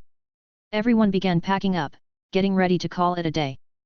After giving some instructions, Li Yaheng accepted a bag and walked towards Wu Heng. There are 170 grams of gold and a little bit of silver here, Li Yaheng said. The amount was not as much as he had expected. But it was still a good haul considering this was just the first day. The profit margin was already 100 times their cost. Well, it's a significant quantity, Wu Heng said as he stored the gold away. Li Yaheng nodded, then said, "Tonight I'm organizing a big meal for everyone. Do you want to join?" "I'll pass, you go ahead and enjoy with everyone else." Li Yaheng stepped forward, wrapping her arms around his waist. "Will you come see me tonight? I have some things to deal with."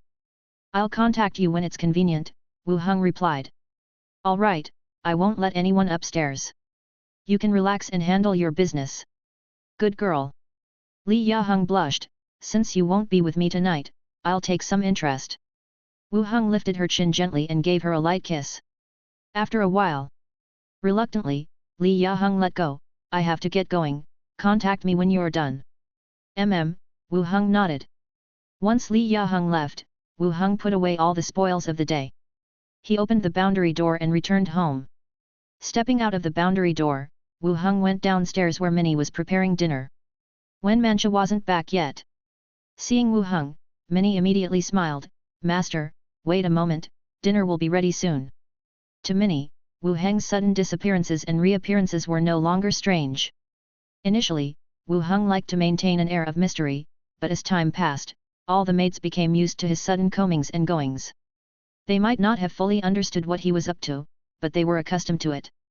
"Take your time," Wu Heng said. "Okay." Minnie nodded. Wu Heng went to freshen up in the bathroom. When he returned downstairs, Wen Mancha walked in with a skeleton. "Master," she greeted. Dinner will be ready soon, just hang on," Wu Heng said. Wen Mancha gave a gentle smile. "It feels so good to be home." "You say that as if you were away for long." "Hee," Wen Mancha chuckled, shedding her coat to wrap her arm around his. "I found the two individuals who visited Burke's house." "Oh? Who are they?" "I'm not sure who they are. But the person they visited, the owner of the building, is named Benasafe." Chapter 277. In the inner city district, within a lavish mansion.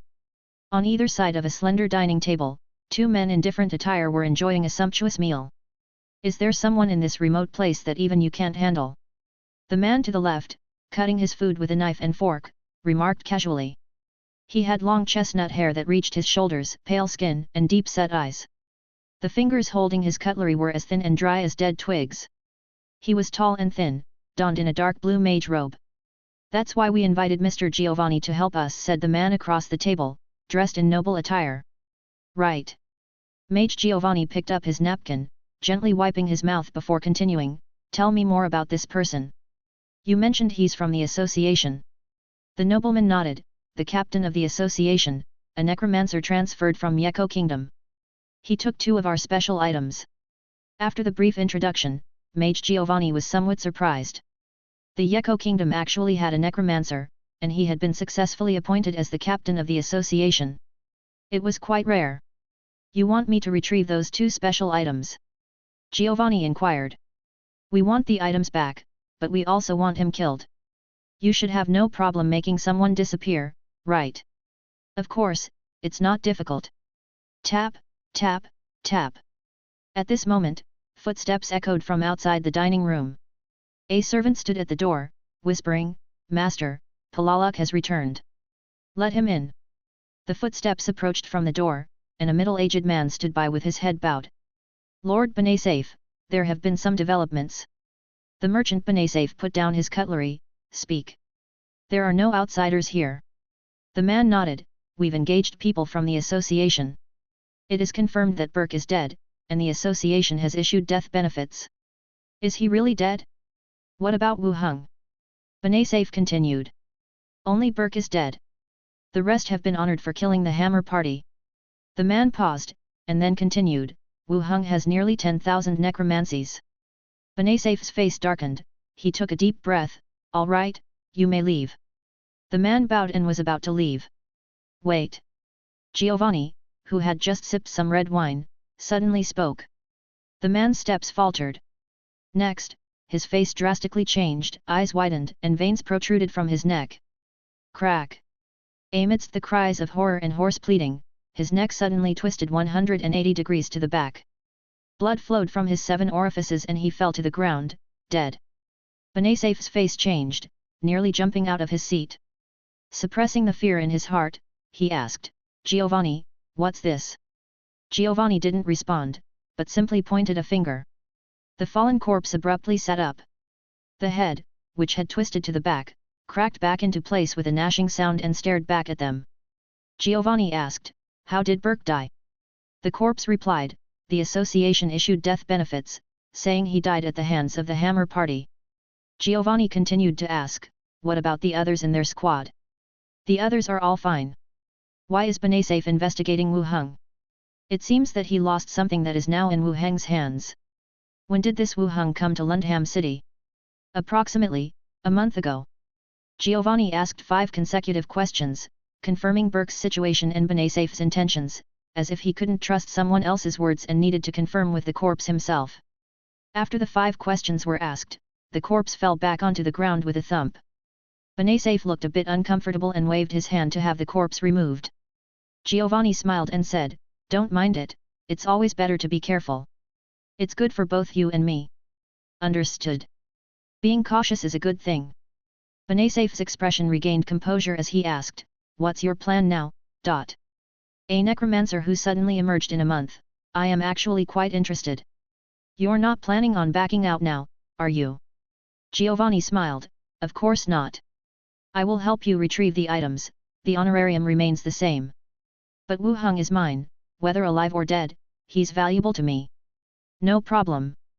Benasafe immediately agreed, and then added, tomorrow, I need Giovanni to accompany me to discuss this matter. Sure. Inside the living room. The air conditioning was spreading cool air. When Mancha continued to explain, Benasafe is a wealthy merchant in the inner city area with a fairly large mansion. But he doesn't seem to have any business in the city. I couldn't find anything else. It can basically be confirmed now that Benasafe was the real culprit behind the scenes who ordered Burke to kill him. Although he had many enemies, his biggest connection to a wealthy businessman would be the members of the secret cultivation hall. Any movements on his side? Wu Heng asked. No major discoveries. I've arranged for surveillance nearby. If there's any movement, I will be notified immediately.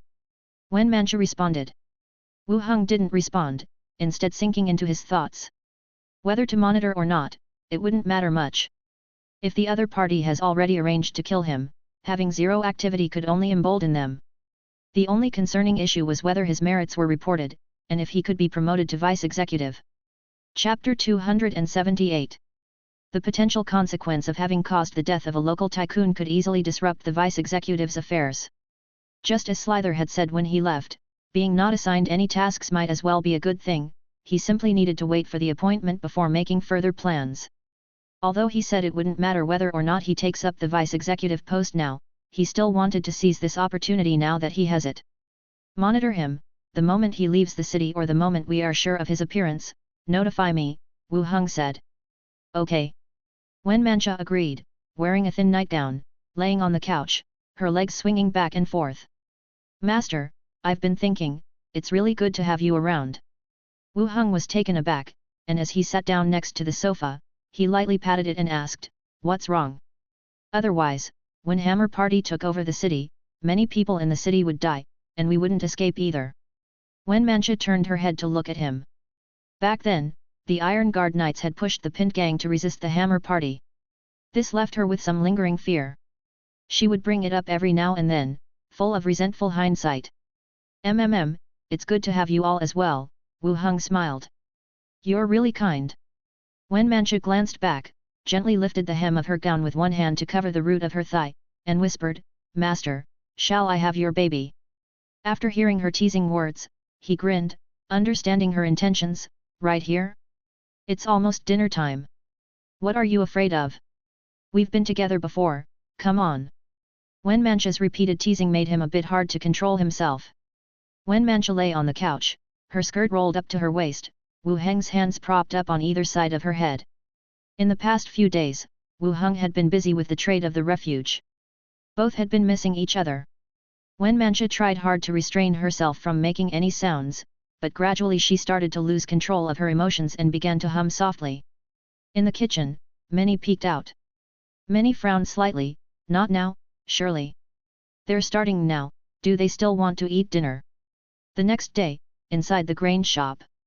The shopkeeper rubbed his hands together, closely following Wu Heng while explaining, Sir, we've increased our supplies, and now we can sell you 3,000 bags of wheat flour. A few days had passed since the last grain purchase. New shipment of grain had arrived, so the shopkeeper immediately informed Minnie, who then brought Wu Heng over. How's the quality?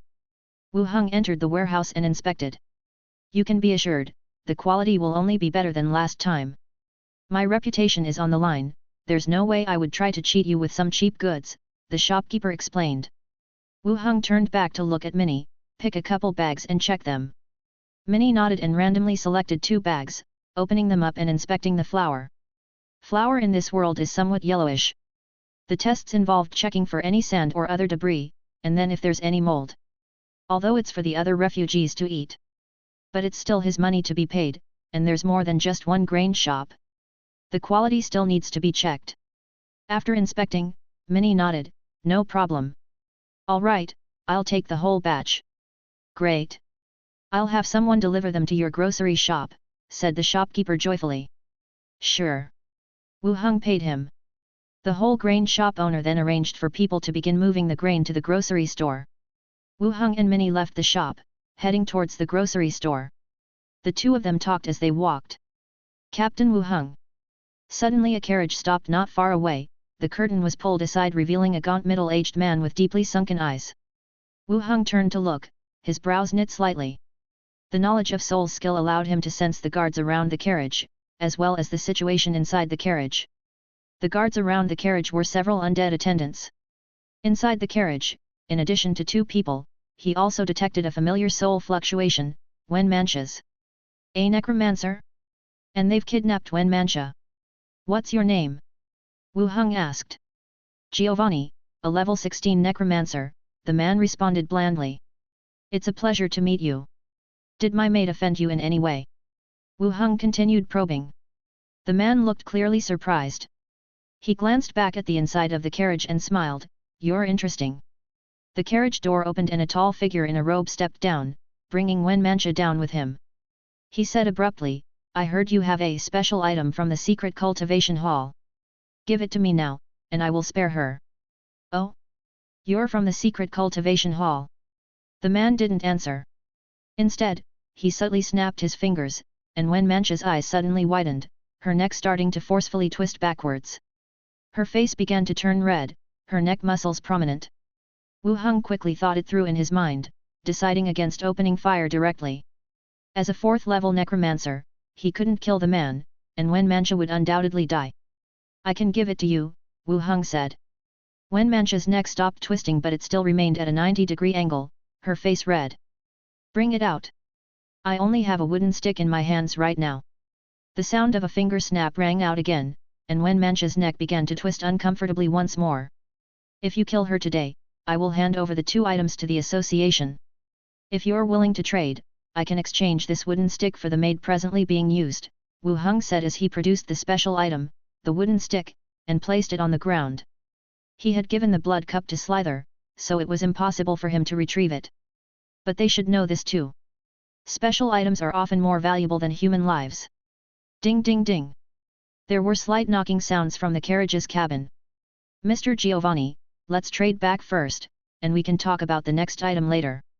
It seemed that they still didn't dare to let the special item fall into the hands of the association. Give it to me. Giovanni outstretched his hand. Let her go first. Are you, a 16th-level mage, afraid that I'll run away? Interesting. Giovanni turned his head towards Wenmancha and said, come back. A shadowy blue spectral form flew out from Wen Mancha's body and returned to Giovanni's. Wen Mancha immediately regained control of her body and quickly ran to Wu Heng's side. Wu Heng, also adhering to the agreement, threw the wooden stick, which was caught swiftly by the man who then passed it into the carriage.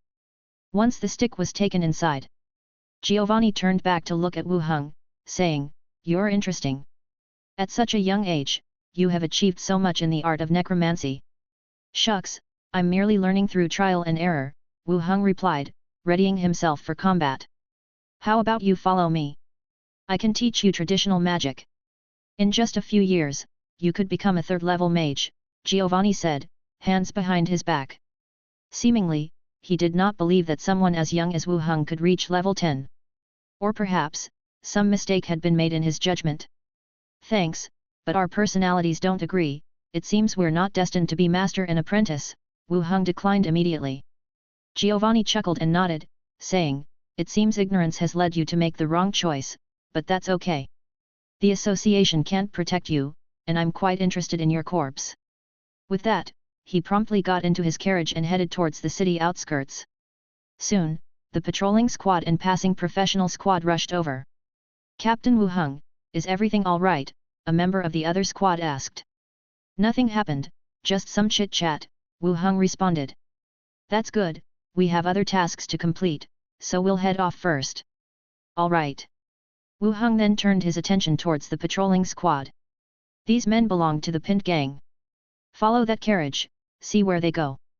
"Understood, Captain." Once everyone had left, Wu Heng noticed Wen Mancha's pale face. Helping her back to the grocery store, he asked, "What happened?" "All the informants stationed near Benasafe were killed. He traced the bodies back to me and brought me here," Wen Mancha explained. Being a necromancer, it wouldn't be difficult for him to find Wen Mancha though questioning the dead. Now that Wen Mancha was managing the city area for Wu Heng, everyone knew about her, so naturally, they would know who was behind it. However, they hadn't anticipated that the secret cultivation hall would send a 16th level necromancer. Moreover, it was clear that the man intended to kill him, although it was daytime, not the best time to execute his plan. "I'm sorry, Master," Wen Mancha bowed her head. "It's not your fault, I also want to kill him." Wu Heng reassured her softly. Knowing this wasn't necessarily a bad thing. Everyone had shown their true colors. It was a matter of who would kill who first. Chapter 279. Inside the carriage, Necromancer Giovanni was holding a white handkerchief, repeatedly wiping his hands, and said, "Didn't you want 2 special items? How come you settled for 1? Sitting opposite him, Benasafe was checking the wooden staff. Looking up, he said, he would definitely hand this special item to the association, even if the association gives him nothing in return, by then taking it back would be difficult. You always vacillate when you work, making things so complicated. If I had your achievements, I would have slapped him to death with a single palm." Benasafe put away the staff and continued to ask, "Just now, did you really intend to take him as a disciple? He does have some talent in necromancy. If he agrees, I would keep him by my side and teach him some knowledge." Giovanni's tone paused for a while, "But if he doesn't want to, that's okay, a corpse is more obedient than an apprentice." Benasafe nodded, he also did not want Giovanni to take the other party as his disciple. It would still make things complicated. Their resentment for each other would not be eliminated either. Continuing to ask, "Will your appearance in front of him this time affect the following actions?" "He is quite vigilant. How could killing a small squad leader with some talent who is only around level 8 cause any impact?" Giovanni was indifferent. Benasafe wanted to say something, but he held back his words at the last moment. Judging from the current situation, Giovanni had no problem killing Wu Heng. The carriage cabin quieted down once again. The carriage creaked on. Getting farther and farther from Lundham City, after passing through the dense forest, a mansion appeared ahead. The carriage sped up again, directly entering the mansion. At the general store, Minnie served tea. Wu Heng sat next to her, deep in thought. A level 16 necromancer, a whole rank higher than himself. A practitioner of this level anywhere would be considered a powerhouse, but he showed up in such a small place. From the previous encounter, 2 of his abilities could be confirmed. One is the use of a ghost, taking possession of Wen Mancha's body. The other is the 4 undead minions that followed the carriage. As a level 16 Necromancer, the skeletons should also be all around level 15. 5 level 4 professionals, isn't this bullying? With such a setup, it was like advanced players returning to the newbie village to bully people in a place like Lundham City. Downgrading the attack. It was quite difficult to handle. While fighting with others, he didn't feel much. When he faced the Necromancer, he only felt that this profession was really disgusting. The Yeko Kingdom's constitution restricting necromancers was reasonable. Master, shall we leave for a while? Wenmancha said softly after her expression softened somewhat. Compared to the oblivious Minnie, she understood what a level 16 necromancer represented. If it weren't for today being in the city, the other party might have simply attacked and killed both Wu Heng and herself on the spot. Necromancers, a profession dealing with the dead, are experts in both killing and disposing of bodies. Although he hasn't attacked yet, it will eventually get dark. It's only a matter of time before the other party takes action. Instead of worrying about it, it's better to leave first and come back after a while. Or maybe never come back at all. Wu Heng understood her concerns and comforted her softly, "Don't worry, it's not time to leave yet." He still had quite a few trumps up his sleeve. If it really came to fighting, he might not necessarily be afraid of him. Clatter, clatter, clatter. Urgent footsteps sounded. A ranger from Pintgang ran up from the staircase. "Captain, sister-in-law, that carriage has entered the mansion on the east side outside the city," the ranger said, panting. Wenmancha asked, "Did they discover you?" "They might have noticed that the few guards around the carriage seemed to want to approach us, but we kept a considerable distance and no one was injured." The ranger continued. "You're saying they went into the mansion?" Wu Heng took over the conversation. "Yes. What's the situation in the mansion?" The tamed beast just glanced over it roughly. "It seems like they're holding a banquet, there are quite a few nobles in the courtyard." The ranger contemplated for a moment and responded. "And the guards?" "Guards, at least hundreds of them." Wu Heng did not continue asking, he sat on the side and pondered over it. Then he said to the ranger, "All right, your task is complete, you can go back to rest." The ranger glanced at Wenmancha, and seeing that she blinked in approval, he saluted and stepped down. When his footsteps were far away, Wenmancha asked, "Master, what should we do?" "We'll go to the mansion, and attack first." Wenmancha's eyes narrowed, but she nodded anyway, "All right." Outside the city, at the mansion on the east side.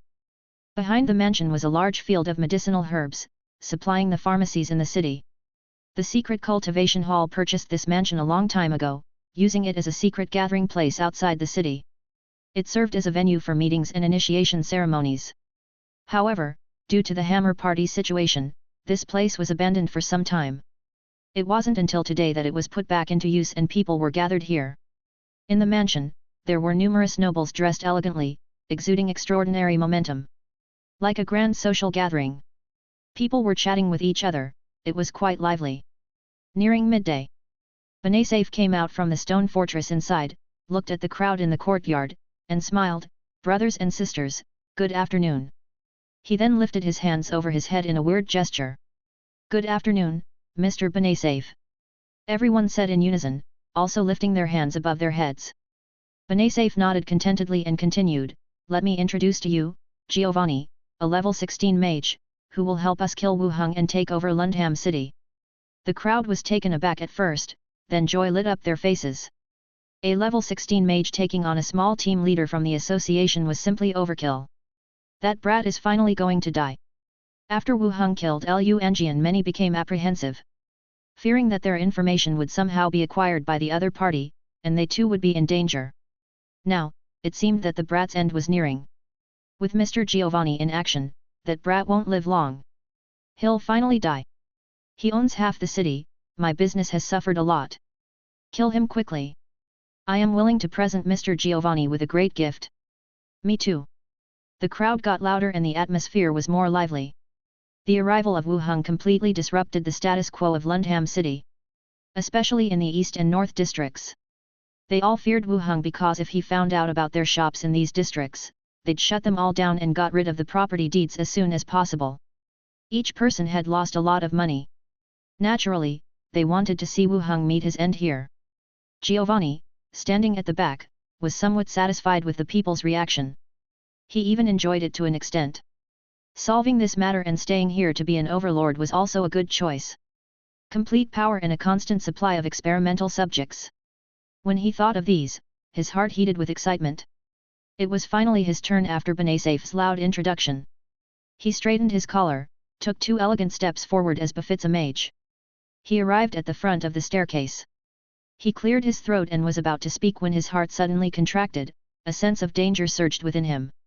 The next second, his protective item appeared and shattered, and his left shoulder was pierced in an instant. Blood and flesh splattered. Then, the sound of a bullet tearing through the air came. Giovanni's expression drastically changed. He immediately dragged the arm that was connected by a bit of flesh and hid behind the iron-armored servant beside him. Clank! Clank! 2 more bullets struck, hitting the servant's armor. The armor was punctured, and the servant was forced to retreat. Suddenly, there was the sound of heavy items falling from the sky. Everyone looked up to see strange objects falling from the sky. Boom!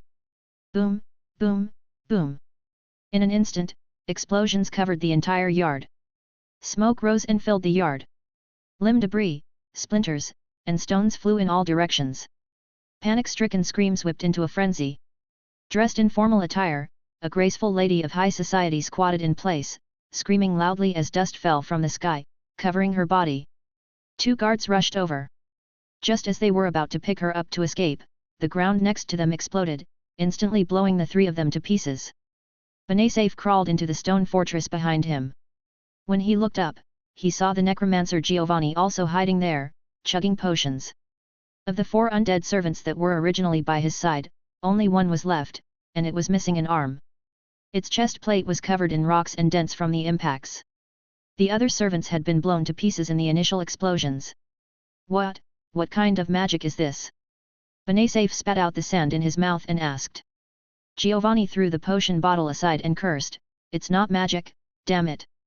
He hadn't expected to encounter such a situation in what he thought was a minor place.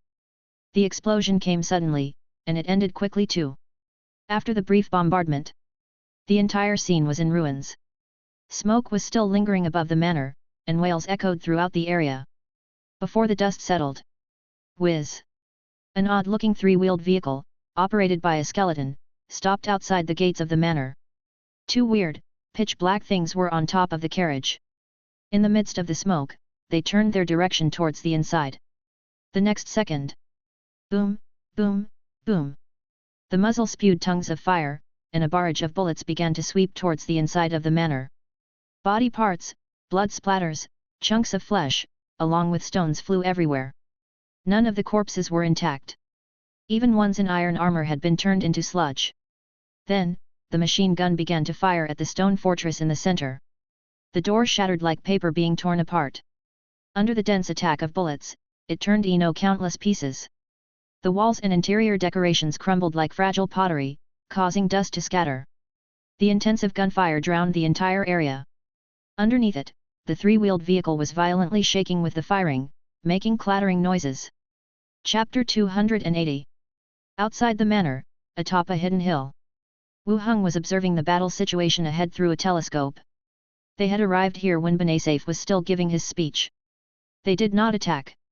Instead, they waited for the necromancer Giovanni to leave the building and enter their line of sight, then let Lai fire. But the other party was more alert and did not die even when facing a sniper rifle. Only one arm was blown off.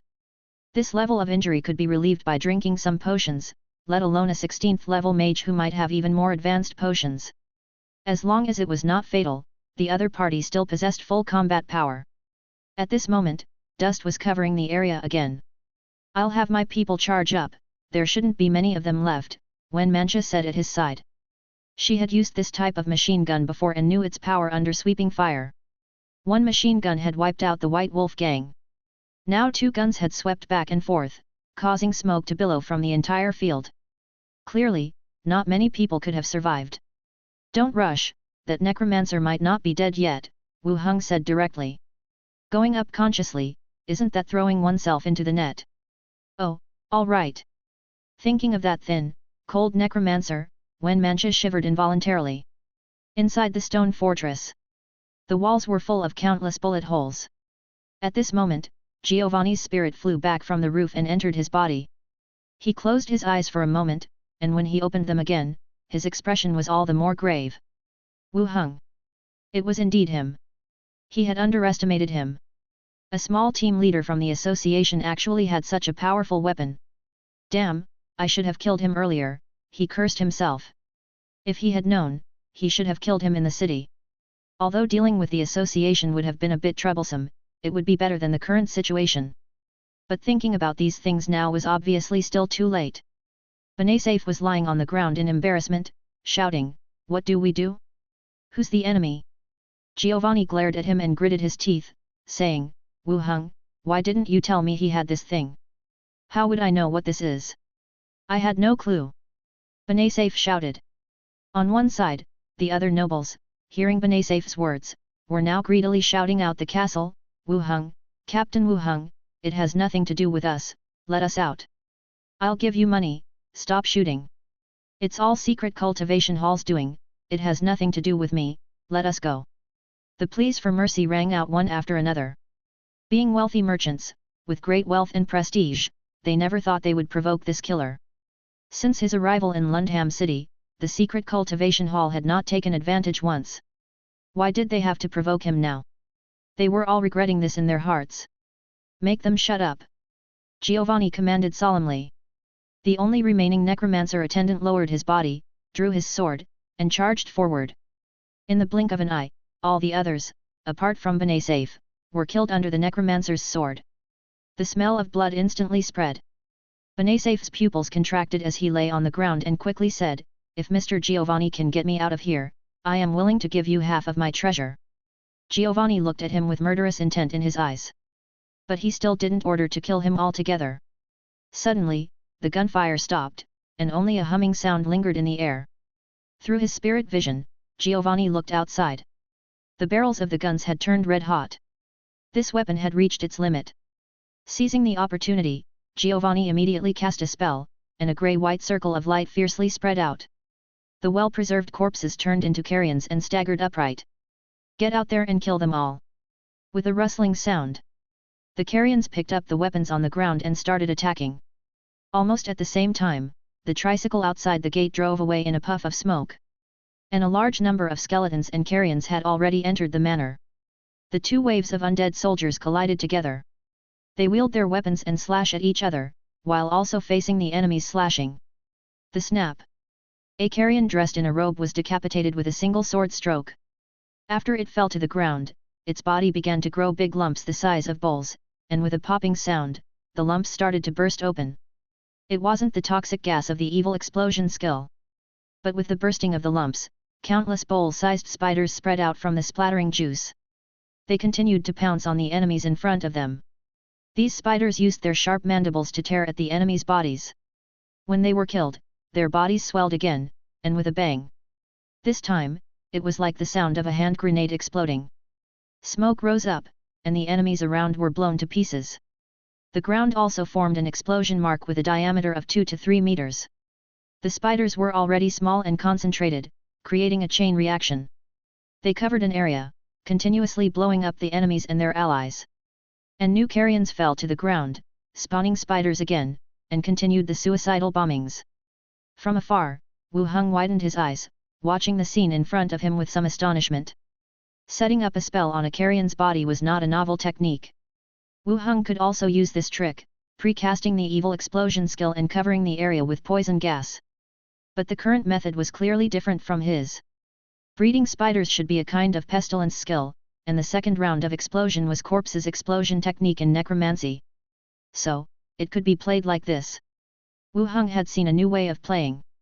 Indeed, blindly pondering on his own was not as fast as learning from the old predecessors. It could also be seen as an expansion of his horizon and an understanding of a new usage. Once he learned these two skills, he could also use them this way. The lethality would be more significant. The battle was still ongoing. There were not many people in the estate to begin with, and most of them had been turned into mud and debris by the bombing and strafing. Giovanni's face darkened even more. The opponent's necromancer soldiers were not of a low level. His own moves were effective, but clearly too few in number to compete with the opposing army. At this rate, he would be the one to die. You're on your own. Giovanni glanced at Benasafe, who was cowering beside him, then continued to command his skeleton, "Go, procrastinate." The skeletal attendant beside him dashed out. Boom! An explosion rang out. A bullet flew straight towards them, hitting the attendant's chest armor and leaving a dent. Giovanni instantly reacted, rushing out of the building and hiding behind a parked carriage. The ground was littered with dead horses and fragments of carriages shattered by bullets. Giovanni pulled out a dagger, cut the reins tying the horses, and activated the Dead Bones battlefield skill. The carrion horses all stood up. "Charge and crush them!" Giovanni pointed forward. Click, click, click. Over 10 carrion horses began to run, heading directly towards the approaching enemy. Boom, boom, boom. This time, the death of the carrion horses triggered the corpse explosion technique. Loud explosions echoed through the team. A huge gap was blasted into their tight formation. The next second, 2 skeleton horses pulled the carriage, charging out. They broke through the enemy in front, rushed out of the encirclement and sprinted down the road. As they broke through the encirclement, Giovanni glared ominously at the figure on the hill from behind the carriage curtains. Once he got away this time, he would kill him. Not just for the small bounty from the secret cultivation hall. Now it was a personal grudge. As he pondered. Suddenly, a clanging sound came from behind the carriage. Turning his head, he saw the bizarre tri-wheel vehicle closing in on the carriage at an astonishing speed. Giovanni's face changed. What were they up to? Weren't those 2 devices on top supposedly useless? Giovanni quickly cast the fireball technique, witchcraft arrow, and magic missile, launching them straight ahead. The tri-wheel vehicle dodged swiftly, with the fireball exploding behind it and raising a blast of hot air. The other magic attacks missed due to the distance and the tri-wheel vehicle's mobility. At the same time, the tri-wheel vehicle accelerated once again. In the blink of an eye, the vehicle was running parallel to the carriage. The 2 machine guns turned, pointing directly at the carriage. Giovanni's face showed even more fear. An ethereal spirit, disheveled, rushed out from his body, heading towards the skeleton operating the machine guns. At the same time, Glenda also appeared out of nowhere, intertwining with the spirit like a converging matter. Giovanni's eyes started to panic. When he was preparing to cast more swift spells, he watched in horror as 2 tongues of fire erupted from the devices. Bang, bang, bang. The intense gunshots shredded the entire carriage. Smoke and dust covered the carriage. The skeletal horses shattered, and the carriage flipped onto the side of the road. The elegant necromancer lay among the debris of the carriage, clutching his bloody chest and attempting to mutter something. The tri-wheel vehicle stopped. One of the skeletal operators stepped down, drew the long sword from his waist, and effortlessly decapitated the mage. It glanced around. Then tossed the body into the loading area, backed up, and drove off. At this moment, Giovanni's corpse fell like a puppet whose strings had been cut. All the preset spells also lost their effects. The noisy scene fell silent in an instant. Wu Heng, leading Wen Mancha and the rest of the skeletons, descended the slope and directly entered the estate. The luxurious estate had become ruins. The entire structure, including the walls, was riddled with bullet holes. As soon as they stepped into the courtyard, a figure crawled out of a deeply sunken flower bed on one side. His waist and abdomen were shattered, and blood was gushing out. He coughed up a large mouthful of blood. Upon seeing Wu Heng and his group, a look of fear appeared on his face. Captain Wu Heng, this has nothing to do with me. Save me. I can give you a lot of money. Wu Heng slightly waved his hand, and used the blazing blade to decapitate him. The head rolled to the side. Wen Mancha stared blankly at the scene. Half of the city's tycoons must have gathered here. In the past, as the wife of the small gang member, she didn't even have the qualifications to talk to them. If Rocky were still alive, he might have tried every means to offer her to one of those tycoons in exchange for some support. But now, half of the city's people were in pieces. The man who had just been killed, Wen Mancha had seen before, he ran the hallucinogenic drug business in the city. And now he was dead at her feet. Suddenly, Wen Mancha furrowed her brows. The tamed beast circling in the air spotted a figure. Benasafe, he was still alive. Master, Benasafe is not dead yet. He's trying to escape, Wen Mancha pointed to the rear of the estate. Let's go, check it out. Wu Heng immediately led his group in pursuit. They saw Benasafe limping along. His bloody hands were tightly holding a ticket, which he was tearing at the edge. Hoo! A shrill whistle sounded. Suddenly, ripples formed in the air to one side, and an iron-green train appeared out of nowhere. It stopped in front of Benasafe, and the door opened. Benasafe turned his head to look back. Before Wu Heng could raise his gun, Benasafe, holding his ticket, boarded the train. The next second, the train started and once again rushed into the waves of ripples, disappearing from sight. Chapter 281. He's not dead yet? Wu Heng stood in place, somewhat surprised. Such a heavy firepower had almost reduced the entire estate to ruins, and yet Benasafe was still alive. Logically, he shouldn't be the last one standing. Moreover, he had used the phantom train to leave this place. If he's escaped, could this cause any trouble? Wenmancha looked somewhat flustered. Today, they had killed half the nobles in the city. Even though this was Lundham City, and these people were affiliated with a secret cultivation hall. No matter what, it wasn't Wu Heng's place to kill until a warrant had been issued. Plus, a level 16 Necromancer could have friends or companions behind him. If no one survived to escape, considering the secluded location of the estate, it could still be handled smoothly. But if someone got out, things could get very troublesome. Wu Heng stood in place, quickly assessing the situation in his mind. Then, turning to Wenmancha, he said, "The wise skeleton will clean the battlefield, preserve that necromancer, and burn all the other corpses." "Oh, okay." Wenmancha nodded subconsciously. Wu Heng summoned a few skeletons over. He pulled out a similar train ticket from his space ring and tore off a corner from the middle of it. Hoo! The harsh sound of a steam whistle blared. Ripples formed from nothing, and the iron-green train reappeared, stopping in front of Wu Heng. The door opened, revealing the inside of the carriage. Wenmancha was startled. "Master, what are you doing?" "Stay here, I'm going to kill him." After saying this, he signaled the skeletons behind him to board the train. He wasn't sure whether, by using this special item ticket, he would board the same train as Benasafe, but he needed to try. It was the only way. Wu Heng boarded the train. Squeak! The door closed, and Wu Heng quickly turned around. All he could see was Skull Crusher and a few other skeletons, trapped outside the train, desperately banging on the door. Only he who held the ticket was allowed to board. Hoo! The horn blared again, and the train began to move. Damn, screwed it up. Wu Heng stood inside the carriage, motionless. His bad premonition grew stronger. His eyes could see inside the carriage, yet his ears heard no sound, and he couldn't feel the train jostling him. At this moment, he was stripped of his senses of hearing, touch, and smell. Even his ability to feel magic and compile spells was taken away. If it weren't for his still functioning eyesight, he might have doubted whether he was even alive. He stood in place, adjusting to the changes. Attempting to move, he lifted a leg and walked towards the side of the carriage. Only by seeing his leg move and his footstep did he confirm that he did indeed get up and walked.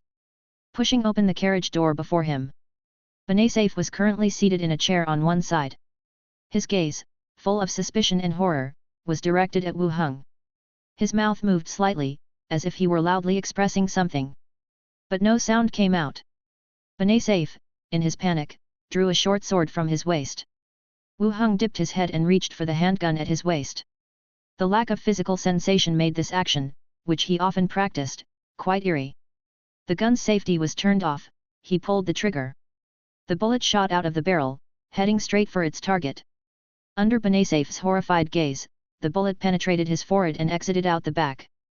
There was no spray of blood. Fear still filled Benasafe's eyes. There was some confusion in his gaze. He reached up to feel the wound on his forehead, only then did his body slump over. The entire process didn't seem to cause him any pain. Wu Heng stepped forward.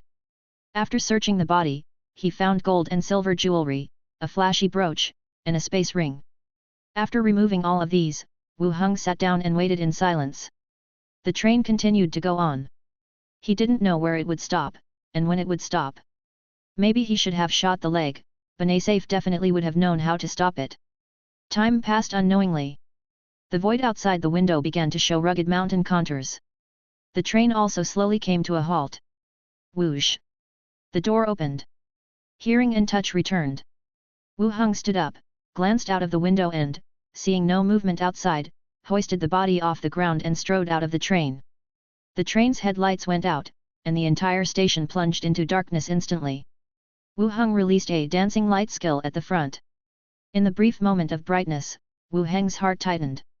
5 or 6 corpses were in his line of sight. Their armors were ruined, and the bodies were withered and shrunken. Wu Heng stood guard on the spot, but the bodies did not move, and no monsters appeared. It was only when he threw Benasaf's body to the ground, that 2 nearby corpses crumbled into fine sand with a soft sound, and their broken armors scattered all around. They had been dead for quite some time. As Wu Heng scanned the surrounding area, it was evident the place was enclosed. The surrounding walls and the roof overhead were all rugged mountain stone. Only the platform he was standing on had smooth stone slabs, forming a station. It was as if a station was hollowed out from a closed mountain. The green train behind him didn't leave, it seemed to slip into standby mode, just sitting there. Once he was sure no danger was present, Wu Heng's gaze returned to Benasaf's corpse. He hesitated between casting bone manipulation skill and communicate with the dead, but ultimately chose the latter. Chapter 282. The Godless Eyes Gaze Over Here. Wu Heng asked bluntly, "How can I control this train to return?" The corpse replied, "Use the phantom train ticket, it can take you to the place you want to go." He knew that the ticket could move the train.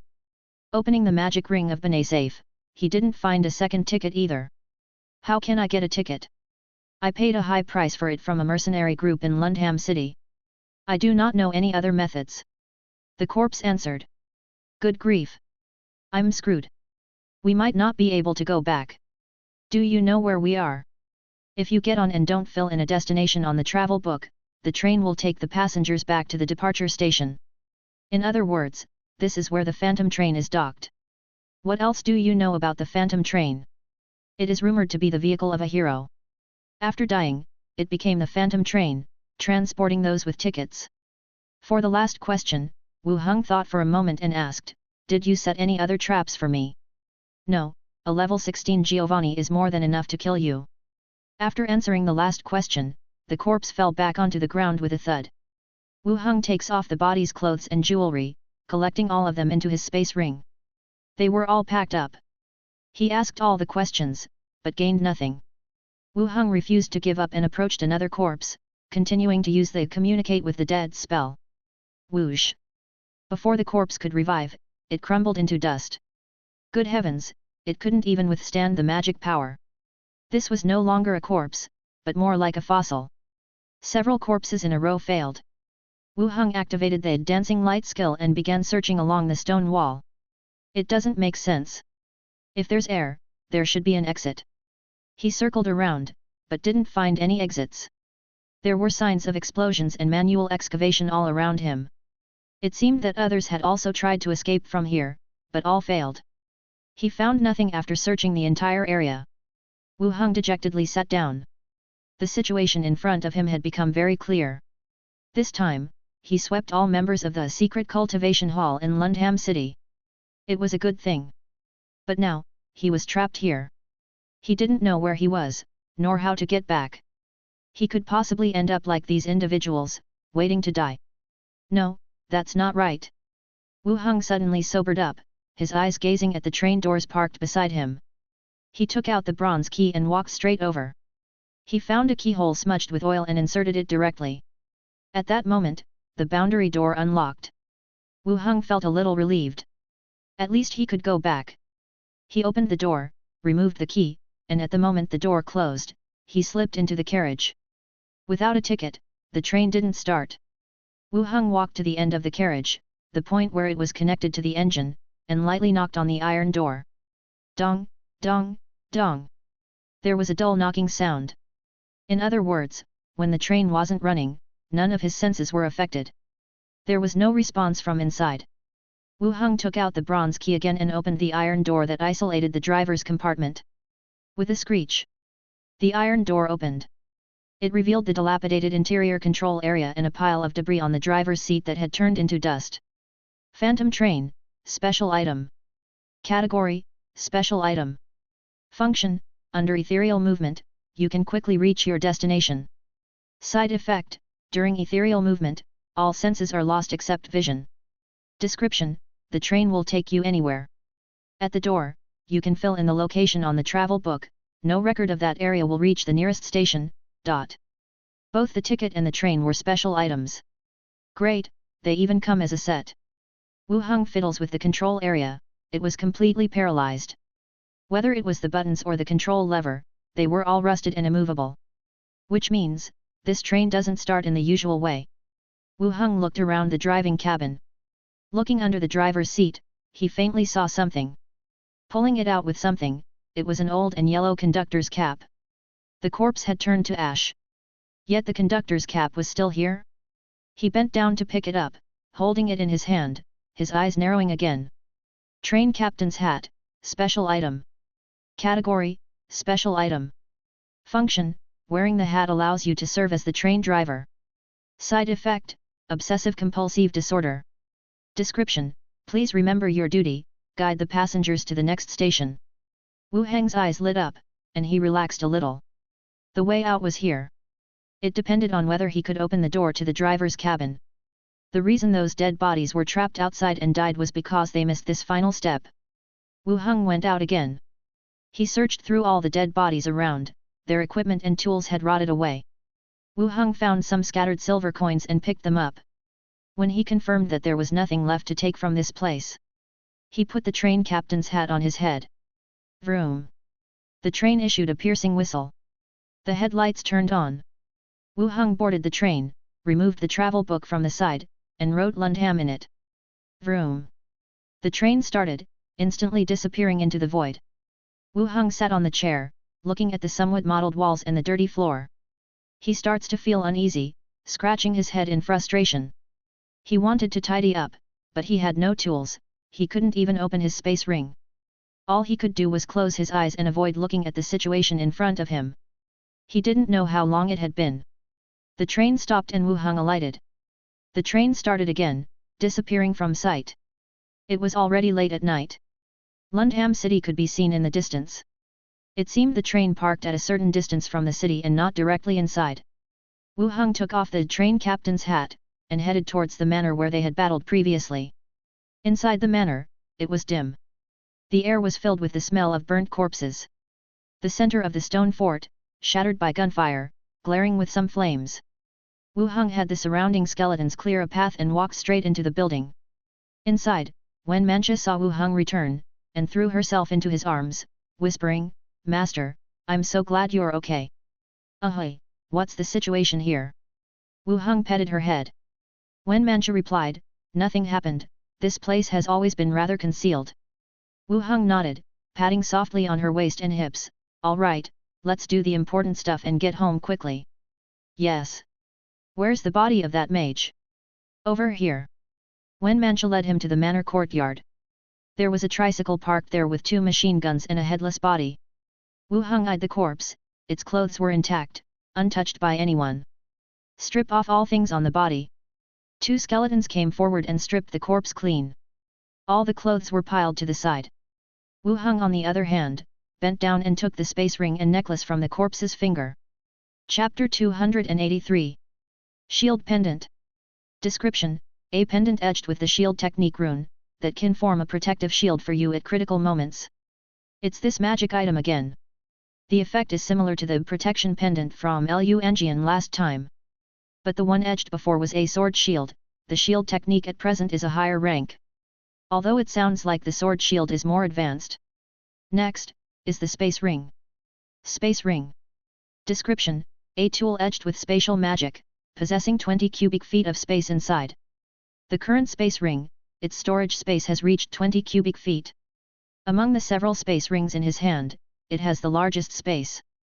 Now it seems, the space ring is not a rare item at all, wealthy merchants, and competent professionals, all wear them. The spirit communication ring reveals all the stored items within. Some personal clothing, lots of money, various tools, and a few books. He took out all the personal clothing. Ordinary clean clothes were thrown aside, and a robe among them was held in his hand. Com robe. Description: when the wearer casts a spell, the speed increases, and resistance to external interference strengthens. Another magic item. The robe originally on Giovanni was clearly a magic item too, but unfortunately, it was ruined by the machine gun and now it looks like scattered rags. This one is not bad either, Wu Heng's height is similar to his. He can wash it and wear it himself when he returns. This kind of item would at least be considered a 3-tier merit award in the association. Next, are other kinds of tools. Flamestone gloves, thermal insulated tent, organ jar, soul bottle, etc. A lot of strange and unique tools. This necromancer, he is clearly more professional than himself. Wu Heng specifically looked at the soul bottle. Soul bottle. Description: a container for storing, imprisoning souls. For storing souls. Souls are not just like Xiao Xiao and Glenda for motivating, they themselves are also materials for rituals. Or for nurturing souls. The ghost that Giovanni released and possessed when Mancha, with hair all disheveled and a bizarre appearance, was clearly a malevolent spirit raised. Upon seeing several items. Finally, the books in the ring. Pleasant deals, an island within reach, the transport route of trade, rebuttable chats, the succubus of the bedroom, rose lady. Revival technique. Looking at the strange names of each book, Wu Heng's eyes widened a few degrees. He originally thought he would see the mage's skill books, all he got out were these. They seemed like general reading material for killing time while traveling. Demons, ladies, whatnot, even some erotic literature. Skinny as a skeleton, yet has this kind of taste. He set the others aside for now. Wu Heng picked up the revival technique and glanced over it roughly. Was he learning the revival technique? Going according to the books in the space ring, the skills that have been learned are not kept inside. Revival technique. Description: you can convert a creature that has died within a minute into a critically injured state. This spell cannot revive the old dead, nor can it restore lost body parts. Revival technique? Was he learning the revival technique? Going according to the books in the space ring, the skills that have been learned are not kept inside. Only the existence of a single revival technique is a clear possibility that he is currently studying this skill. He looked at the skill description again, and he was still surprised. It can transform a creature that has died within a minute into a critically injured state. Isn't this the resurrection technique in the game? Isn't that a priest's skill? It's really weird seeing it on a necromancer. Even if it only achieves a critically injured effect, it's much better than real death. The latter sentence refers to some restrictions. Creatures that are old and dead cannot be revived, and lost body parts also cannot be restored out of thin air. The restrictions for these two kinds are understandable. If the old dead could be revived, wouldn't that be eternal life? The necromancer is really a strange profession. It involves both death and life, studying how to enslave the dead on one hand, and creating life-saving spells like life extension technique, revival technique on the other. Perhaps most necromancers, because they deal with the dead all year round, have become disrespectful towards life or despising of life. Nonetheless, a large number of people still provide assistance to the living by using the knowledge they have gained. Having viewed all the spoils of war, Wu Heng's sight persists on the corpse in front of him. As a level 16 necromancer, he wondered what the converted undead attendant would be like. He didn't think much further. He directly released the bone manipulation skill. The summoned creature exceeds the caster's ability range, instabilities increase. The familiar instability prompts appeared once again. The flesh and blood on the corpse began to fall off, and a tall, thin skeleton slowly stood up. In its hollow eye sockets, a faint blue soul fire burned. After taking a cursory look at the scene, it walked slowly to the side. From now on, you'll be called Dead Bone, Wu Heng said. A level 16 necromancer might be connected to other people or influences behind the scenes. Therefore, Wu Heng changed Giovanni's name to Dead Bone. To avoid drawing attention from others based on the name alone. The skeleton made a slight bow, and then walked to the side. Wu Heng took out some of his previous ordinary clothes from the space ring, handed them to him. Wear these first. The skeleton began to dress on the side. Wu Heng, on the other hand, continued to check its attributes. Skeleton Mage, level 16. Level, 16. Attributes, Constitution 27, Strength 16, Agility 18, Intelligence 36, Perception 25, Charm 18. Traits, Hollow Skeleton, Advanced Soul, Undead Adaptation, Necromancy Scholar. Skills, Cloth Armor Mastery, Advanced, Staff Mastery, Advanced, Short Sword Mastery, Intermediate, Arcane Echo, Knowledge of Souls, Knowledge of Haunting, Tireless Focus, Spell Artisan. Skills, Life Extension Technique, Wounding Skill, Disease Ray, Decay Ray, Curse, Communicate with the Dead, epidemic skill, withering technique, pestilence skill, evil explosion skill, corpse explosion technique, bone manipulation skill, substitute, corpse manipulation skill, substitute, dead bones battlefield, substitute. Wu Heng looked at the attributes in front of him and was slightly surprised. Level 16, yet it had higher attributes than his own. But this effect was to be expected based on his level and knowledge. It was impossible for his attributes to reach this level. The main reason was the amplification produced by taking the corpse core potion in the zombie world. It pulled him up to an unmatched height that didn't correspond with his level. It's not that its attributes were low, it's just that his own attributes can no longer be measured by normal levels. The skills and expertise of a level 16 skeleton mage were not few. Especially in terms of skills. After transforming into an undead servant, skills from other factions will all disappear, only the necromancy magic will be retained. Even so, there are still 14 skills. Wu Heng swept through them roughly, and he could understand all the other skills. It was only on the 3 skills he was most familiar with: bone manipulation skill, corpse manipulation skill, and dead bones battlefield that a substitute character appeared. Wu Heng opened them and took a look. Bone manipulation skill, substitute, the conduit, using themselves as a spell medium, substitutes for the master to infuse unclean false life force into bones or corpses, summoning them as undead skeleton attendants. Wu Heng carefully looked at it and immediately understood the meaning behind it. The dead bone in front of him was no longer a separate entity, but a pseudo-life created by Wu Heng. Therefore, even if the skills retained bone manipulation skill and corpse manipulation skill, the ownership of the spell casting will still belong to Wu Heng. It was just a subject to replace spell casting. It seemed reasonable. At this point, Dead Bone had also put on its clothes, standing aside with its hands behind it. Compared with Wu Heng and the senior female gang member Wen Mancha, it looked more like a noble. He continued to pack the tricycle and the scavenged weapons and equipment, then put them all away. "Let's go, we are going back." The army began to move towards Lundham City. Wu Heng leaned on Wen Mancha's shoulder. "Were you scared today?" "No, I'm not afraid with you here," Wen Mancha quietly said. Thinking about it, Wen Mancha's position was indeed somewhat risky. Her own level was low and she relied entirely on the title of a senior woman. "Tomorrow, let Dead Bones follow you. It will protect you." "Really? It's a waste to have a level 16 protecting me." Wen Mancha looked up. Wu Heng hugged her. "Safety first. There's no such thing as being wasteful." "Thank you, Master." The city wall was being watched by skeletons. Although the gate was closed, it was opened again to let Wu Heng and his people in. They returned late at night to avoid being seen by others. The next day, early morning, the maids each left to do their own things. Wu Heng went straight to the guild. Pushing open the door of the rest room, he saw his 3 team members sitting inside. "What? Is there a mission today?" Wu Heng asked curiously. Duke stood up quickly and said, "Captain, the other teams said someone was making trouble for you. If you didn't come today, we were going to go to your house to find you." It seemed that the teams he had met while talking to Giovanni in the city yesterday had mentioned this issue to Duke. "It's nothing. Who in the city would dare to cause trouble for me? It's just a small misunderstanding." Wu Heng sat down at the desk.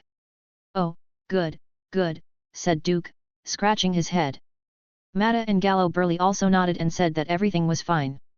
Wu Heng continued to ask, "Has our team's distinction been given yet?" With a second-class distinction, one could choose a good high-level item or special item. "It's been so many days, and there was no news yet." "I don't know," Duke answered. Gallo Burley thought for a while and said, "Perhaps the process is complex.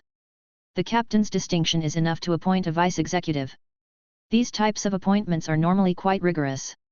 It's definitely going to take a longer time." Could be," Wu Heng nodded. Duke went on to ask, "Captain, when you become the vice-executive, find us some better missions. I don't even know if I will get the appointment. Moreover, even if I get appointed, they may transfer me somewhere else," Wu Heng replied. "But if you are transferred, what will happen to half of the city district?" Duke asked. "We'll see when the time comes." The friends sat and chatted in the room for a while. After confirming that Wu Heng was safe and the guild didn't assign them any tasks, they left the guild to attend to their own matters. Wu Heng also went back home. He went directly through the boundary door to the zombie world. The bus station inside was still busy, several cars were trading at the door. Walking out of the building, he saw Qiangzi and several others repairing a van in the yard. What happened? Wu Heng asked. Qiangzi and the others turned their heads and saw that it was Wu Heng who came out. They immediately stood up and saluted. They came to exchange resources, but their car was attacked by zombies on the way and couldn't move after they got in here. We're helping to fix it. Qiangzi patted the van. It clattered loudly. Oh, where is Li Yaheng? Wu Heng continued to ask. Sister Hong is over there at the door. Qiangzi said to someone nearby, go get Sister Hong. That person left. Qiangzi pulled him to one side, whispering mysteriously, my lord, I have an idea about weapon modification, which I want to discuss with you. What idea? Wu Heng looked at him. Qiangzi took out a crumpled piece of paper from his pocket. A sketch was drawn on it. He said, my lord, have you ever heard of the wolf shovel? Chapter 284. Upon seeing the sketch passed over, Wu Heng finally understood what he meant. The wolf shovel is a long-handled weapon. Qiangzi explained, Your Majesty, this weapon of mine, put on the front line, is definitely better than a straw fork. When the zombies attack, they are immediately pierced into a honeycomb and can be pushed back. Wu Heng continued to look at the sketch. The front was a normal spear tip, and further down along the spear shaft, there were multiple layers of forked blades. It was like a main trunk of a tree, growing dense, pointed branches. Despite the rough sketch, it was clear what he wanted to express with the help of the sketch. In the current skeleton array, the first line in the spear array uses straw forks. The branching prongs at the front can withstand the zombies' attacks. However, overall, this weapon is still limited in its effects. The wolf shovel in front of him, although it had never appeared in the other world, might be truly effective against unintelligent zombies. The idea is not bad, can you produce it? Wu Heng asked. Yes. Qiangzi immediately responded, and then said, if you think it will work, I'll study how to produce it, and we can test it at that time. Looking at the sketch, Wu Heng felt that it was worth a try.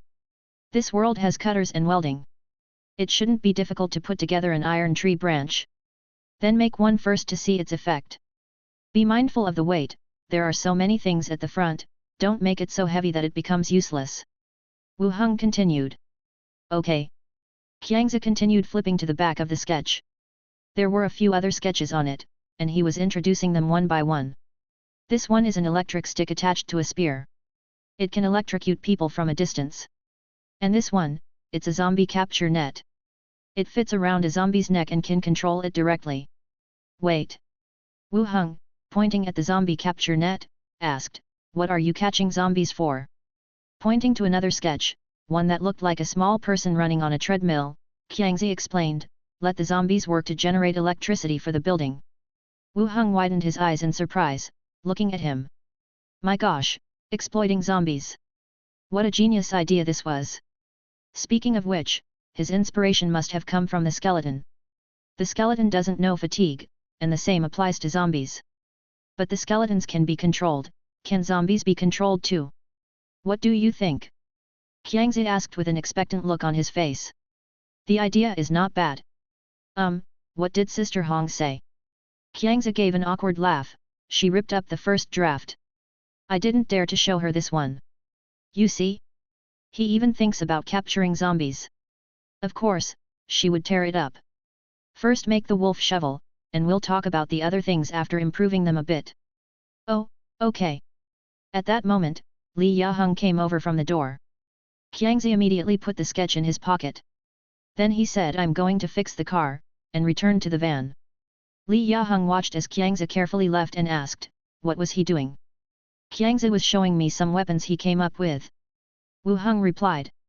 Li Yaheng raised her brow, is it more of his useless stuff? One of them isn't bad, I let him make it so we can see its effect. Wu Heng said. You believe that? Also, the zombie power generation is absolutely impossible. Li Yaheng directly stated. I don't think it's possible either.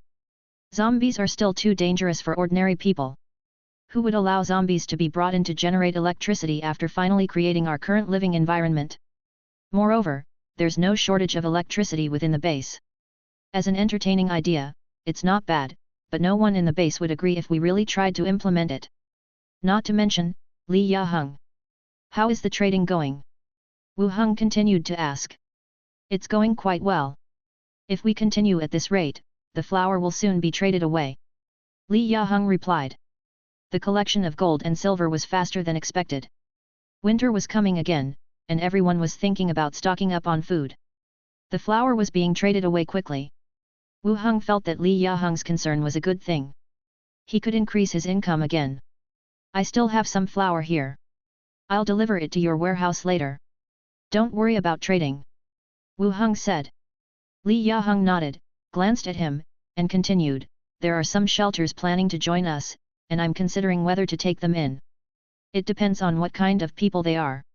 If they are just ordinary survivors, there's nothing wrong with taking them in. Just don't invite in some bad-tempered fellows.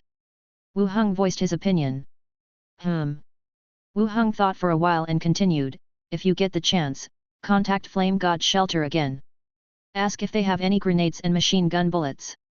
We can trade them for food. Alright, I'll contact them later. The two stood at the door and chatted for a while. Li Yaheng went to collect the traded gold and silver, and Wu Heng went to the warehouse to put all the newly purchased flour there. After that, Li Yaheng continued to busy herself with her work. Wu Heng also returned to his room and went back through the boundary door. Returning to his home. The several maids at his home have not returned. Wu Heng rearranged the spoils he had obtained. Now, he had 4 space rings in his hand, one 20 cubic, two 5 cubic, and one 3 cubic. The space ring is an extremely rare magic artifact. Even Slither, who had become a steward, did not own one. However, for some specific people, this kind of ring seemed to be not a rare item. Otherwise, I wouldn't have collected 4 of them. It could be said, such magical items can only be obtained through special channels. Rings do not have any wearing prerequisites, you can use them as long as you are willing to, even if you wear them on all 10 fingers. But that would be somewhat exaggerated and there is no need to do so. I'll keep 2 for myself, and give the other 2 to Wenmancha and Andre Willow. After deciding, I put everything from the space rings into one ring, and the rest also went into the space rings. Then I took out and looked at the revival technique that I obtained from killing Giovanni. The overall magical effect actually resembles the reversal of necromancy. It is used to resurrect the dead. At the same time, the contents of it are more profound than the books I've unlocked before. The magical terms, graphic components, have all reached a very complex level. This definitely belongs to a higher level of magic. Wu Heng read it carefully from beginning to end. Prompts appeared following this. Unlock skill, revival technique. This means, I have learned this spell. My method is more efficient, unlike Giovanni who turned the pages until they were worn out but still didn't learn anything. I unlocked it after just one read-through. In fact, thinking about it, the fact that I've been able to live until now in this world. The system played a crucial role. At this time, conversation came from downstairs. Otherwise, I would have only been able to choose a melee-related profession, or the profession of an archer to make a class transfer. At this time, conversation came from downstairs. Minnie, Andre Willow, and Wenmancha all returned at once. They were chatting chirpily about something. After dinner, Minnie continued to train with Bahudong. After this period of training, Minnie's movements became more standard. It's also not like her initial excited fist of a man anymore. Her physique and appearance, however, still worried others who might bully her. One can easily tell if a person has lethal experience or has killed during a standoff. With Minnie, her aura lacked the previously mentioned aggression. But it's no matter, after all, training is always beneficial, even if you can't win a fight, at least you would be able to run faster. Wenmancha, this is for you. Wu Heng took out a 5 cubic space ring and handed it to her. Wenmancha naturally knew what a space ring was, somewhat uncertainly she asked, is it for me? Yes, with your increasing responsibilities, having a storage tool will be much more convenient. Wu Heng said. Wenmancha took the ring, her face full of joy. In Lundham City, even among the lords in the inner city, only a few have space rings. And now she actually has one. Wu Heng continued to take out a 3 cubic ring and handed it to Andre Willow. Where, this one is for you, it'll come in handy when managing the general store. Thank you, Master. Where also showed a joyful expression. Wu Heng felt himself being watched. Raising his head, he spotted Minnie, who was still throwing punches, yet, from the corner of her eye, was staring at him as if she was waiting for her gift. After some thought, he took out a gold necklace. Minnie has just become a professional, she won't need a space ring, I'll give you this necklace. Once you reach a higher level, I'll prepare a space ring for you. Minnie immediately looked delighted, but she shyly said, the rings are already given to the sisters, I won't need it. Come, let me put it on you. Wu Heng beckoned. Minnie quickly walked over and sat on the floor with her back to the sofa. Wu Heng put the gold necklace on her delicate white neck, whispering, don't show it off when you're outside, careful of thieves and robbers. But aren't they all under Sister Wen Mancha? Wen Mancha was taken aback and twisted at her waist. After the group downstairs chatted for a while, each returned to their own rooms. Wu Heng came out of the bathroom after a bath, just about to return to his room. The door to Andre Willow's room was slightly pushed open. The small girl with white beastly ears peeked out slyly and said, Master, the accounts for this period have been balanced, let me explain to you. Oh, all right. Wu Heng nodded and followed her into the room. On the other hand, when Mancha came out of Wu Heng's room, having seen Andre Willow's room, she scolded in black cat ears, this little girl. After saying that, she headed off to her own room. Inside the room, the electric lights illuminated the room. The two of them sat at the desk. Andre Willow stretched out her hand wearing the ring, and explained the accounting situation item by item. Wu Heng heard this after a while and nodded with satisfaction. Actually, regarding the amount of goods, he didn't pay much attention, but Andre Willow, whom he has a contract with, will not subjectively do anything harmful to him. The accounts were so clear, there could be no loopholes. It's very good. Wu Heng nodded, then thought of something and said, aren't your people helping out with the shop? Give them the standard wage as workers from other shops. Master, you've saved them by buying them back, that's already once, it's unnecessary. You and Minnie live here, they also need to eat and wear clothes normally, how can they live without wages? Just give them a normal wage. Thank you, Master. There is gratitude in Andre Willow's eyes, her face blushing a bit, also, thank you for the ring. Seeing her so moved, Wu Heng wrapped an arm around her shoulder, as long as you like it. Andre Willow looked up at him, her heart pounding, she clenched her hand with the ring, stuttered, I will work hard, and manage the shop well for Master. Seeing her adorable reaction, Wu Heng patted his thigh and said, come over. Chapter 285. Andre Willow's face turned even redder, she took a cautious glance at the room door and then gently sat on his lap. Her fluffy tail stiffened. Wu Heng felt the comforting softness wrap around him. He didn't expect Wei Er to be so full-figured despite her slim appearance. He gently stroked her plush tail. Andre Willow's body stiffened even more. She nestled into his chest, wrapping her arms around Wu Heng's neck, her chin resting on his shoulder, she gasped, Master, stop teasing. Wu Heng raised his hand to wrap around Andre Willow's waist and gave her earlobe a light lick. He picked her up, placed her on the bed beside him, and began to undo his belt. Andre Willow covered her face with both hands. In a blink of an eye, she was completely naked. Her giant tail was all that shielded her most private area. When the noise ceased, she timidly peeked through her fingers. He was sitting across from her, admiring her.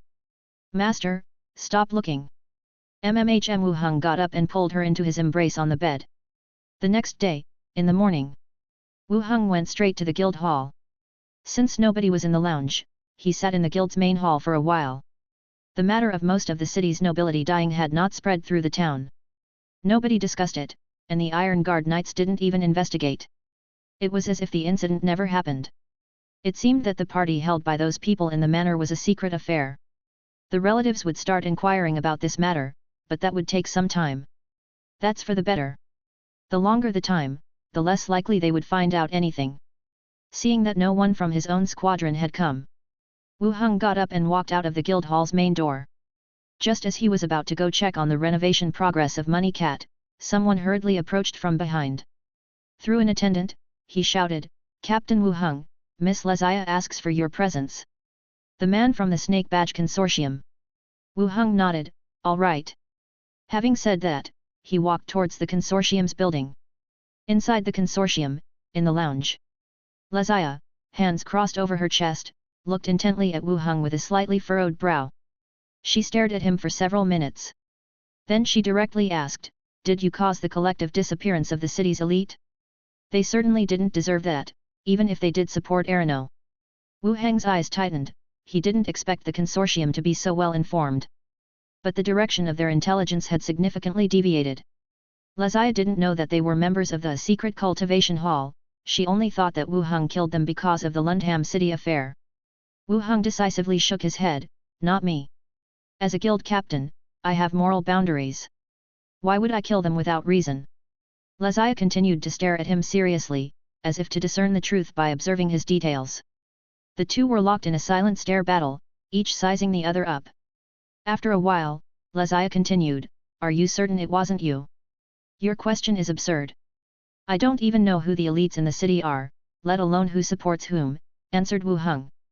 Lazia glanced at him a couple more times, thinking that he did make sense, but based on her instincts, she said, humph, I can't completely believe you. Wu Heng counter-questioned, did someone ask you to investigate? No, but ever since the city's elites started leaving or going missing, my work has become increasingly difficult. Lazia leaned back in her chair and sighed. I thought it was something serious, so you're worried because business is bad. Just a casual inquiry, Lazia lightly clapped her hands. An employee walked in from the door, holding 2 skill books, placing them reverently on the table. Lazia introduced, I've collected 2 skill books for you. Wu Heng nodded, hunching over for a closer look. Withering technique, fake death technique. Both were undead skills. Wu Heng took a glance and directly put them away. These skills, in reality, wouldn't have much use. He directly said, help me find pestilence skill and corpse explosion technique please. Lazia once again called the employee and began filling out the commission form. Then she asked, has the guild's appointment come yet? No, the process seems quite complicated. You won't be transferred, will you? Lazia looked at him once again. Wu Heng raised his eyebrows and jokingly asked, can't bear to part with me. Of course, there aren't many elites left in the city. If you leave, who will I rely on to conduct my business? Humph, women. The two chatted for a while, and the commission was finally completed. Wu Heng bid her farewell and promptly left the consortium. Upon returning home, Wu Heng went straight back to the study, taking out the 2 newly acquired skill books to examine them. In the afternoon, the skills were unlocked consecutively. Skill unlocked, Withering Technique. Skill unlocked, Fake Death Technique. He proceeded to the zombie world, emerging from a room in the vicinity. It seemed to have rained last night. The air was filled with a humid, fetid smell. It was good, in a sense, because it washed away the traces of blood and rotten flesh left after the battles all over the place. Just as he pressed the walkie-talkie to summon Li Ya-hung, his hand stilled as he pushed back a window and leaned out to listen carefully. The enhancement of his senses made his hearing and vision greatly surpass ordinary people. Amid the chaotic noises, he caught the faint sound of gunfire. And it was very intense. Gunshots? The garage had no guns, and the place where the gunshots were coming from was a considerable distance away from here. Was Flame God Shelter clearing out zombies? It shouldn't be. They had a safe passage through this area and they shouldn't be engaging zombies in battle. And firing their guns here? This was calling for death. He pressed the walkie-talkie again and called Li Ya-hung. As he opened the door to go downstairs, Li Ya-hung was coming up from below. Going out? Asked Li Ya-hung. Instead of answering, Wu Heng counter-questioned, did anyone fire a gun nearby? Not sure, haven't noticed anyone firing a gun. Li Ya-hung shook her head. Call everyone from the convoy, let's go out for a while. All right. The convoy was heading towards the source of the gunshots. By now, Li Ya-hung and the others could also hear the harsh sound of gunshots. The zombies along the way were all attracted by the gunshots and scattered. Wu Heng didn't let the convoy close in, stopping them at a safe distance. Soon, the spectral Xiao Xiao flew back from the air and the distant gunshots abruptly ceased. Xiao Xiao dove into the vehicle and gesticulated, there were several bad guys over there. They should be dead now. Bad guys? How did Xiao Xiao know they were bad guys? Li Ya-hung asked. They got into a fight. They said they wanted to rob stuff at the intersection, which attracted a horde of zombies. So, 2 of them started to fight, and the firearms went off in all directions. Wu Heng and Li Ya-hung shared a glance. Both of them looked a bit surprised. Nice going, someone was waiting here to rob the refugees coming for a trade. That was a good plan indeed. I'll go take a look, Wu Heng said. Okay. Xiao Xiao replied, spiraling half around and diving into Wu Heng's body. A scene immediately appeared in his mind. Xiao Xiao, following the sound of the gunshots, easily found the location where the fight had just happened. From a ramen shop by the road, bullets were being fired incessantly, knocking down the zombies outside. Xiao Xiao flew into the store, where he spotted 6 people. Only 2 of them had guns, and the remaining had spears made of metal pipes. Someone was swearing loudly, "We should not have gone to rob them, now we are about to die here. Damn it, I was doing it for us all. Did you not play with the women we captured or eat the food we took? Now that we are in danger, you are scared," the other person retorted. "I deserved everything I got. If it wasn't for," one of them was cursing. Unaware, the back of his gun-holding hand was bitten by a zombie. The rest of the people were startled when they saw him get bitten. Another gun was aimed at the man who got bitten. The other side also showed a terrified face, shouting, "If I die, none of you will live." Bang! Bang! Bang! The gunfire resumed, but this time not towards the zombies. They were shooting at each other, striking the wall and raising a dust cloud. The zombie horde from outside rushed in, killing the remaining survivors. The gnawing went on until nothing was left. "So, how was it?" Li Yaheng asked. "Those people are all dead now."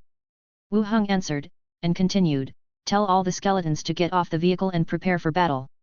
Clatter! Clatter! Groups of skeletons leaped off the trucks, forming a tight formation in front. "Move forward!" Clatter! Clatter! The skeletons moved forward with their spears, marching in large strides. The zombies that were about to disperse from the streets immediately noticed the approaching group of skeletons, and charged towards them with heart-wrenching screams. Wu Heng was watching the distance to the target. "Throw the spears, now!" Whoosh! Whoosh! The spears came down from the sky again and again. Crowds of zombies were impaled and fell to the ground. After the javelin attack, Wu Heng ordered another attack. Big Guy and other skeletons transformed from mutated zombies, led ordinary skeletons to charge forward. A large number of zombies were knocked to the ground, and close-range fights began. The spear-wielding skeleton lines moved forward, fighting against the zombies. A cacophony of battle echoed all around. Night fell. Zombies in bits and pieces, dragging their bodies, continued to crawl over. They were crushed into meat mud by Big Guy. Wu Heng walked over, checked the vehicles of those survivors. There were 4 cars in total, 2 of which were filled with flour and photovoltaic panels. They must have been intercepted. The other 2 were the living supplies of these people. A pity they were of no use now. Wu Heng walked into the shop and collected both guns and bullets. After some thought, he used the communicate with the dead on a body that had turned into a zombie. It was the ruthless person who was first bitten by a zombie and then sprayed bullets at his companions. The corpse opened its eyes and involuntarily uttered a hoarse "heh" sound. "Where did you get the guns?" Wu Heng asked. "There's a military base ahead. We got them from there," the corpse replied. "Is there a landmark infrastructure over there?" "There's a Green Peak Living Plaza. Are there any remaining supplies or weapons there?" Wu Heng continued to inquire. "Lots of military vehicles and weapons." After answering the questions, the body lay down again. Zombies could only answer 3 questions, and only those they had witnessed before being infected. These guys were lucky enough to have gotten 2 guns. As Wu Heng left the shop, he said, "Let Qiangzi and the others drive these cars back." "Okay." Li Yaheng took out a walkie-talkie, and the convoy in the distance turned on their headlights, driving directly over. Wu Heng continued to have the skeletons clean up the battlefield, collecting all the bodies. Then he unleashed Dead Bones Battlefield, and a large number of skeletons stood up. They kept busy until late at night, and didn't return to the bus station until then. Li Yaheng followed him back to their quarters right away. The next morning, early. Upon returning to Lundham City, Wu Heng first went to the association to check in. He had hardly stayed in the lounge for a minute. Knock. Knock. The door was knocked. "Come in." The door was opened just a bit, and an employee poked his head in. Respectfully, he said, "Captain, the executive asks for your presence." Wu Heng's eyes narrowed, having an idea. "Looks like the results are out." "All right." Leaving the restroom, he went directly to the executive's office. Pushing the door open, the executive Gomez showed a soft smile. "You called for me, sir?" "Yes, the headquarters sent the appointment, you are now the vice executive." Chapter 286. Vice executive? Upon hearing Gomez's words, Wu Heng felt a stir in his heart. After so many days, there was finally a result, and he had been appointed to be the vice executive. Gomez looked at his calm expression and said curiously, "You don't seem excited at all about being a vice executive. There are probably not many people your age who can take up this position due to their merits." Wu Heng let out a suitable smile and said, "I am indeed quite excited." "Congratulations," Gomez added. Looking at the appointment letter in his hand, he felt a sense of lamentation. He had read Wu Heng's resume. From an ordinary special envoy in Blackstone Town, to a squad leader in Lundham City, and now the vice executive in just over a month. His growth rate was simply too fast. If he hadn't been working under him and witnessed the amazing things he had done, he would have thought there was something fishy going on. "Scary." "Thank you, I owe a lot to your guidance," said Wu Heng politely. "Your growth rate is so fast that I can't even keep up." Gomez passed the appointment letter to him and continued, "Keep the letter safe. Present it to the new executive when you arrive at your assigned location. You'll receive the reward for your merits then." Assigned location? A new executive? Won't he be staying in Lundham City? Assigned location? Yes, it's written here. "The location is called Gold and Silver Island," said Gomez. Wu Heng took a glance at his appointment letter. The upper half was the executive's appointment letter for the vice executive, while the lower half noted the assignment location. Dazzling Sea Gold and Silver Island. Position, vice executive, to start within 30 days. They had assigned him to a faraway place, even requiring him to set sail. Momentarily, Wu Heng felt that this appointment seemed more like a burden. Although he only had half of Lundham City, it was more than enough for his stable development. He had established a supply exchange with the base in the zombie world as planned. Having all his plans disrupted by this sudden reassignment was hard to accept. "Executive, can I apply to stay here?" Gomez looked at him and said, "An appointment to be a vice executive isn't as simple as being a squad leader. Finding a vacant position is already difficult enough, you can't be picky." Seeing that Wu Heng looked a little upset, he continued to comfort him, "What's there to worry about? You just have to venture out for a while. When an opportunity presents itself, you can always apply to come back." These words somewhat eased Wu Heng's mood.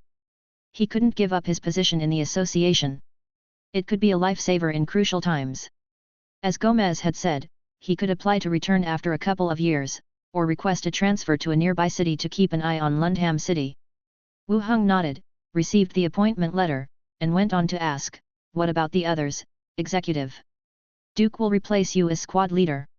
Mata and Gallo Burley do not have new assignments, but their merits have been recorded in their records. When the time is right, they can also rise up the ranks." Gomez handed over another appointment letter, "Give this to Duke. From now on, you're no longer part of Squad 12. The association will make an official announcement." Duke was to be the squad leader. He was only 14, quite a feat. Mata and Gallo Burley didn't receive new assignments, presumably the association had their considerations. Especially for Gallo Burley, who had just joined the squad for 2 days and already had a second-class merit and 2 third-class merits. It might be suspected that he was deliberately placed there. Wu Heng took the appointment letter, "Then I'll head back first." Gomez nodded, "Go prepare. Let me know when you're leaving, I'll see you off." "Okay." Wu Heng responded and left the room. On his way back to the dormitory, he flagged down 2 workers and asked them to gather everyone from the squad. City Lord's mansion. 2 figures sat in the grand hall. One was the City Lord, Arano. The other was a burly man with shaggy brown hair, dressed in a blue suit that looked filled out as if he was wearing armor underneath. The maid served drinks for the 2 of them and was about to leave. The burly man grabbed her and slid his hand under her skirt. The maid was startled, but she dared not resist. She looked for help towards City Lord Arano, who was not far away. But he merely glanced at her without uttering a word. The burly man said, "So, you gave up half of your city because of a newly transferred squad leader?" Arano sighed and spoke in a helpless tone, "What could I do? Either give up the entire city or give up half of it. What I did minimized the losses." "Hat. What will you do next? Help me get it back. You've signed an agreement, and he is a squad leader from the association. Do you want me to kill him? How can I take it back without a valid reason? Arano was at a loss for words. Given the current situation, there weren't many good options. Just as the two were immersed in silence. Tap, tap, tap. An urgent sound of footsteps echoed, one of the servants walked in briskly. Arano's already unhappy face turned even darker. What's all the fuss about? Have you no manners? The terrified servant immediately knelt down to perform the ritual courtesy, whispering, Master, there's new information from the association. Oh? What news? The servant got up, walked quickly to him, leaned over, and whispered something in his ear. Arano, who had been looking rather serious, instantly brightened up and asked, Really? Yes, it's true. The news from the association is that the Beastman Kid will now lead Squad 12. Chapter 287. Arano immediately said, Keep him closely monitored. Inform me immediately if he attempts to leave Lundham City. Yes, sir. The servant dashed off. The burly man across the room pulled a maid into his arms, his questioning gaze raised, What happened? That Wu Heng has been transferred away by the association, he's leaving in a few days. The man's eyes lit up, Oh? Really? It's definite. Once he's gone, everything will be easier. The man thought for a moment then said, All right then, have my army move into the city. Once he leaves, I'll help you reclaim half the city. Upon success, I will share 20% of the profit with you each year. Agreed. The man stood up, lightly tapping on the maid, Come to my room. At the association, inside the team's rest room. 3 team members had already returned. Wu Heng first explained his impending transfer. Before he could say anything else, Duke cried out in shock, Ah! Captain, aren't you the vice executive here? What are we going to do without you? You'll be the new leader of Team 12. Ah! Me a team leader? I can't handle that!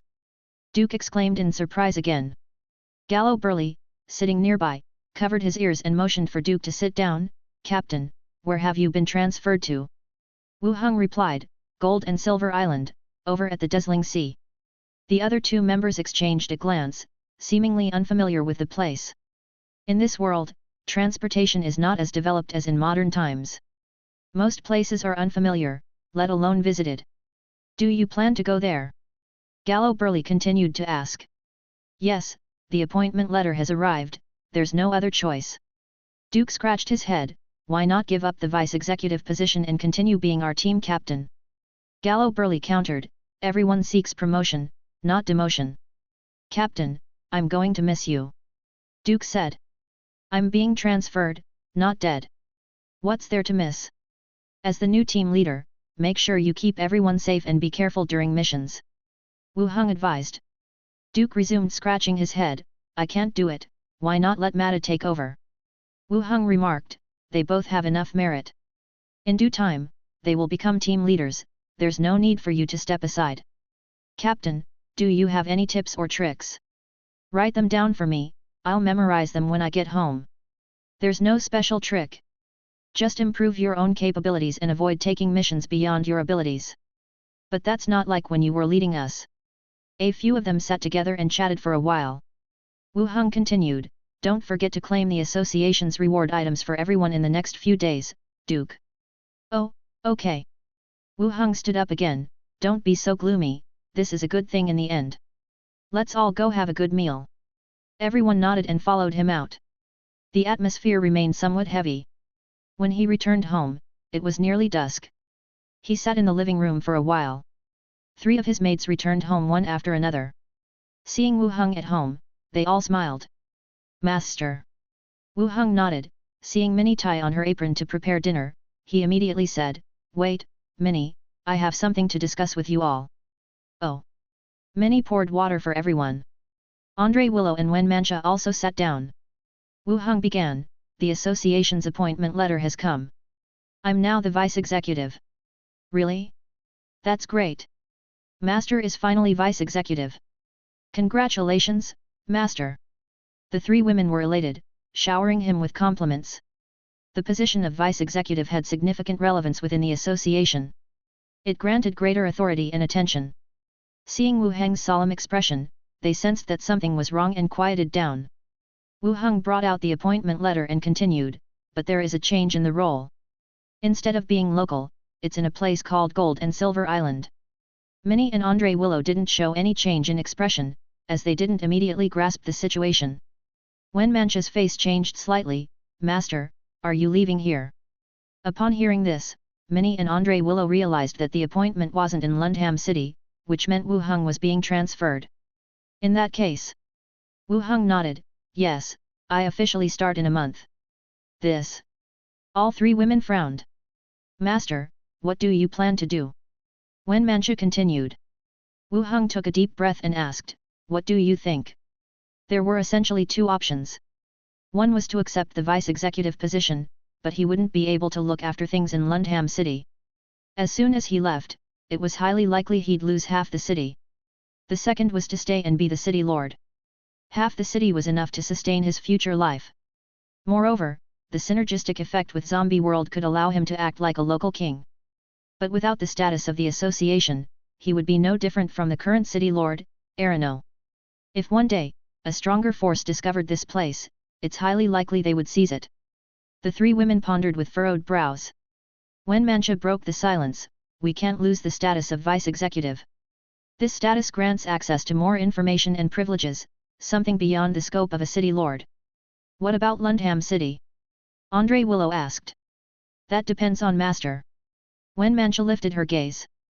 Leaning back on the sofa, Wu Heng made eye contact with her and said, "When Mancha, you will be the city lord. I want to go with you. We don't know what the situation is like on Gold and Silver Island. Maybe the location isn't good. After a few years, I might request a transfer back, so we can't abandon this place." Wu Heng explained. "I may not be capable enough. I can't trust anyone else. Only you would give me peace of mind." Blushing, when Mancha responded, "I might be able to manage a guild, but I'm not sure I can handle managing a city." "No worries.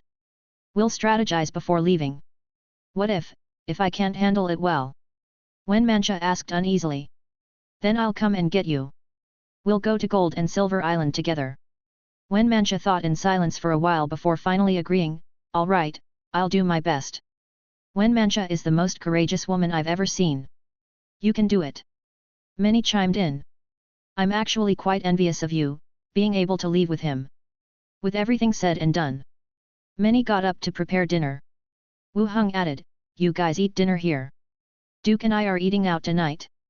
Remember to lock the door." "Okay." After giving instructions, Wu Heng headed out. Wu Heng left the building. He got on his tricycle and left Lundham City straight away. Upon reaching a secluded area, he took out the train captain's hat and put it on. Woo! The sound of a train whistle echoed, and a military green train appeared. With a clatter, the train door opened. Wu Heng boarded and picked up a timetable from one side, writing down Blackstone Town. The door closed and the train disappeared. Chapter 288. By the time they reached Blackstone Town, dusk had fallen. The journey that was supposed to take 4 days, was over in half an hour. The phantom train was indeed a useful special item. Wu Heng gazed at Blackstone Town in the distance. Compared to Lundham City, it seemed much smaller. As he approached the town walls, the guards eyeing him suspiciously. After presenting the association's credentials, he was unopposedly let in by the guards. "The association, executive office." "Knock, knock, knock." A gentle knock on the door, and Slither's voice was heard from inside, "Come in." He opened the door and walked straight in. Slither looked up, seeing Wu Heng. She first looked surprised, then delighted. Then she quickly collected her smile and asked, "What brings you here?" Wu Heng came in, sat down on a sofa, poured himself a cup of tea, and said, "Just missed you." "Don't talk nonsense." Slither quickly looked at the door, then asked, "Is the money cat's work done? Didn't you say you'd write to me when it was all set?" Having said that, Slither immediately reacted and asked uncertainly, "Have you received your appointment? Otherwise, how do you find the time to come here?" What a quick-witted woman! Wu Heng took a sip of tea, nodded with a smile, "Yes, the appointment letter is down, and now I'm the vice-executive." "Did you come to show off?" Slither raised an eyebrow. No. The position assigned to me is called Gold and Silver Island, have you heard of it? Slither frowned slightly, thinking about the location of Gold and Silver Island. Then she pulled out a map from the drawer and carefully compared it, her face growing more and more unpleasant. She looked up at him, and asked with a seeming confirmation in her tone, the Gold and Silver Island in the dazzling sea. Yes, it seems to be an island in the sea. Slither beckoned, Wu Heng got up and walked over, standing beside her. Slither pointed at an island in the vast sea on the map, Gold and Silver Island. The map was one of those old linear patterns, but the marked locations were very clear. Around the Gold and Silver Island were many individual small islands, seemingly part of an archipelago. What a headache, to establish a division in such a place. Wu Heng muttered under his breath. Slither ignored him and said to herself, the Gold and Silver Island, a rich maritime land, located on the sea route, full of wealth. Wu Heng stood beside her, his hand on her shoulder, and asked, which country owns it? Do they reject undead mages? Slither picked up her tea, then put it down, lightly brushed his arm, and said, they probably don't reject undead mages, and as for its nationality, well, it's pirate territory. Wu Heng was taken aback and asked in return, the association has branches in pirate territory. Normally they wouldn't, but since you're being transferred there, that means they do. Damn it. Slither took a deep breath, her chest rising and falling, and said, what's going on with you? Why are you always assigned to such chaotic places? Wu Heng defended himself, I wanted to stay in Lundham City as vice-executive, I don't know why they assigned me there. Slither sighed, frowned, and thought for a moment, then said, the executive's evaluation has a significant impact on the movement of members.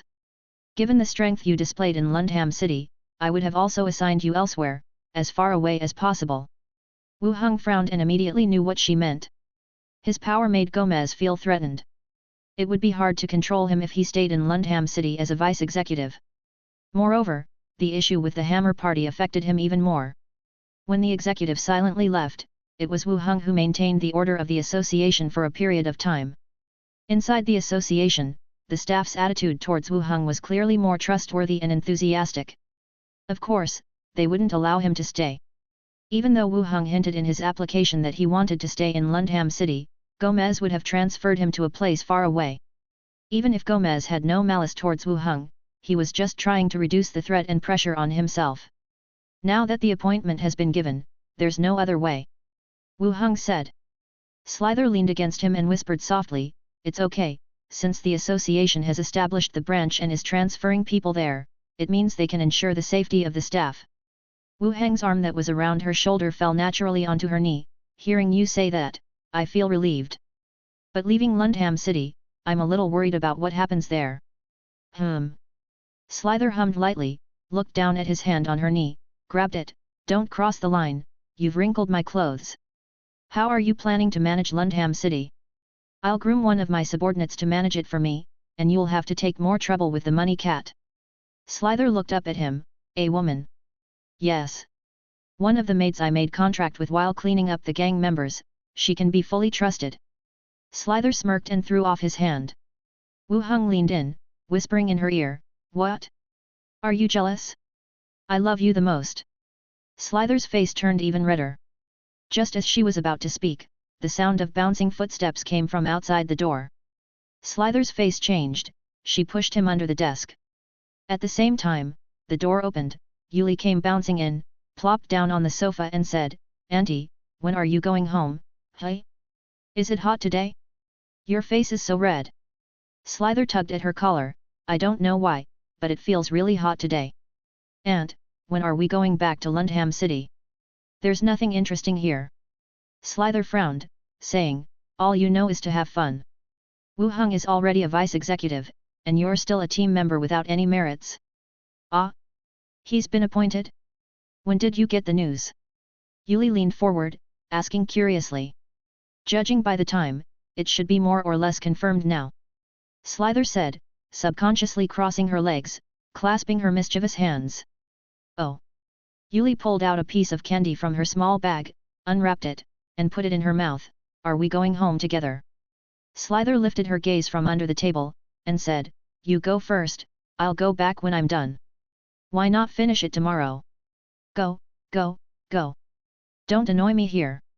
Yuli pouted her lips, turned around with her hands behind her back, and left the study. Close the door. Oh.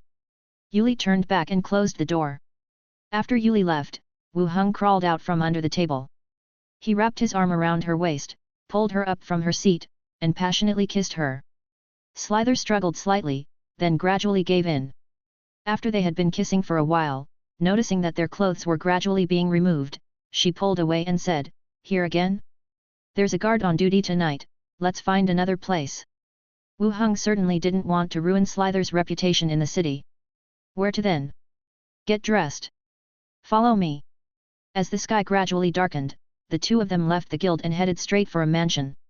Slither took out a key, opened the door, and went in. Wu Heng followed. "This is your house. It's yours. Just left it for you. You're acting like a fool." As the door closed, Wu Heng lifted her up in his arms. "Who are you calling a fool? The bedroom is over there." Slither, wrapped around him, staggered into the bedroom while continuing to kiss him. They both collapsed on the bed. Slither used some strength from her waist, pushed him directly onto the duvet, picked up a ribbon from the side, blindfolded him, and said, "Don't move." She then began to leisurely undress herself and him. She put on a black corset, and climbed onto the bed. Through the not-so-tight blindfold, some of her soft, fair, and plump body could be vaguely seen. As she moved, it wobbled enticingly. The corset seemed to be under enormous pressure from her movements, and the ribbon around her chest became tighter. After asking in a purposely bewildered manner about what she was doing, Wu Heng then felt a weight on him, something warm and smooth settling at his waist. Late into the night, the two leaned against each other. Slither looked up and asked, "So tell me, who are you planning to hand the city over to? How did you get to know them?" Wu Heng was taken aback. Damn, she remembered that. After thinking for a while, he told her the story of how he met them and signed the contract. Am I better or is she better? Even though Wu Heng sometimes lacked emotional intelligence, he knew how to answer this. You are better, in looks, figure, and status. Why are you asking this? Don't you know how attractive you are? At least you have some conscience. Wu Heng laughed. Don't compare yourself to others. You're unique in your own way. Slither gave him a shy punch, and continued, then I'll prepare. I'll bring people over in the next few days. Before you leave, I'll make sure everything is handled properly. Okay, great. They talked for a while, then returned to each other's arms under their mutual caresses. The next day, early morning. They both got up early. After Slither was cleaned up, she went straight to the guild. Wu Heng also left the city and returned to Lundham City by train. When he returned home, the maids weren't there. Wu Heng called on the Skull Crusher and Blood Axe skeletons that were on standby last night, opened the boundary door, and went in together. Zombie world. Coming down the stairs, Li Yaheng came over from afar. Wu Heng asked, have you checked the Green Peak Living Plaza area? People have been sent to check along the way. The closer we get to that area, the more zombies there are. We can't confirm the situation at the scene. Li Yaheng said. Have the convoy prepare. We're going there today. His own appointment made him have to speed up the process. Okay. Li Yaheng agreed, walking quickly to prepare. Chapter 289. The number of people dispatched with each departure increased. It was no longer one person per vehicle, a companion was also assigned to the co-pilot seat to deal with any unexpected emergencies. Given the current number of people in the shelter, it was sufficient to make such an arrangement. On the bus blared blissfully. Li Yaheng, gripping the steering wheel, glanced at Wu Heng beside her, and said, I've been in touch with Flame God Shelter. They currently have no plans to exchange ammunition. Previously, after finding the grenades handy, they'd planned to have Li Yaheng procure some from Flame God Shelter. However, it now seemed that the other party wasn't planning to sell to them so readily. The reason wasn't hard to guess. Flame God Shelter's current status was due not only to Ma Xiang awakening his superpower but, more importantly, their armored vehicles and modern weapons. These weapons weren't just useful in times of crisis. They were also enough to deter other shelters. Having weapons and not having weapons made a big difference. It made perfect sense that they were not planning on making a trade at this time. Without any special requirements, who would exchange their ammunition? Wu Heng nodded, no problem, when they need resources, they will naturally trade with us. Li Yaheng grunted in agreement. She continued, by the way, the main station just released some new information, and it's pretty shocking. What is it? They said according to their tests, the average strength and speed of the zombies have increased by about 40%. And it could keep increasing. A frown appeared on Wu Heng's forehead. He already knew that the zombies were gradually getting stronger. Because now after the regular zombies converted, there were now level 2 and 3 zombies. This implied there was also a boost in their attributes. The main station had obviously done some testing and provided more accurate data. The zombies all over the world were strengthening. This was not good news for the survivors. Zombies were evolving with time, while human awakening did not show significant progress. Did the main station offer any countermeasures? They suggest that all shelters speed up the cleanup of nearby zombies. The longer we wait, the harder they will be to kill. They also urge disaster control commands in all areas to rescue surrounding survivors. Li Yaheng finished her sentence and added, and many other shelters, like ours, have ordered strong crossbows, presumably for cleaning up zombies. Last time, Flame God Shelter swapped 10 of the strong crossbows. There were only 2 left in Li Yaheng's possession, and she needed to keep them for her own use. There was nothing left to sell. Okay, I'll figure something out, Wu Heng said. He was about to be reassigned. He was not sure if he could finish the first batch of strong crossbows. The convoy pressed on. There were more and more zombies. On both sides of the road, zombies were continuously drawn to the convoy and swarmed onto the road, thudding against the sides of the vehicles. Even with the addition of the metal plate at the back, the vehicle was still swaying with the constant onslaught. Li Yaheng took out the walkie-talkie, asked, "Any issues with the lead and tail vehicles?" Soon, a response came through the walkie-talkie, "No problem with the lead vehicle, we can still move forward. There's a bit of a bump on the tail vehicle, but it's not a big concern." The drivers of the convoy were all veterans who had been out with Wu Heng many times and had seen plenty of zombie hordes. Despite the impact of the zombies, there was no noticeable fluctuation in their tones. Li Yaheng pressed the walkie-talkie again, saying, "Prepare to slow down and clear the zombies when we get close to the intersection." Received. The lead vehicle accelerated, and the entire convoy also began to move forward quickly. The convoy, braving the horde of zombies, moved forward a few hundred meters. A signal came from the lead vehicle to start slowing down. The convoy pulled over, and the skeleton army quickly jumped off the vehicles, killing the approaching zombies around them. At the same time, the spearman skeletons quickly took formation, rapidly charging at the horde of zombies chasing after them. Wu Heng opened the car door, and glanced towards the back. He gave an order to Big Head Skeleton, who was still sitting in the car, "Spearman skeletons, prepare to hurl the spears." Whoosh! Ish! The spear-throwing skeletons that had formed a team removed the throwing spears hanging from their bodies and assumed a spear-throwing posture. Release! Whoosh! Iron spears rained down like raindrops. The chasing zombies fell in heaps, trampled into mud by the zombies at the back. Keep going! Whoosh! Whoosh! Iron spears kept falling, and zombies kept falling layer by layer. When they had finished throwing the spears, the zombies charged directly at the spear formation and began a fierce fight. Members of the original automobile repair shop were not surprised at the scene before them. Taking advantage of the break, they ate and drank to restore their strength. However, the new people who joined the convoy were trembling, unable to suppress their panic. There were so many zombies right there. Were they going to take them head-on? And with cold weapons, no less. "Are you cold?" Qiangzi looked at the man with glasses in the seat next to him. The man was not old and looked scholarly, his hand clutching a machete was shaking while his eyes were glued to the rear-view mirror. "I'm not cold," the man with glasses swallowed. "Can we win this?" Qiangzi unscrewed his water bottle and took a sip. "What kind of question is that? Why would we stop the convoy if we couldn't? Are we here to just offer ourselves up to be killed? I didn't mean that, there's too many of them.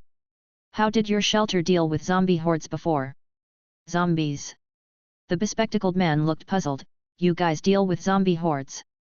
"Of course, how do you think we cleared out the passenger station?" Qiangzi retorted. Just as the man with glasses was about to speak, a creaking sound interrupted him.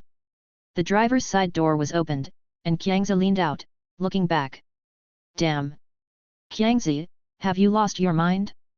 What if you get bitten? The bespectacled man exclaimed, stretching out his hand to pull Qiang's belt. Hey, don't pull my underwear, are you a pervert? Didn't Sister Hong forbid us to leave the vehicle? I'm gathering material, you wouldn't understand. Brother, I have a weak heart, please close the door.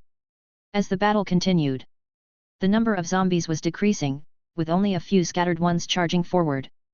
They were slashed down by skeletons wielding war hammers and battle axes, their heads severed from their bodies. The bodies of the zombies littered the entire street. The stench of blood was thick and suffocating. Wu Heng commanded to clean up the battlefield, and the skeletons started to remove the bodies at once. They moved back to the bus. Li Yaheng took out a tablet, called up an offline map, and said, if we turn at the intersection ahead and go a bit further, we will reach the Green Peak Living Plaza. Wu Heng took the map and glanced at it. With a thought, Xiao Xiao flew out from his body. Hovering in mid-air, she looked at him and asked, what's up? Xiao Xiao, do you see the intersection ahead? Ah. Turn right, then there's a plaza, go and check if there are any dangers, Wu Heng directed. Okay. Xiao Xiao didn't say anything further but directly passed through the bus, disappearing from sight. The convoy stopped for a while. Xiao Xiao turned her head and flew back. So many zombies. Let me see, said Wu Heng. Xiao Xiao nodded and dove back into his body. In his mind, the images Xiao Xiao saw just now immediately appeared. After turning at the intersection, there were quite a few zombies along the way, and the closer they got to the plaza, the more zombies there were. When they reached overhead of the plaza, it was already filled with zombies. Among them were zombies wearing bulletproof vests, still holding rifles in their hands. With stiff movements, their fingers occasionally pulled the trigger, with bullets striking the ground. This caused chaos among the nearby horde of the undead. On the side of the plaza, there was a military green off-road vehicle and 2 military trucks parked.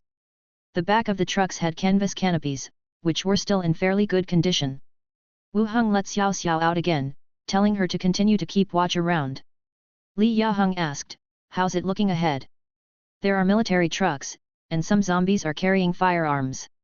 After a moment of silence, he speculated, it's possible that a rescue team came here to deal with the crowd, but something went wrong, and they were left behind. Even now, many shelters, or some survivors without radios, were still waiting for the arrival of rescue teams. It seems that even small groups are unable to carry out rescue work under the current situation. In contrast, places like the Flame God shelter or the auto repair shop could at least take in nearby survivors. Li Yaheng sighed and asked, what do we do now?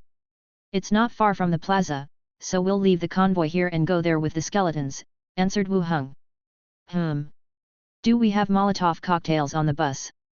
Yes. Get them off. Yes.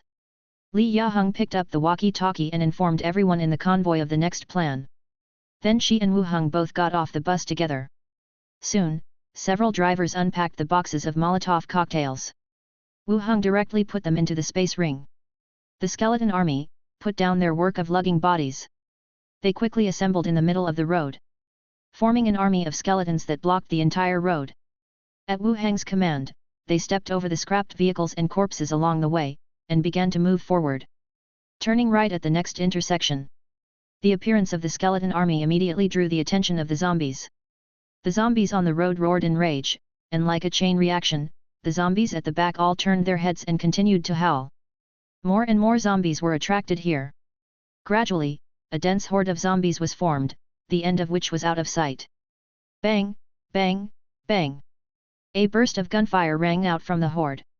The claw-waving zombies pulled their triggers, dropping a group of zombies around them. At the same time, it also served as a kind of signal. The horde of zombies, like a gathering flood, surged and rushed over. Throw spears, go! Whoosh! A rain of iron fell. A large number of zombies fell. Those which tried to stand up were trampled into a pulp by the running zombies from behind. After several waves of spear throwing, a large section of zombies had already fallen. But even more zombies were still rushing forward. Soon, like waves, they lunged at the first row of skeletons. The screams, the sound of weapons hacking, and the sporadic gunfire from the zombie horde filled the entire space. Wu Heng took out the boxes of Molotov cocktails. Without lighting them, He handed them directly to a few skeletons named Skull Crusher and Battle Axe, throw them into the horde. Whoosh, whoosh, whoosh. The glass bottles kept flying out and smashed into the horde. It toppled a large number of zombies, and the glass bottles broke. Once they were all thrown, Wu Heng directly cast the fireball technique towards the sky above the horde. The fireball exploded in the sky, and the burning shrapnel fell into the horde. Whoosh! Flames soared into the sky, quickly spreading around. It blocked off the entire street, with zombies continuously crossing the fire, continuing to attack the skeletons. The grease skill has a certain casting distance and needed to be close to the front of the skeletons to be released. He missed the time to release it just now, but the Molotov cocktails could produce better effects. The fire kept blazing, swallowing up one zombie after another. Wu Heng continued to look back at Lai Yi and said, "Find a position and take out the ones holding guns. Don't let them get into the fire." With a rifle on his back, Lai Yi quickly left, climbing onto the second-floor balcony of a shop on one side. He didn't use a sniper rifle, but set up an ordinary rifle and pulled the trigger. Bang, bang, bang. With each targeted shot, the weapon-wielding zombies were taken down. Chapter 290. The fire gradually died out. The horde of corpses instantly collided with the band of skeletons. Spears pierced the bodies of the zombies, while the skeletons in the back, wielding iron swords and axes, hacked the zombies squeezing in from above to pieces on the ground. Blood and severed limbs splattered everywhere. The entire sky seemed to be covered by a bloody hue, rendering it a dark red. "Big guy, scary claw monster, you go too," Wu Heng said as he surveyed the scene. Big guy thumped his breastplate with force, leading the remaining mutated skeletons into the horde of zombies. He swung his arms like flails, sending hordes of zombies flying about like flowers scattered by a celestial maiden. Scary claw monster, on the other hand, climbed up the walls and occasionally scooped up zombies, crushing their heads. "Advance, full army!" Wu Heng commanded.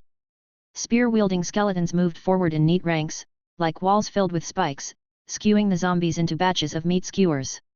Any zombies that slipped past were further minced by the skeletons wielding swords in the back. The battle went on from daylight right into the night. The whole road was littered with bodies, with orange firelight popping up here and there. Cars were abandoned on the roadside, billowing smoke. Squish! The scary claw monster crushed the head of the last zombie. The entire battlefield began to quiet down gradually. "Be on guard all around, allocate some to clean up the battlefield, and move all the corpses to both sides," said Wu Heng. Crack crack! The standby skeletons resumed their actions, with some surrounding the area and others starting to move the corpses. Wu Heng led a few skeletons to a green off-road vehicle. The car door was half open and not closed. The car was loaded with some material and bullets. It was also apparently a military vehicle. He then proceeded to inspect the other two military trucks. Jumping into the truck body, Li Yaheng took out a flashlight and illuminated the surroundings. Inside the truck, there was a layer of cover. Upon lifting a corner of it, Wu Heng found boxes of first aid kits and some compactly packed compressed dry food. All the covers on the vehicle were then uncovered. This exposed the full view of the military supplies inside. There was also a special package. After opening it, there were some well-arranged earpieces inside. Wireless earpieces? What a good item! Wu Heng picked one up, examined it, then put it back. He proceeded onto the other vehicle. Once completely uncovered, it revealed various guns and boxes of ammunition. So many bullets! "Yes, it seems this is not a rescue team but a withdrawal team," said Wu Heng. A rescue team would make room in their vehicles to accommodate survivors.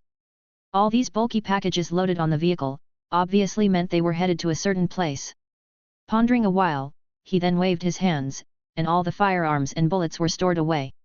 Whether or not to distribute firearms to the other members of the base, this was something to be discussed on return. At least for now, this could not be revealed. Li Yaheng did not say anything but asked, "Drive straight back. Rest in the car for the night, and tidy up the surrounding area during the day tomorrow." "Okay." Li Yaheng directed the car convoy to come near. The convoy's lights were turned on as they drove over. After giving everyone instructions, Li Yaheng also went back to rest in the passenger car. Back in the passenger car, Wu Heng had already laid out blankets on the ground. Li Yaheng freshened up with the items in the car, undressed, and cuddled up to him. Lying on his chest, Listening to his heartbeat, she said, the zombies are still getting stronger. What if they awaken their superpowers? Humans would really stand no chance then. Wu Heng gently stroked her smooth back, turned over to press down on her, and said, don't worry. Even if they get stronger, it won't be to that exaggerated extent. Li Yaheng hummed lightly and pouted her mouth. She cooperated with her lover to slightly lift her waist, and continued, I really envy those of you who awaken superpowers. After drinking the potion twice, I haven't felt any effects. The potion made from a level 1 corpse core mainly improves physique, it wouldn't awaken superpowers so easily. But didn't you awaken very early on? This shows that the level 1 did have an effect. Wu Heng smiled and lifted his loose top. Li Yaheng said, don't remove it, something urgent might happen at night. Just leave it like this. Wu Heng nodded, lifted half of his shirt to cover his eyes, said, don't worry about the superpower thing. Wait until the level 2 potion is developed and try again. Regarding superpower, Wu Heng was not very optimistic. The results of the awakening were not as pronounced as he had imagined. After Ma Xiang, the flame god, awakened his fire superpower, the most lethal trick that he had was to throw out a fireball. There wasn't much difference compared to his fireball technique. If superpowers only had such effects, it would be better to choose a professional career instead. When the timing was right, Wu Heng could completely give Li Yaheng, or others in the base, career scrolls. After completing a career, all properties could be improved, and there was a complete inheritance and training system. Realizing that her eyes were suddenly covered by the lifted shirt, she was about to pull it off as she said, what are you doing? I can't see anything now. Wu Heng grabbed her two arms and pressed them above her head, and said, be good, don't move. Li Yaheng turned her head away, and hummed softly, this way, I'm a bit sensitive. That's why it's fun. Keep the noise down, you also don't want your subordinates to hear it, right? Humph, pervert. The deep night rumbles on, only Li Yaheng bites her lip, releasing a soft groan. The next day, morning. Qiangzi and the others followed the nearby shops for a preliminary scavenging. Skeletons were incessantly loading various supplies onto trucks. They were busy until noon, gradually filling up several trucks. You all take these back first. Wu Heng said. Li Yaheng nodded, letting the convoy start the return trip with the supplies. In addition to what they had scavenged, there were also a few military trucks and materials from last night. This was a significant haul of resources. After briefly instructing them, the convoy left laden with supplies. Wu Heng, accompanied by Li Yaheng and his skeleton army, proceeded to utilize the Dead Bones battlefield ability along the road. As the grey-white rings swept over again and again, swathes of skeletons stood up and joined the ranks. Upon reaching level 10 and unlocking the skills Arcane Echo Necromancy, the consumption of these abilities reduced and the recovery of spiritual power also increased. This significantly increased the efficiency of transforming skeletons. By midday, the convoy had returned. Leaving a portion of the skeletons to guard the area, it now made it easier for Li Yaheng and the others to scavenge any remaining items. He then accompanied the convoy back to the bus station. They returned to Lundham City through the boundary door. Lundham City was still in broad daylight. After having lunch in a nearby pub, Wu Heng went directly to the guild. Upon entering the hall, the staff and some members of the squad greeted him. Good afternoon, Vice Executive Wu Heng. Vice Executive, we'll see you off when you leave. My lad got some talent, can you please take him as your apprentice? The constant shouts of Vice Executive almost made him feel afloat. Wu Heng nodded with a smile, please, I'm just the Vice Executive, it's too much.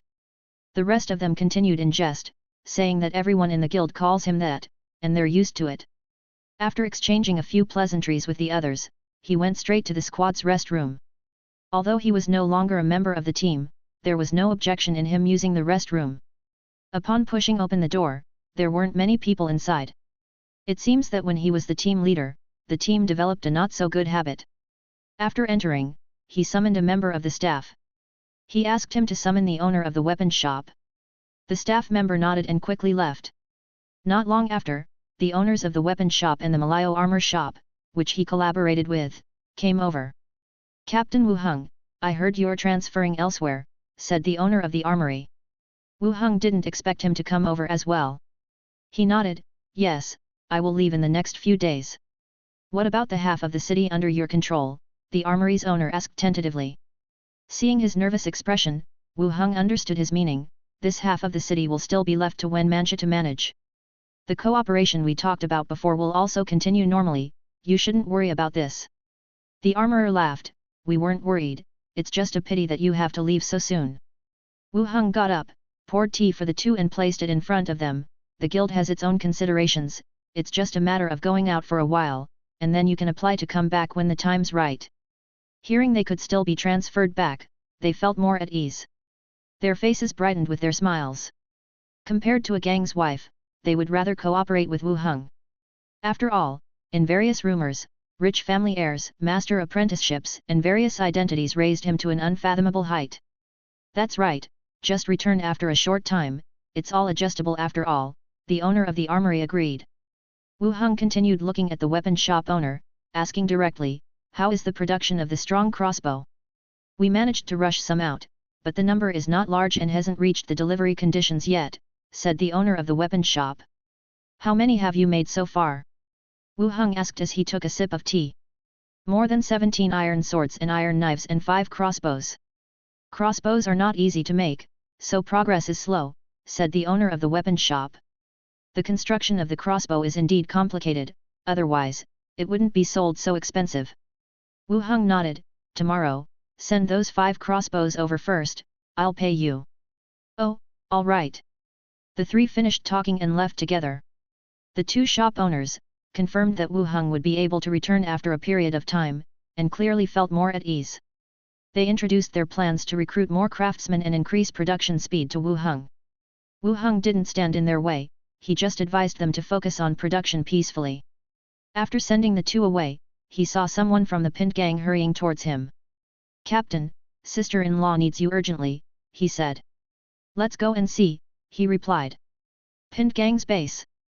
Wu Heng looked at the body lying in the center of the courtyard, his brows were furrowed. A young-looking girl wearing a local-made outfit. Her skin was covered in bruises and cuts, she seemed to have suffered ill treatment before her death. What happened? Wu Heng asked. Mancha looked at the girl who had been held by an arm by a member of the gang next to her. The girl freed herself, fell to her knees, and repeatedly bowed in front of them. With a crying voice she said, I beg you, master, to avenge my sister. Wu Heng looked at the young, thin girl. What's going on here? Chapter 291. After sighing softly, Mancha explained, this child's sister, a servant in the city lord's mansion, was sent back today, said to have fallen to her death. They gave 2 silver coins as funeral expenses. Even if Wu Heng didn't perform an autopsy, he could tell it was definitely not death from a fall. Besides, with 2 silver coins, you wouldn't be able to buy a slave, let alone an iron sword. 2 silver coins, it seems like a casual dismissal. Mancha glanced at the child standing to one side, and continued, this kid dragged the corpse, kneeling before half of the gangs in the city, and eventually heard someone say that I'm not scared of the city lord, and thus came here. In Lundham City, deaths were nothing unusual. People who got killed in gang fights didn't even have funeral expenses. Mancha let the child in because she knew that the corpse came from the city lord's mansion, and she might get some useful information from it. Thump, thump, thump. The little girl bowed down again, tearfully pleaded, Master Captain and Madam, please avenge my sister. I'll definitely repay you. She wept while bowing down. It looked like she and her sister had a deep bond. Help her up, Wu Heng said. 2 core members of the gang helped her to her feet. How would you like us to help you take your revenge? Wu Heng looked at her. I don't know, as long as I can take my vengeance, the little girl bit her lip firmly, her tone resolute. How to take revenge? They didn't even know who killed her sister. But she wasn't willing to give up, believing that as long as she could avenge her sister, that would be enough. Wu Heng thought it over and said, we need to discuss this. Can we give you an answer later? Okay. Wu Heng turned to his gang members, take her to the tavern across the street for something to eat, and bring her back later. The little girl shrugged off their hands, can I wait here? Mancha approached her and ruffled her hair, we need to discuss things internally, and we can't let outsiders stay. You go eat something first, and come back later, and we will tell you the result. Well, okay then.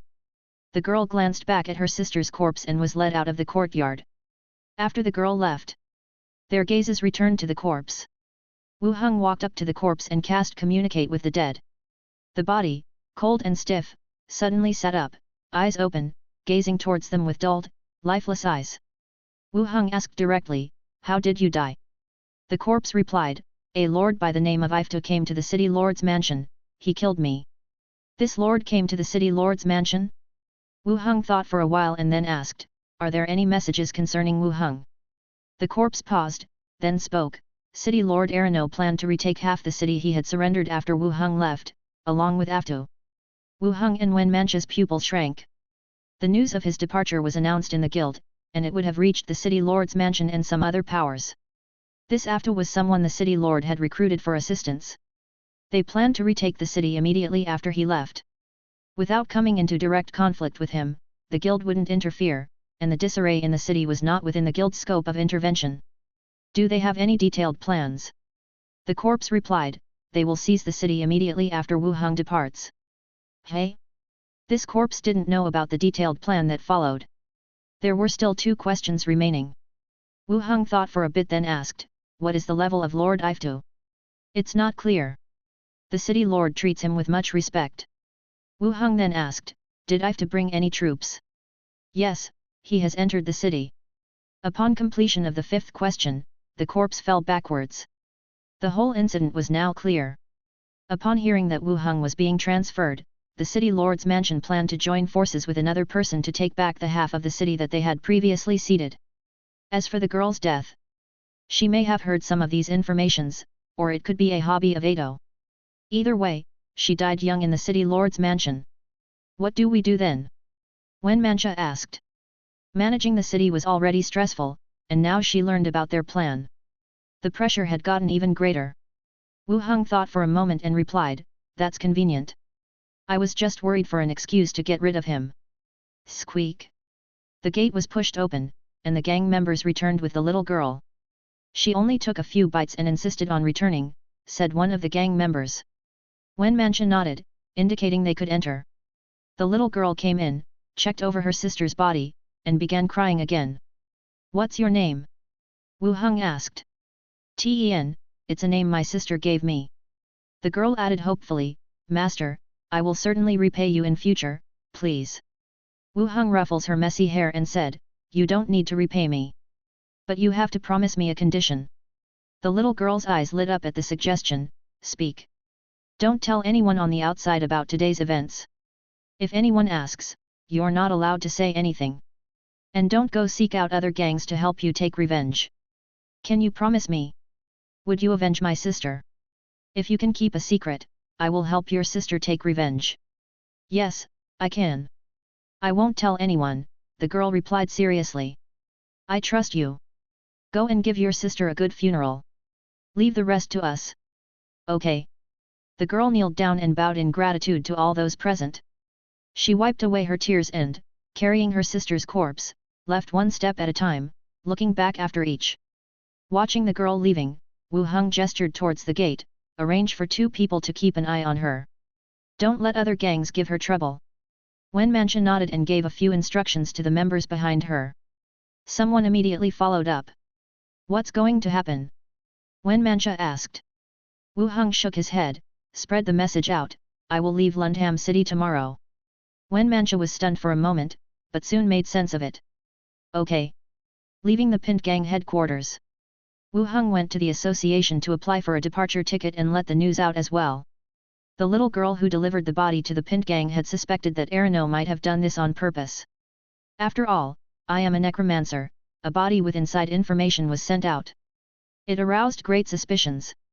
But after reviewing the whole situation, no matter if this information is true or false, I took the initiative to jump in.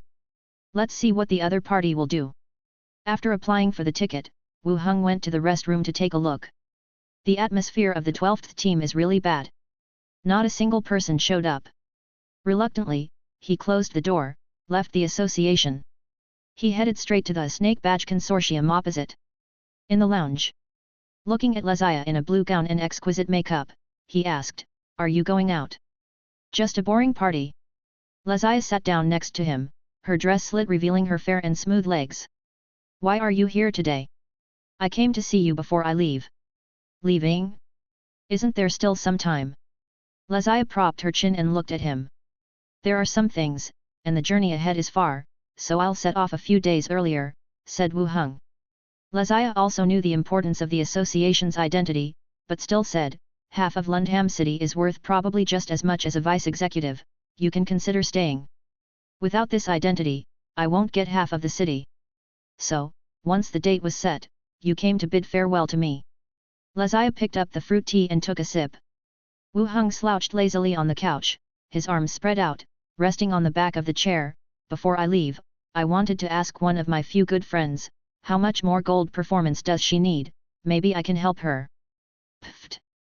Lazia sprayed the fruit tea she had just taken a sip of. Wu Heng.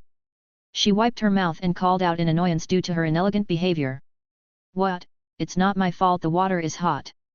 Lazia quickly gathered herself and looked at him suspiciously. I still lack 200 grams this year, can you help me? You just startled me. Lazia paused for a moment, then broke out into a smile. She walked to the couch, sat close to him, leaning on him, and said, that's because you suddenly mentioned gold. Wu Heng didn't continue to tease her, he took out a cloth bag from his space ring, open mouth of the bag. A golden glow was revealed. Lazia's eyes widened in disbelief.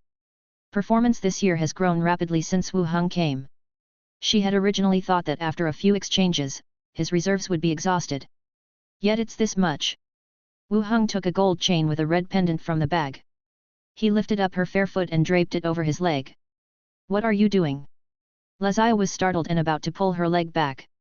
Wu Heng held onto it and fastened the thin chain around her fair ankle. It makes you more beautiful.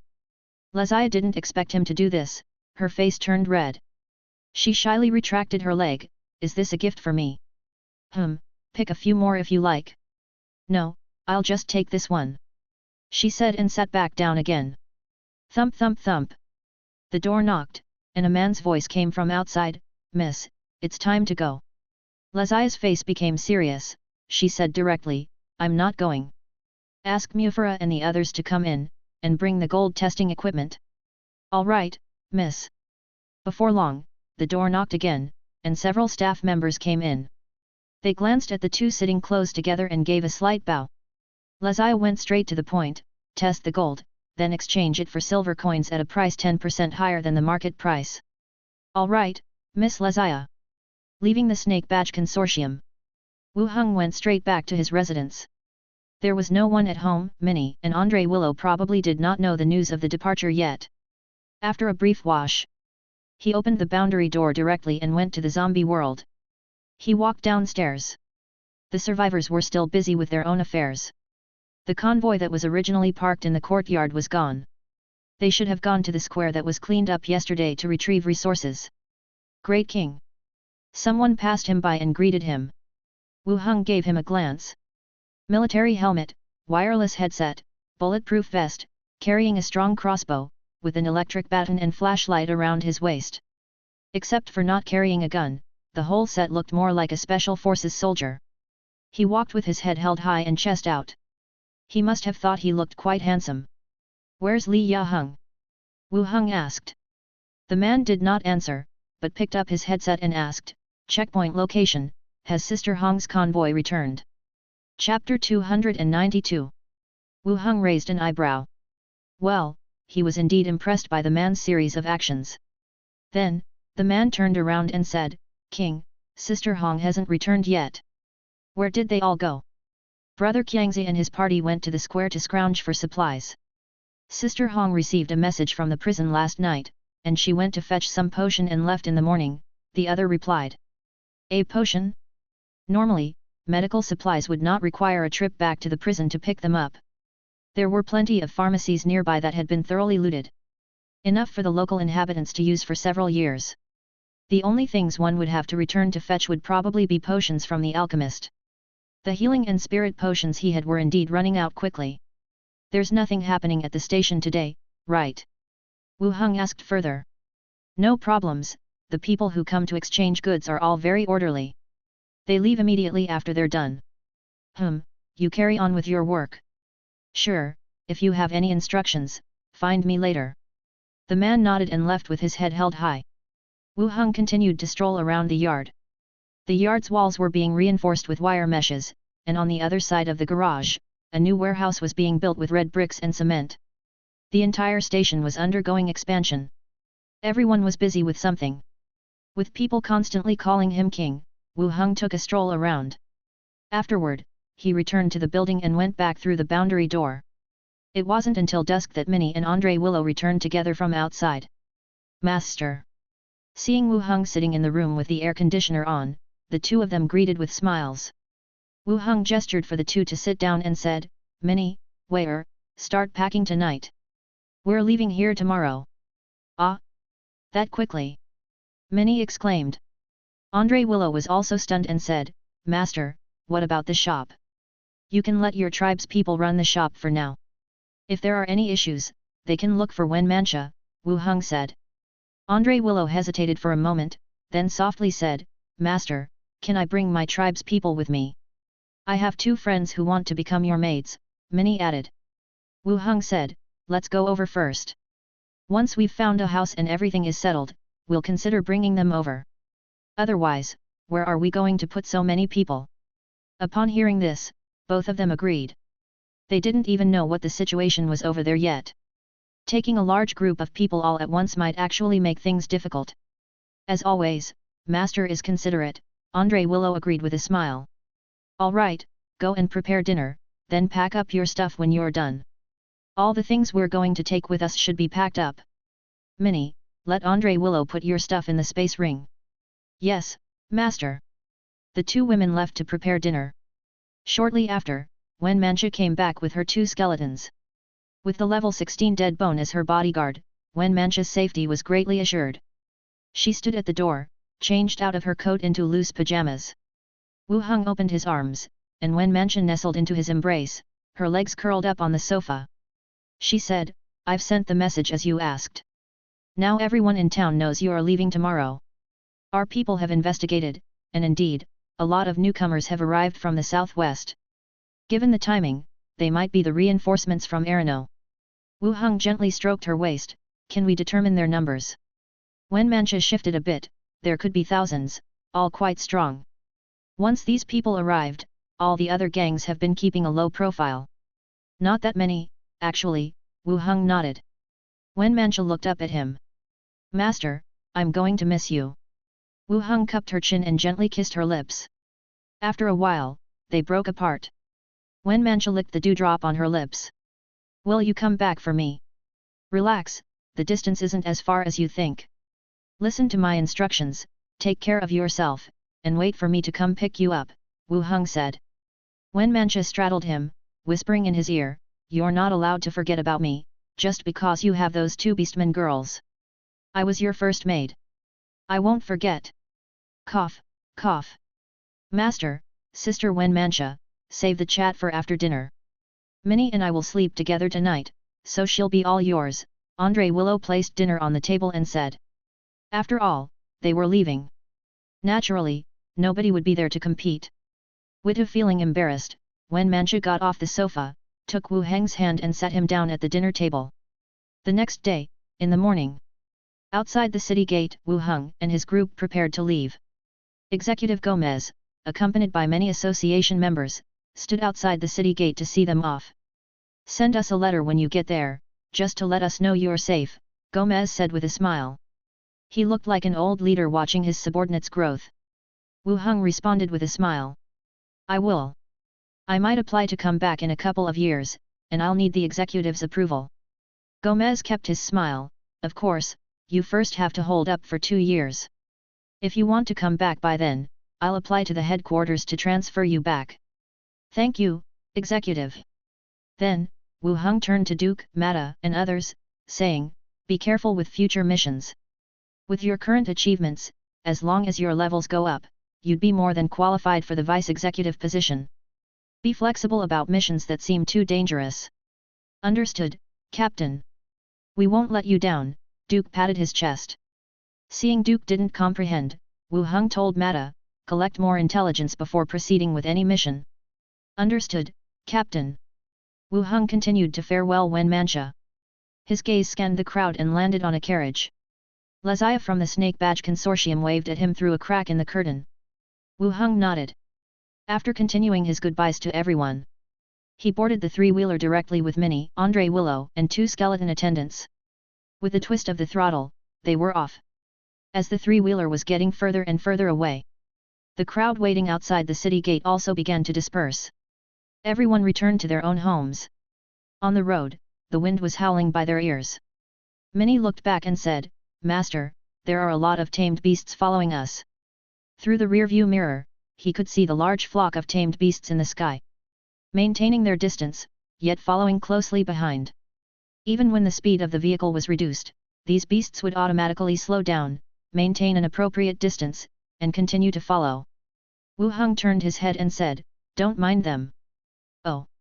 He increased the speed again and headed towards the direction in front. They rushed straight to the border city of the Yeko Kingdom, ate some food nearby, purchased some supplies, and got on the train with their tickets. The moment they stepped on the train, whoosh! The tamed beasts in the sky scattered in all directions, flying back to the way they had come. City Lord's Mansion. In the magnificent hall, the City Lord Arano was sitting at one side, next to him were the reinforcements Eightfu and several leaders dressed in Iron Guard Knight's armor. Everyone was silent, just waiting quietly. At that moment, the sound of rapid footsteps rang out. More than a dozen rangers of all sorts walked briskly into the hall. After saluting, the one in the lead said straightforwardly, "City Lord, Wu Heng and the two maids have boarded the train, there were no abnormal situations on the way." Arano's eyes flashed as he abruptly stood up. Then he paused and asked, "Has the train left?" "It has." "Are you sure it's him? Did he swap with someone else or use some kind of tool during the journey?" The ranger spoke with certainty, "City Lord, he hasn't left our sight, and he used the ticket from the guild. Everyone's identities are checked at boarding." Upon hearing this, Arano also nodded. And Eightfu at his side cracked a smile, saying, "Arano, you've been scared silly by that kid. You're being too cautious."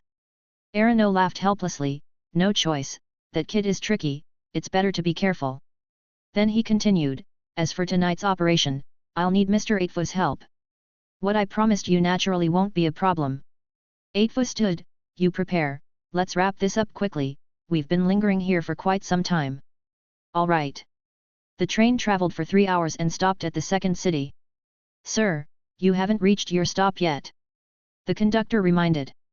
Wu Heng nodded, "I left some important things behind. I'll get off here first and take the next one."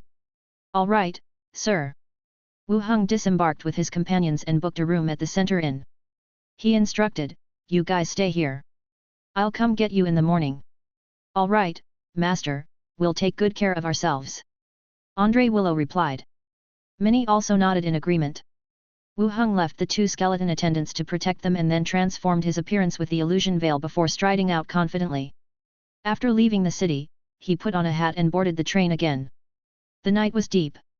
Lundham City was shrouded in a faint mist. The streets were deserted. Thump thump thump. Heavy and orderly footsteps sounded. The joined army composed of the Iron Guard Knights, 8 soldiers, and gang members passed through the central area and entered the inner city's north district. They quickly closed in, surrounding the building in front of them. City Lord Arano said directly, "The woman in charge lives here. Kill her and tear up the agreement." Eightfu, wearing silver armor and a blue cape on one shoulder, looked up at the bright window. "That kid's woman seems quite tasty. Don't kill her when you catch her. I want to have some fun with her." "All right, you can do whatever you want with her. Start." Bang! Suddenly, an explosion sounded from afar. Eightfu instinctively ducked his head as a streak of light hit his helmet with a clang. The huge force caused him to stagger back, his mind buzzing. At the same time, swish swish swish. The doors of the houses on both sides were pushed open one by one, revealing a crowd of figures. Gurgling. Rounded objects with pull rings were thrown into the crowd and rolled to the feet of the people.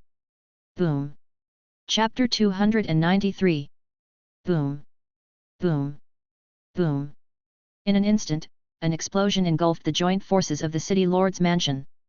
The entire road was engulfed in the blast, billowing smoke filled the air. The close-knit joint forces dispersed in different directions. Fragments of limbs and flesh scattered all over. The proud shield wall was fragile like a piece of paper under the power of the hand grenade. Shields were torn apart, soldiers missing their lower bodies struggled to lie down on one side. Someone rushed over, intending to help him up. The scattered fragments penetrated his body. He collapsed forward. Aetfu was blown up by the explosion and hit the wall. He vomited blood and roared at Arano, who was also running toward him. What's going on? Arano hid behind a low wall, looking like a homeless dog. If I knew, would I have led the soldiers straight in? Then he yelled at the remaining soldiers around him, spread out, everyone spread out. The enemy is in the buildings on both sides, break down the doors and kill the enemy. Arano shouted loudly. But the smoke from the explosion made it difficult to determine the direction, especially in the middle of the night. Those who didn't die in the explosion were dizzy, and a buzzing sound rang in their ears. The explosion subsided, but the dust and smoke still lingered. Within the cloud of dust and smoke, painful howls echoed. Although the joint forces were dizzy from the explosion, there were more than 30,000 people gathered this time. The number of casualties was still within the acceptable range. Arano was about to give an order to regroup and charge straight after helping Aetfu up. Tap! Tap! The sound of bones rubbing and footsteps sounded from above. He suddenly looked up and saw shadowy figures densely packed on the rooftops of nearby buildings through the hazy smoke. Each figure was holding a strange weapon, pointing toward the chaotic crowd below. Everyone's heart tightened. Before they had time to react. Bang! Bang! Bang! All of the gun barrels above spitted out orange flames, and a hail of bullets rained down like a dense net, enveloping the crowd below. Thump! Thump! Thump! In an instant, blood splattered everywhere, and the troops fell down like harvested wheat. Even the bodies on the ground were continuously swept by bullets, over and over again. Get in the buildings, charge in, and kill the enemy! Arano shouted loudly. Several soldiers pressed against the wall, kicked open the door forcefully, and stormed in. As soon as they stepped into the room, they saw skeletons holding weapons filling up the room. Bang! Bang! Bang!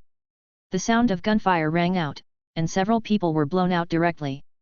All the doors and windows on the first floor were swung open. The skeletons held assault rifles and started spraying bullets outside. Damn, what the hell is this? Arano lay on the ground, as dirt continuously fell on his head. Inside a room, Wu Heng peered through the gap in the window at the battle outside. The joint forces of the city lord's mansion had gathered at least 30,000 people, including the Iron Guard Knights, the Allied forces, and local gang members. After being greeted by hand grenades and bullets, more than half of them has been eliminated. At this point, the joint forces posed no threat to his side whatsoever. Wu Heng also saw the reinforcements Arano brought. Their level should be around 12 or 13, which was the entry level for executives, but they were definitely not up to Giovanni's level 16. Having been shot in the helmet by a sniper rifle, he didn't dare to swagger about anymore. Just now, he was blown away by a hand grenade again. It was only due to his high stamina attribute as a warrior that he could still stand up. Otherwise, he would be down by now. He wasn't much of a threat either. The continuous gunfire outside the window stirred up more dust. Wu Heng spoke through the wireless earpiece. Has the area been blocked off? It's completely blocked off. When Mancha's voice came from the earpiece. Draw the net in. Don't let a single one escape. Understood. As his voice dropped, the dense sound of movement and armor colliding echoed below.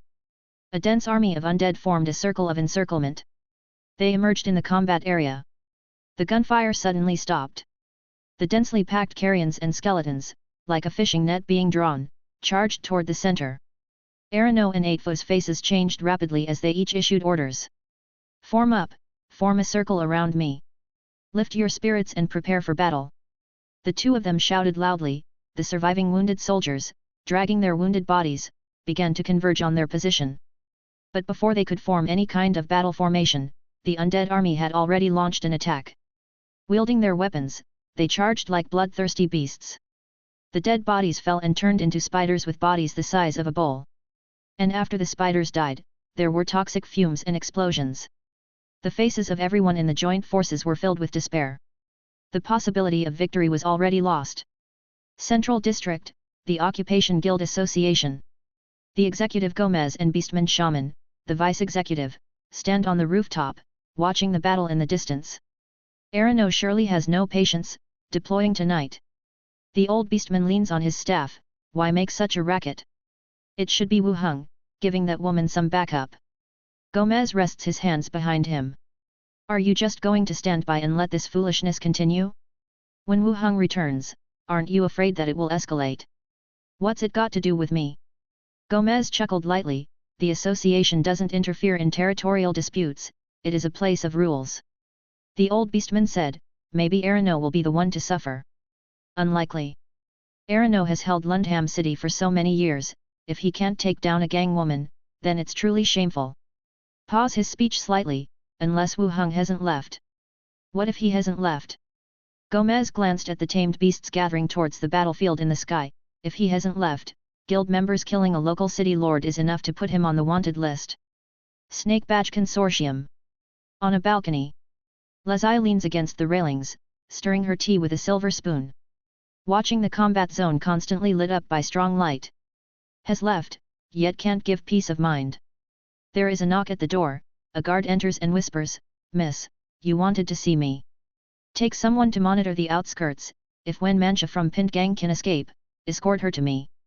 Lazai taps her spoon and takes a sip. The guard glanced back at her, hesitated to move, reminding, Miss, wouldn't it be somewhat improper for us to get involved? Just wait on the outskirts, if she can escape then help her, if not, it's her fate. All right, miss. The guard didn't say anything more, turned, and left.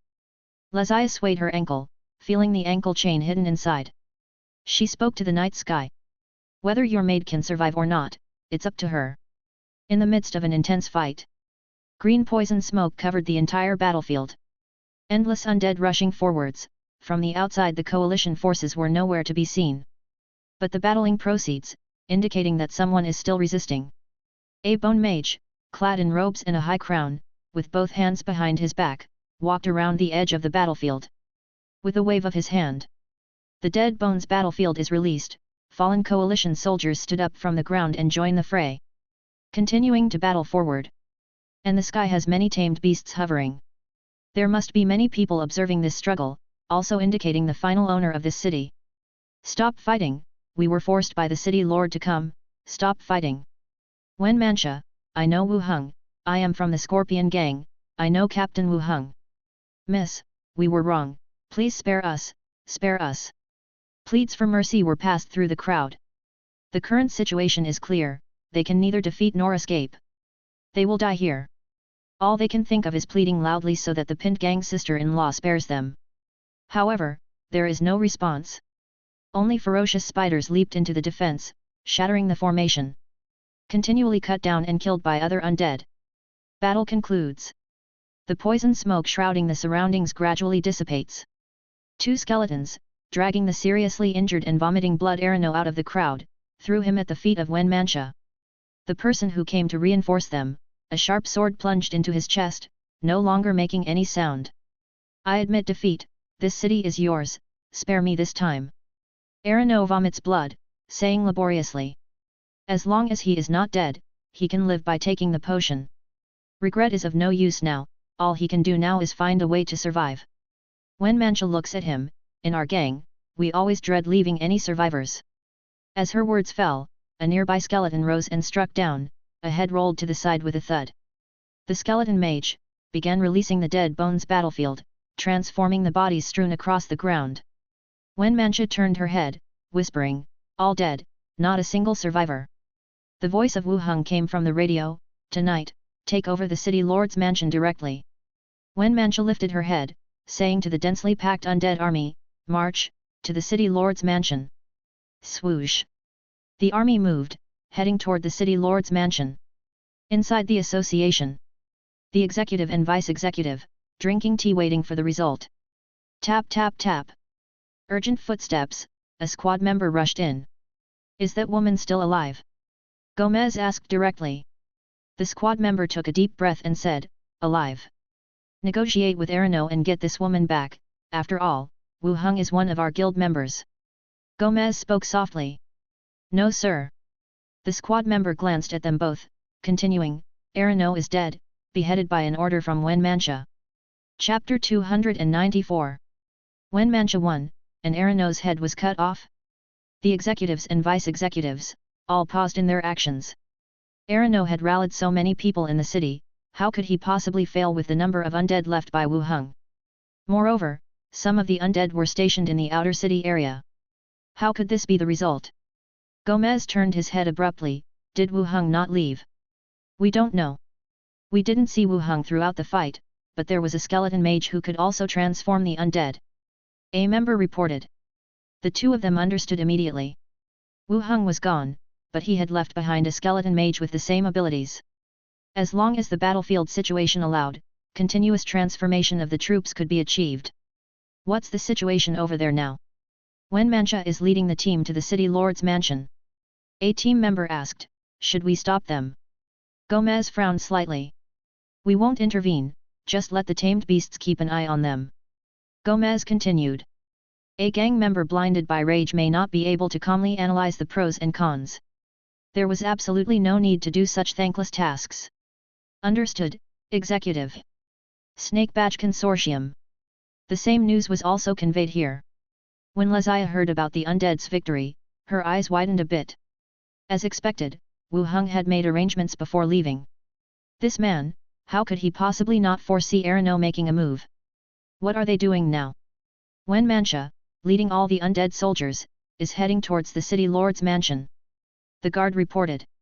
Leziah yawned and said, I see, we don't need to bother about the rest. Oh, have someone prepare a congratulatory gift, nothing too expensive, tomorrow I will go to congratulate the new city lord. All right, miss. The guard left. Leziah took off her armor and changed into her nightgown. She headed towards the bedroom. Everything is ready, and it kept me up until now. Then, the battle at the city lord's mansion ended without any suspense. The undead army directly invaded the building. They claimed the power center of Lundham City, the city lord's mansion. When the first ray of sunlight shone into the room, Wen Mancha was already seated on the city lord's throne. Thump thump thump. A sober gang member walked in excitedly. Sister-in-law, all the servants of the city lord's mansion have been dismissed, and those related to Erino have been killed. Have our people take over all the city walls, do not disturb the citizens, we are no longer a gang now. Wen Mancha rested her chin on her hand as she spoke. Yes, sister-in-law. Don't call me sister-in-law anymore, if someone hears it, they will think we are still a gang. The member paused, then call you city lord. Call me city lord for now, we will discuss later what is appropriate to be called.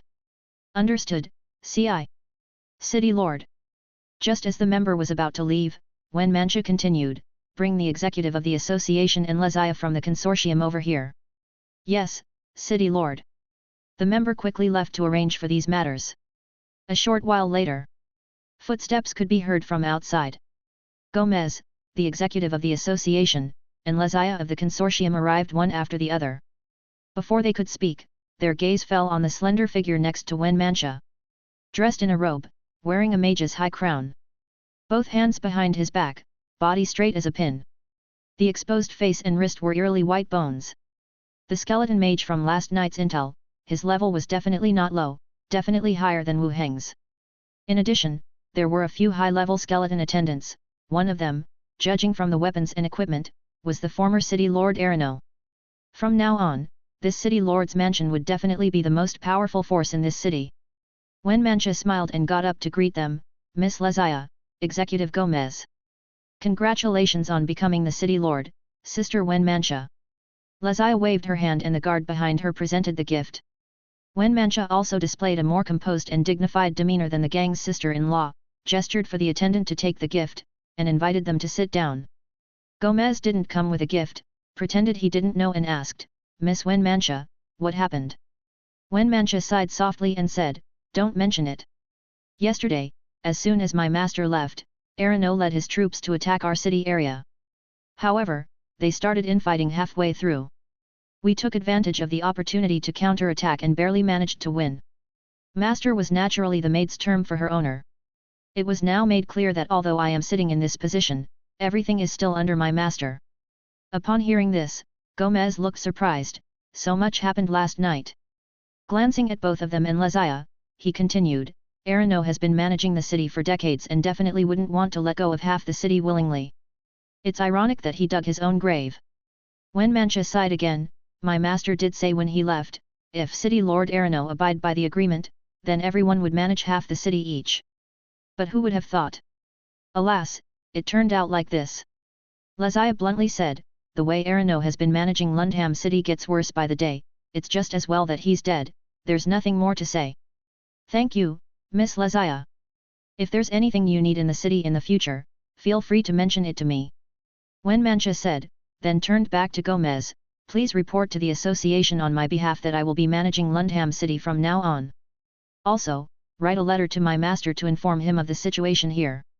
At this point, there was no reason for Gomez to offend Wu Heng on behalf of a dead person. He nodded and said, all right, I'll explain this matter to the headquarters. As for Wu Heng, you can write the letter yourself and I'll have the association deliver it to Gold and Silver Island. Thank you, Executive. The few of them continued chatting for a while. Both leaders didn't stay long. After greeting each other, they went their separate ways. City Lord's Mansion. Wu Heng instructed Glenda and Xiao Xiao to search separately, thoroughly searching every corner of the mansion. In addition to the basement and warehouse under the City Lord's Mansion, there should be more hidden storage areas. It couldn't be possible that there were no reserves after running Lundham City for so many years. Not long after, Xiao Xiao returned without anything to show for the search. Glenda on the other hand, flew back with news. Over here. Wu Heng and Xiao Xiao followed him into the City Lord's study. Pointing at the wall where a painting hung, Glenda said, there's a cavity behind this wall. It holds many precious items and gold coins. Break it down. A skeleton immediately stepped forward to do the job. Glenda stopped them hastily, wait. This isn't a wall. It's a door etched with illusion runes. We can open it once we find the handle. Carving runes on a door, is he out of his mind? Wu Heng moved forward to inspect the area closely and indeed, found some indications. He reaches out, putting his hand on the wall and a door handle morphs into existence. He twists it gently and the door clicks open. Truly, it was a hidden room about 30 square meters in size. A treasure chest lay in the center of the room with splendid paintings, various artifacts, and jewels lining the walls on either side. As he moved toward the chest, Wu Heng asked, is there any trap inside? No, Glenda replied. Ghosts cannot touch tangible objects, but they can phase through them. Once he made certain that there were no hazards, he opened the chest without any hesitation. The very instant the lid was lifted, a brilliant golden light reflected in their eyes. Wow, so much gold! Xiao Xiao exclaimed. If they bagged 200 gold coins per pouch, there might be enough coin here to fill 100 bags. Lundham really was quite good at hoarding wealth. No wonder, he didn't flee even when Hammer Party invaded and even tried to reclaim half the city this time. Having stored all gold coins and artifacts, Wu Heng looked towards Glenda again, anything else? No. There are some loose silver coins in the drawers. All right, we don't need those. They weren't going to strip this place bare either. It was going to stay in use for Wen Mancha. Wu Heng would have a place to stay when he returned. Footsteps sounded outside the door. As Wen Mancha entered, the two ghosts hurriedly returned to his body. My lord, Gomez and Leziah have left. They don't oppose us managing the city, especially Miss Leziah. She even brought a congratulatory gift. They're both bright individuals, they know how to make their choices. Wu Heng sat down nearby. Leziah would surely support him. His management of the city would also prove beneficial to her. At the very least, it would be better than when Arano was in power. As for Gomez, a cunning guy like him would never risk his neck defending a dead city lord. Wen Mancha sat down on his laps and continued, do we proceed with our plan now? Proceed as planned. Wu Heng turned his hand and two large chests appeared at his feet. He kicked it open, revealing loads of silver coins. In total, there are 10,000 silver coins. I entrust them to you. Use them as the seed money to kickstart the city again. Wu Heng spoke. Wow, that's a lot. Behind that painting is a secret room where you can put the money, or alternatively just store it in your space ring. Wu Heng added. Wen Mancha nodded. She shifted slightly before whispering, my lord, I don't want you to leave. Wu Heng smiled, pinched her cheek before giving her a quick kiss and said, I'm going to be back anyway, why bring that up again? Wen Mancha straddled over him, her tongue darting out for a kiss. They parted after a while, both of them breathing slightly heavy, come back to see me soon. Once things have settled down over there, I'll come back to see you. Stay safe. Wu Heng responded. All right. Thump thump thump. At this point, voices from the city's functional executives could be heard from outside the door. City Lord, the city officials and city council representatives have arrived. Wenmancha pecked his cheeks. After readjusting her clothes, she replied, Good, I'll be there shortly, before waving goodbye and leaving the room. After Wenmancha left the study, Wu Heng put on the illusion veil, and left the city lord mansion. He put a hat on after reaching the outskirts of the city in the south, and boarded a train. On the other hand, Wu Heng arrived at the hotel and pushed the door open only to see Minnie and Andre Willow chatting with each other. Seeing Wu Heng return, they both seemed delighted. My lord. Wu Heng walked in, have you had dinner? We have, did you have dinner yet, my lord? Andre Willow pulled out a chair for him. Wu Heng sat down, I have. In a quiet voice, Andre Willow asked, My lord, did everything go smoothly? The fate of her people in Lundham City was tied to Wenmancha's. Indeed, the entire city is now ours. Chapter 295. Hearing Wu Heng say that the whole city is his, joy erupts on the faces of both women. Minnie jumps up cheering, Yay, from now on, I'll be the maidservant of the city lord. Andre Willow, on the other hand, was calmer, remarking, Congratulations, master, on becoming a city lord. Lundham City is now our shield. Even if things do not go well outside, we can always come back to be a city lord, Wu Heng said with a smile. The possession of such a city gives them more confidence in the outer world. Next, are we heading straight to Gold and Silver Island? Andre Willow asked. Wu Heng responded promptly, Where, Minnie, you two must vacate your rooms and wait for me at the door. Oh, all right master. The two women nodded and walked out. While no one was watching, Wu Heng opened the boundary door and transported two skeleton attendants to another world. Upon descending the stairs, the two women waited for him at the door. Wu Heng beckoned them and together, they headed towards the city outskirts. Having left the city, Wu Heng put on the train captain's hat. Immediately afterward, a resounding whistle echoed in the air. To the astonishment of both women, a military green train came to a halt before them. Phantom train! Minnie exclaimed in surprise. Andre Willow also echoed, so, it truly exists. In Lundham City, there have always been rumors about the phantom train. Both of them had obviously heard of them. See if you can get on, Wu Heng suggested. Upon further inspection of the interior through the open train door, Minnie raised her foot to climb in only to be repelled by an invisible force. I can't get on. It's as if there's a wall blocking the entrance, Minnie said, looking back at him. Wu Heng nodded, don't panic, wait for a moment. He climbed onto the train and found the location for the passenger count on the back of the itinerary, writing 2. Inside the train, Wu Heng gestured at them. After Minnie's attempt to climb the train, she stepped onto it effortlessly. I've made it, she hollered. Andre Willow then followed and stepped on as well. The train captain's hat description allowed for a maximum of 2 appointed accompanying passengers. So, this was how it would be operated. Wu Heng held the itinerary and instructed, once the train starts, we will lose our senses. Don't be scared. Just sit on the side until we reach our destination. The two women nodded in understanding. Without wasting time, Wu Heng noted that if too much time elapsed, the train would return directly to the starting station. He promptly wrote Gold and Silver Island on the itinerary. However, upon writing, the original ink blurred instantly and reformed into the name Natali City. Wu Heng was taken aback but understood the reason almost immediately. The train could not reach a city that was not recorded on the itinerary, it would arrive at the nearest station after the name was written. Therefore, they could not reach Gold and Silver Island directly and would stop at Natali City instead. Kala! The train door closed and slowly began to move. The next second, it whizzed into the void. Nothing was visible out the window, and the three of them lost all their senses except their eyesight. Minnie gaped in awe, her mouth moving non-stop, while Andre Willow was somewhat nervous. Wu Heng took both of their hands, guided them to the carriage, and sat down on one side. Both women flanked him, clutching his arm tightly. Unknown amounts of time passed. Daylight came back to the world outside the window, and the train slowed down. With a kala sound, the door opened. The three of them were startled. Was it already? Immediately afterward, a golden-haired man with green eyes, who had a short tapering hair, walked in. He wore a blue robe adorned with golden patterns and costly ornaments. Upon boarding the train and noticing the trio at a distance, he faltered.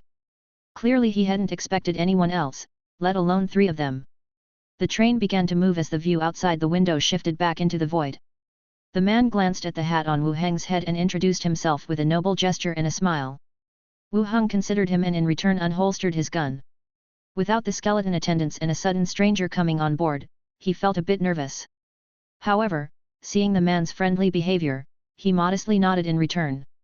The blonde-haired man sat down near them, maintaining a perfect posture without looking sideways. Wu Heng and his companions remained seated, calm, yet vigilant. Time ticked on. The train halted again, and the old dial on the door read Chalu, the capital of the Yeko Kingdom. The blonde man stood up, smiled at them once more, and then disembarked. No doubt, he was no ordinary man, and his identity was even more peculiar than they had originally anticipated. The train started moving once again. As it glided into space. When they reappeared, the train had reached Natali City. The three of them disembarked and instantly felt the discomfort of hunger. Fortunately, they were professionals, otherwise, they would have fainted from hunger on the spot. Wu Heng took out some food from his ring, sat beneath a tree, and ate a bit. The journey from Lundham City had taken about 4 days. Next time, they would have to take care not to starve on their journey due to the loss of the senses of time and hunger. After their stomachs were somewhat full, a carriage drove by, and the three of them hitched a ride into Natali City. Wow! This place is incredible! Many exclaimed like a provincial maiden entering the city for the first time. The roads were broad and smooth, and the buildings were grand and uniquely designed. It was incomparable to a place like Lundham City. The bustling crowd filled the streets. Horse-drawn carriages carried goods to shops or headed out of the city. Among the passing crowd, they spotted dwarves, short ones, and tall slender persons with pointed ears who might be from the elf race. Chapter 296. Before entering, he was worried that the appearances of the two girls would attract attention. Presently, walking on the main street, no one gave them a second glance. They entered a well-furnished inn. 4 silver coins secured a suite. A hall with 2 bedrooms. After a simple inspection of the rooms, Wu Heng continued to fetch Skull Crusher and Blazing Blade from the boundary door. And then, they left again. Wu Heng, with the 2 girls, found a tavern and sat down in a corner. While listening to a bard strumming a lute and singing, they summoned a serving maid. Unclear about the local customs, the maid's clothing was loose, showcasing an ample bosom. But he didn't stuff silver coins into her clothes, instead directly passing them into her hands. The maid immediately put on a smile, "Guest, what can I do for you? I want to ask you something." The maid slightly bowed, listening attentively. The view down her neckline was even more tempting. "I heard that Gold and Silver Island is a pirate's territory?" Wu Heng asked. The maid nodded, "You could say that. It's our first time here, tell me about it." The maid thought for a moment about how to phrase it, then began, "Gold and Silver Island was originally pirate-occupied, but it is now called Gold and Silver Archipelago. All nations have pardoned the Occam pirate group and established a new order. Now all ships stop there for supplies." A pirate group was pardoned. Yes, it is said that because Occam reached level 18, they granted him a status. Damn, anything's possible. So in other words, the level of the pirate group's captain was too high, and the cost of attacking them was too high for all the powers to accept. After discussing, they directly absolved the group of their crimes, making Gold and Silver Island their territory. As long as they stopped pillaging merchant groups, everyone was fine. Simply put, everything was decided by strength. If the cost to remove you is seen as too great by others, they will choose a friendlier approach. That's certainly a reality. So, does that mean there are no pirates now? Many asked. Of course not, the maid replied, standing slightly straighter, the neckline of her clothing tightening a bit. The other pirates still exist, though they're not as rampant as before. Just as Wu Heng was about to continue with his inquiries, the noise of the tavern guests beckoning came from afar. The maid once again bowed to the group, turning to attend to the other guests. Wu Heng and the others had learned what they wanted to know. They started to have their meal. After finishing their meal, the group left the tavern. Having asked a passerby for directions to the port, they hired a carriage to take them there. The closer they got to the port, the more people gathered. From afar, they saw huge ships docked at the port, a stream of people moving to and from the ships and the shore, carrying various supplies. Trade, after all, was a significant factor in the growth of a city. He let the two girls gaze at the sea. Then they started walking towards a building nearby. The shipping department. In the building, a middle-aged man was working on something with a quill, not even looking up as he said, "What do you need? Speak up." Wu Heng laid out his vice-executive insignia on the table, arranged a ship to Gold and Silver Island. Son of A, the man was about to curse, but seeing the insignia, he immediately stood up, and spoke respectfully, "Let me check for you." He flipped through the record book on the table.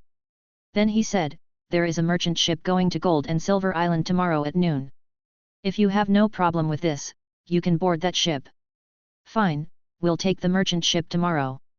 The man quickly made a record in his book, saying, "Here's your booking. It's the noting laden merchant ship at the third port. Don't we need tickets or anything?" "No, just board the ship on time, and if they ask for your identity, show them your insignia." "Okay, thank you." The man made a respectful bow, "Helping you resolve issues is my honor." Having confirmed their departure time for the next day, Wu Heng and his party left the registry. "It's so lively here," many spoke up. "Yes, it's much more lively here than in Lundham City. And what's more, there's no one causing disturbances." Andre Willow chimed in. With time left and nothing else to do, they strolled around the bustling streets. Both sides of the streets were lined with shops, most of which were doing good business. Stepping out of a clothes shop, they entered a magic item store across the road. There were also quite a few people in the shop. The few shop assistants were busy serving the customers, who were all dressed rather extravagantly. Walking around the shop, Wu Heng looked at the various magic items in the glass display cabinet. Luxury goods here were defined in their own way. They were not just luxurious trinkets, clothing, or handbags. They were magic items edged with various spells that possessed special effects and functions. Turn beast into friend token, stay youthful bracelet, unholy evil language ring, dance light. Wu Heng walked past them all. Then he went back again, focusing on the ring he had passed earlier. Unholy evil language ring. Description: for a short time, unleash a series of curse words imbued with magic power at the target in a machine gun manner. Cost: 470 silver coins. Holy shit! A curse-casting magic item. Someone must have been deeply wronged to edge such a magic effect into a ring, specifically to help its owner to curse others. This magic item can give you an upper hand in arguments, and even help you in composing your words without needing you to form your own sentences. A shop assistant who had just finished serving a customer came over to Wu Heng. "Just looking." Wu Heng withdrew his gaze and continued to ask, "Do you have any offensive or defensive items?" "Yes, sir, please follow me to the second floor." The shop assistant gestured with his hand, leading them up to the second floor. Lundham City. City Lord's Mansion. Executive Slither, things happened quite suddenly. "Sir left first and did not have time to wait for you to come," Wen Mancha explained softly. Clad in a tight suit, Slither looked around the opulent City Lord's mansion. Surprise was still evident in her eyes. A few days earlier, Wu Heng had visited her and discussed the development of half of the city, as well as how to handle the situation with Arano. Now the entire city was his, and his maid was the city lord. She had gathered so much information as a secret speaker. And yet she had never come across anything as incredible as this. Moreover, Wu Heng's leaving in advance, in her view, seemed almost deliberate. Slither nodded, then continued, "Wu Heng mentioned to me earlier that you would be responsible here. If you ever find it hard to make any decisions, you can ask for my advice. Managing a city is not as simple as managing a gang." Wen Mancha's smile didn't waver. "If necessary, I will naturally consult you, executive. After all, we are family." Slither's eyes narrowed, then resumed their calm. "How's the renovation of the Money Cat going?" "Let me show you. I'll get people to make any changes you want immediately." "Alright, let's take a look." Chapter 297. Money Cat. The foreman in charge of the renovations has been called over and is following behind two women, explaining the current progress. "We are now finishing up the final touches, it should be completed in 3 days." Slither took a few steps in the hall, her hands behind her back. The interior renovation work was a pleasant surprise. Just as Wu Heng said, the decor style of this money cat was much more luxurious than the one in Blackstone Town. The floor, walls, and ceilings had all been decorated. It didn't fall short compared to the city lord's mansion they had visited earlier. How do these lighting fixtures work? Slither asked. When Mancha came up from behind and explained, they are electric lights, which draw solar power from equipment installed in the ceiling to provide lighting. Then, she flipped a switch. The chandeliers and wall lamps in the hall lit up one after another, making the entire space even more sparkling and bright. Can they provide normal lighting in the dark? They are mainly used during darkness. Slither glanced around and nodded, not bad. They continued to the second floor, the foreman explaining other matters while Wen Mancha clarified how the air conditioning worked. Second floor of the shop. Protection pendant. Description: a pendant engraved with a sword shield protection rune, can form a magic barrier in crucial moments to block a portion of incoming damage. Fireball magic ring. Description: can summon a scorching fireball, causing spell damage to a target 25 minutes charge time. Stay youthful bracelet. Description: a product of natural power, nourishes the body. After some deliberation, Wu Heng chose these items. The store seemed to specialize solely in accessories. He didn't see any weapons or armor magic items. He bought 2 protection pendants in total. The extra one from last time was given to Wen Mancha. Her place was more dangerous, so it might save her life in a critical moment. The 2 bought this time were for the 2 maids. Now that he had money, he wasn't sure about the safety on Gold and Silver Island, so he decided to be prepared in advance. The fireball magic ring was also good, it had a certain offensive effect. And he bought 2 stay youthful bracelets. The bracelet was a brown vine, and the salesperson explained that it enhances female skin and appearance. The 2 maids' eyes widened. So he directly purchased them. If the effects are good, the rest of the women could receive some too later. Sir, the total is 2 gold and 755 silver. The protection necklace was indeed the most expensive item, priced at 820 silver. After paying, he handed the necklace and bracelets to the 2 maids. The 2 maids were overjoyed and hopped off in glee. Returning to the tavern, Wu Heng gave the 2 maids some instructions and walked into the other room of the suite. He opened the boundary door and traveled to the zombie world. Arriving at the window, he looked out to see the convoy had returned. The survivors at the base were all busy with their own things. He took out his walkie-talkie and called Li Yaheng. Shortly after, footsteps were heard coming from the staircase. Li Yaheng ran up, and as soon as she saw Wu Heng, she pounced into his arms, wrapping her legs around his waist. I haven't seen you for days. Wu Heng grabbed her round and plump bottom. It was soft and bouncy. I've been dealing with some stuff. You went back to the prison. I went back for a bit. The alchemy skeleton has made some potions, I brought them over, Li Yaheng stated. Wu Heng asked curiously, new potions? Li Yaheng got down from him and opened the backpack she was carrying. She gently took out bottles of potions from the bag and placed them on the table. 3 bottles in total. High-efficiency reinforcement potion. Description: it is a potion developed from peculiar mutant toxin extraction, which has certain modification effects on living creatures, and a slight chance of awakening the power of bloodlines. Seeing the attributes of the potion, Wu Heng's heart leaped with joy. As expected, potions made from level 2 corpse cores. He had long hoped for this. With this potion, he could directly increase his attributes again.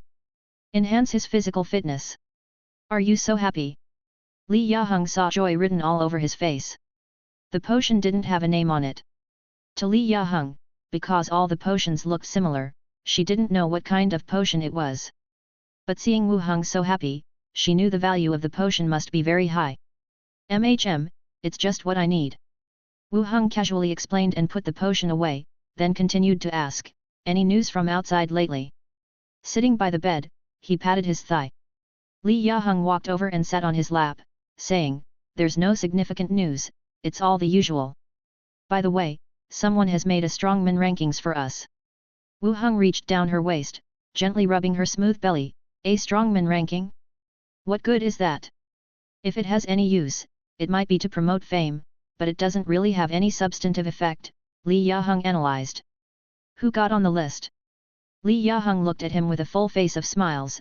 First place, King Yama. Well, this title is spreading outside too.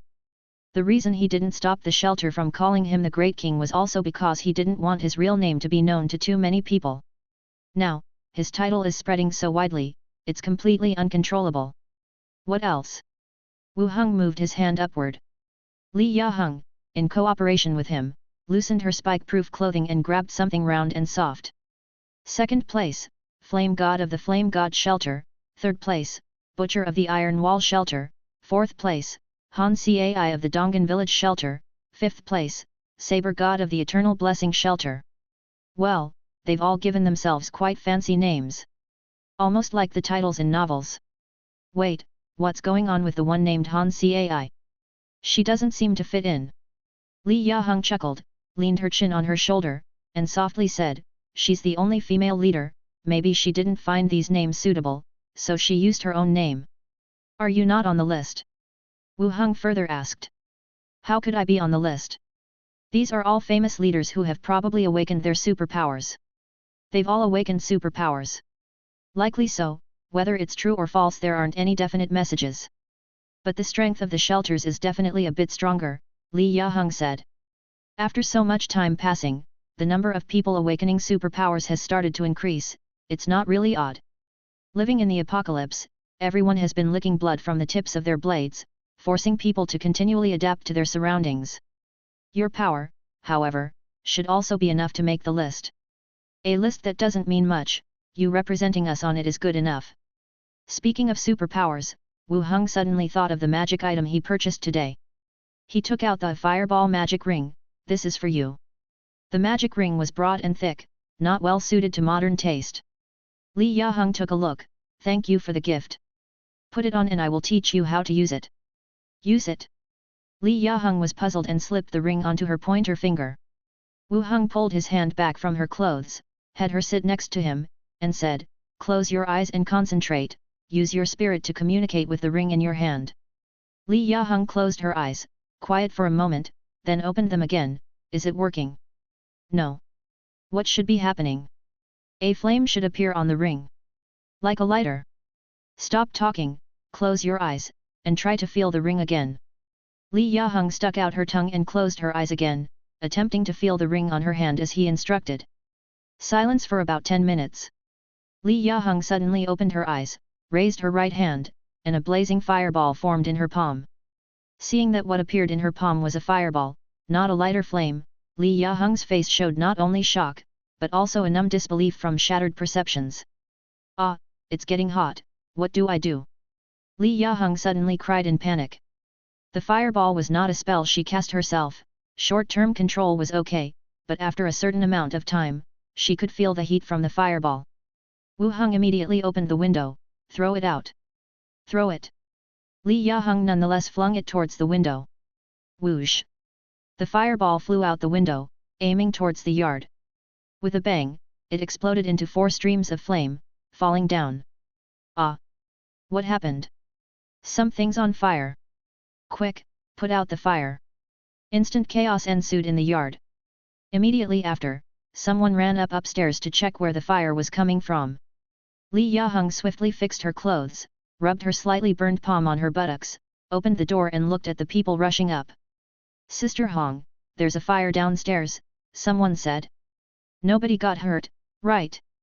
No, the fire's been put out. Was there an incident upstairs? A few people asked crowdingly. Li Ya-heng said, it's fine, just a slight mishap while experimenting some stuff. As long as no one got hurt. A few people glanced inside, seeing Wu Heng sitting there. They immediately said, understood, we'll leave then.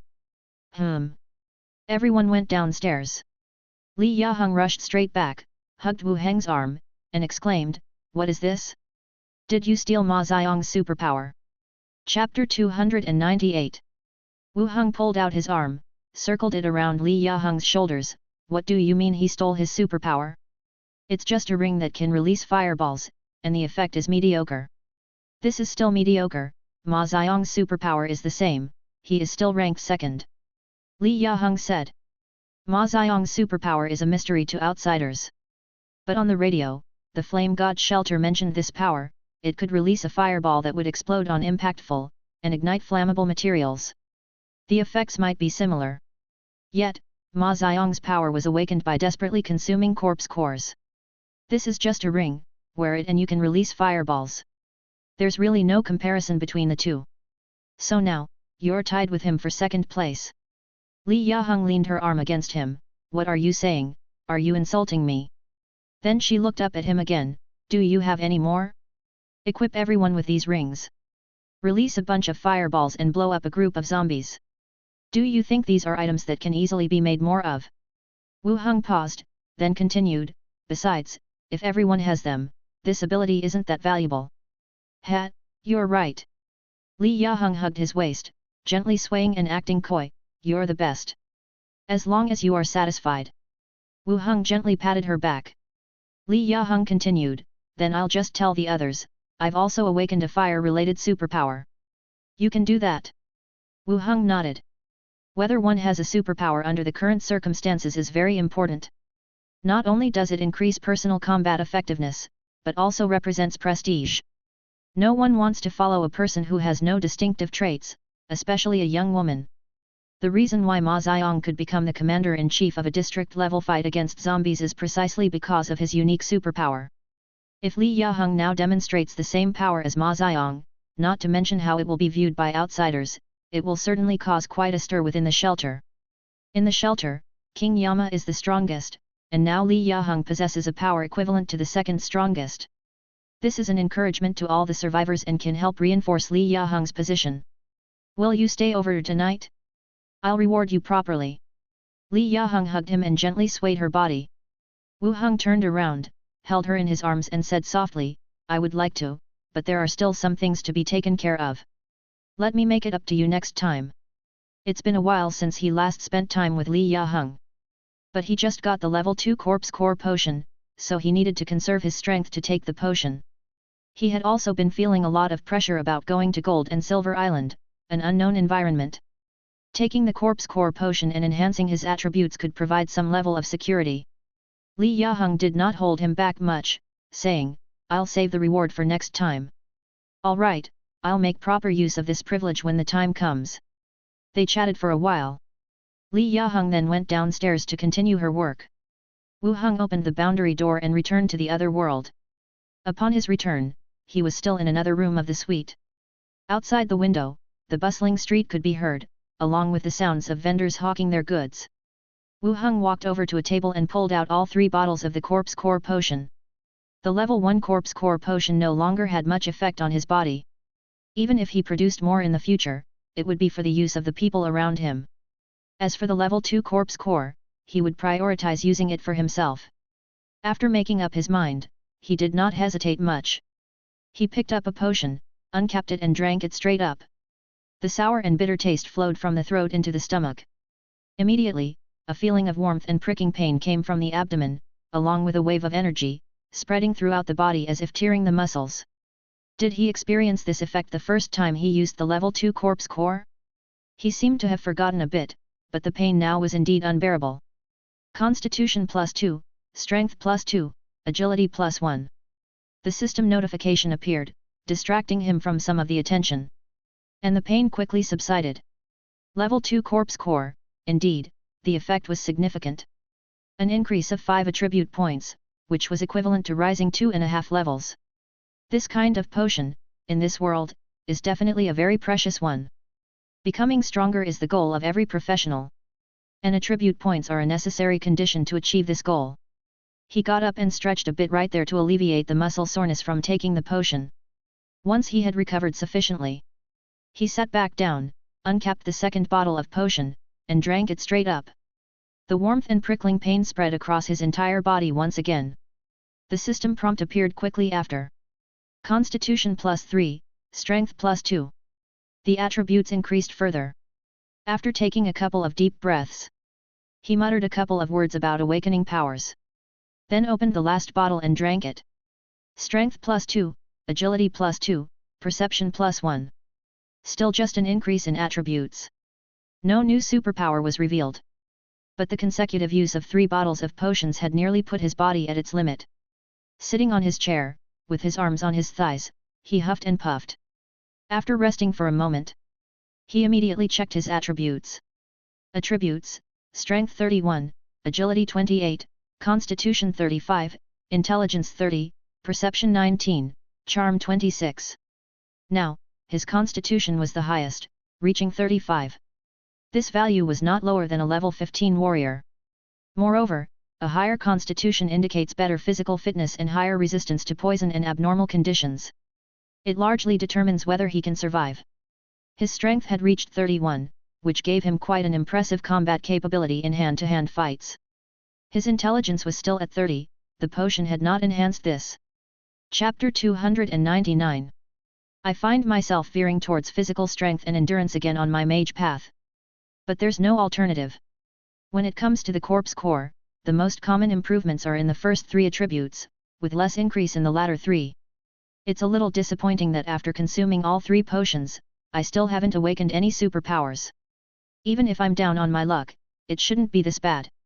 It leads me to suspect that there's only one type of superpower awakening, or that once one type is awakened, it becomes harder to awaken new superpowers. For now, there's not much I can do. I've used up all my potions, so I'll have to wait for the next batch to try again. I get up, and a breeze brushes in from the window. The season isn't particularly cold, but as it hits Wu Heng, it sends a chill down his spine. Only then does he realize that he is soaked through. Minnie, he calls out. What's the matter, master? Minnie walks into the room. Upon seeing the sweat on Wu Heng's forehead, with damp hair clinging to it, she immediately rushes over, expressing her concern. Master, what happened? Nothing, just broke a sweat from a workout. Have the inn staff prepare my bath, says Wu Heng. All right, Minnie replies, quickly stepping out of the room. Andre Willow comes in next. She pushes away the unruly hair on his forehead, a look of concern on her face. Wu Heng pinches the white furry ears, and the little girl's cheeks flush a bit. After his bath, it's time for dinner downstairs. Wu Heng takes the 2 girls out for a stroll until it gets dark and then heads straight back to the room to rest. After washing up, Wu Heng changes into his nightclothes, sitting on the edge of the bed with arms outstretched. Minnie, in her black underwear, cheerfully crawls into his arms, while Andre Willow, her face blushing, walks over and carefully rests against his chest. He is embraced by 2 fragrant beast woman girls on each arm. Although he misses his past modern life, he sometimes realizes his former self never had the chance to live the way he does now. Not to mention wealth and women, the feeling of changing one's physique through self-improvement is great too. I'll sleep in the study, Andre Willow says uncertainly. Wu Heng pulls her into his arms, caresses her waist and says, sleep together, there is nothing to be shy about. Exactly, I want to sleep with Sister Wei. Minnie exclaims, and rushes towards Andre Willow. Ah, don't play around. Andre Willow ends up being pinned down by Minnie. After some playful banter, they both lay down sideways on the bed, bowing their heads. An immaculate view. Wu Heng sits on the outer side of the chair, appreciating the scenic beauty of their rounded, fair bodies, reminiscent of 2 ripe peaches. Master, stop looking. Minnie gently sways. Andre Willow blushes all over, says nothing, her lowered fox tail slightly raised. Wu Heng takes a drink of water and walks towards the bed. The next day, early morning. Wu Heng wakes from his sleep, 2 figures curled up in his arms. The increase in his attributes manifests in every aspect. Even when dealing with the 2 of them, his stamina and endurance still hold up. After a long night, they are sound asleep now. Wu Heng yawns, the fox tails lying on him twitch lightly. Turning his head, Wei, the beast woman with white hair, stares back with wide eyes, smiling sweetly. Wei places her hand on his face, slips her tender, fragrant tongue between his lips. After breakfast, they check out of the inn and head straight to the port. Upon arriving at Pier 3, they see a merchant ship labeled noting laden docked at the dockside. Just as they approach, a dwarf about half a man's height stands atop a crate, loudly urging the workers to move the cargo. Upon seeing Wu Heng and the 2 beast woman girls approaching, he orders, make way, don't block the others' work, this is not the inn. Why does this old man speak so rudely? Minnie muttered. I'm only 36. You're the old man. Now leave here, the dwarf shouted rudely. As he shouted, numerous crew members armed with crossbows gathered immediately behind him. They looked menacingly at the group. Wu Heng didn't want to cause trouble along the way, so he took out his emblem and pinned it on his chest. He then announced, "I am the Vice Executive of Gold and Silver Island. Your ship's management should have notified you already." The dwarf's eyes bulged, and the crew behind him immediately lowered their weapons, their expressions becoming cautious. "The ship manager did mention you," Wu Heng repeated. The dwarf quickly reacted, and bowed respectfully. He said, "Good afternoon, Vice Executive. Please forgive my earlier rudeness. A delay in my merchandise has left me a bit upset. The ship's manager did inform me about you. Your quarters are ready for you. Well, may we board the ship now?" "Vals!" the dwarf shouted up to the ship. A younger human crew member, leaning on the railing, yelled back, "What is it, Captain? Escort our distinguished guests on board. Take them to the 2 rooms we prepared yesterday." "Understood, Captain." The young crew member briskly descended and glanced cautiously at Minnie and the others, saying, "Please follow me." Wu Heng nodded and, accompanied by the maid and attendant, boarded the ship. Similarly, many crew members gathered on the deck, either bare-chested or wearing shiny leather, carrying boxes of goods back and forth.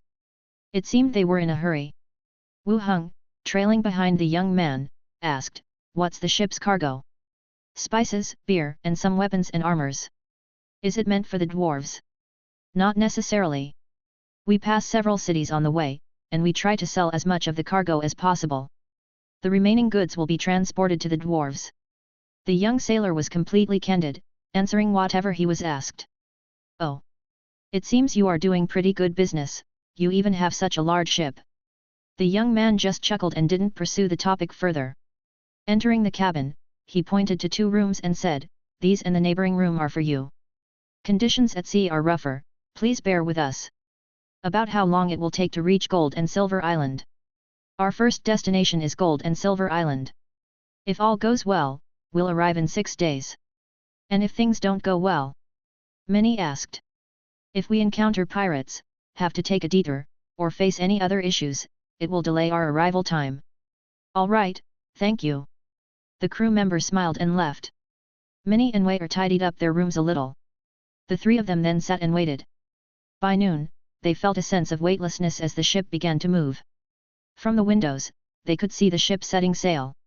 They had been sailing for 3 days, and the 3 of them had gotten used to life on the ship. While chatting, they enjoyed the meal they had prepared beforehand. Just as they finished eating and were disposing of the trash, they heard frantic footsteps outside as well as shouts of "Pirates incoming!" The trio was taken aback. "Pirates? Did they really encounter pirates?" Immediately, Minnie grabbed Wu Heng's arm. "Master, what do we do?" Andre Willow also offered her questioning gaze. Wu Heng put on his armor and helped the other 2 into their protective gear, saying, "We'll go out and see, but be careful." "Okay," both girls nodded. Once they were properly dressed, they exited with their skeleton companion, following some hastily moving crew members out of the cabin. As soon as they stepped onto the deck, they saw crew members armed with crossbows shooting a flurry of arrows into the sky. The trio looked up. Their pupils dilated sharply. They saw 3 dragon-like creatures with broad wings. Mounted on each dragon were human figures, rapidly approaching. Dragon Clan? Are they real? Chapter 300. 3 wide-winged flying dragons, with men clad in leather armor on their backs, holding the reins like knights. If not for their pirate attire, they could almost pass for the legendary Dragon Knights. The 3 flying dragons rapidly advanced. Their wings flapped, swatting down a rain of incoming arrows. Dodging the remaining arrows, they continued their swift flight. Anti-air crossbows, fire! Bang bang bang! Anti-air crossbows, with their bowstrings emitting ear-shattering sounds, shot thick crossbow arrows into the sky. The flying dragons swerved higher to avoid the incoming arrows. They rapidly approached the top of the ship. The pirates riding the dragons, standing on their backs, pulled out round hand grenades and threw them onto the deck. "Scatter, everybody move!" The dwarf captain quickly ran out, shouting loudly, waving his hands to signal the crew to disperse. Bang bang bang! 3 hand grenades fell onto the deck. The next second, whoosh!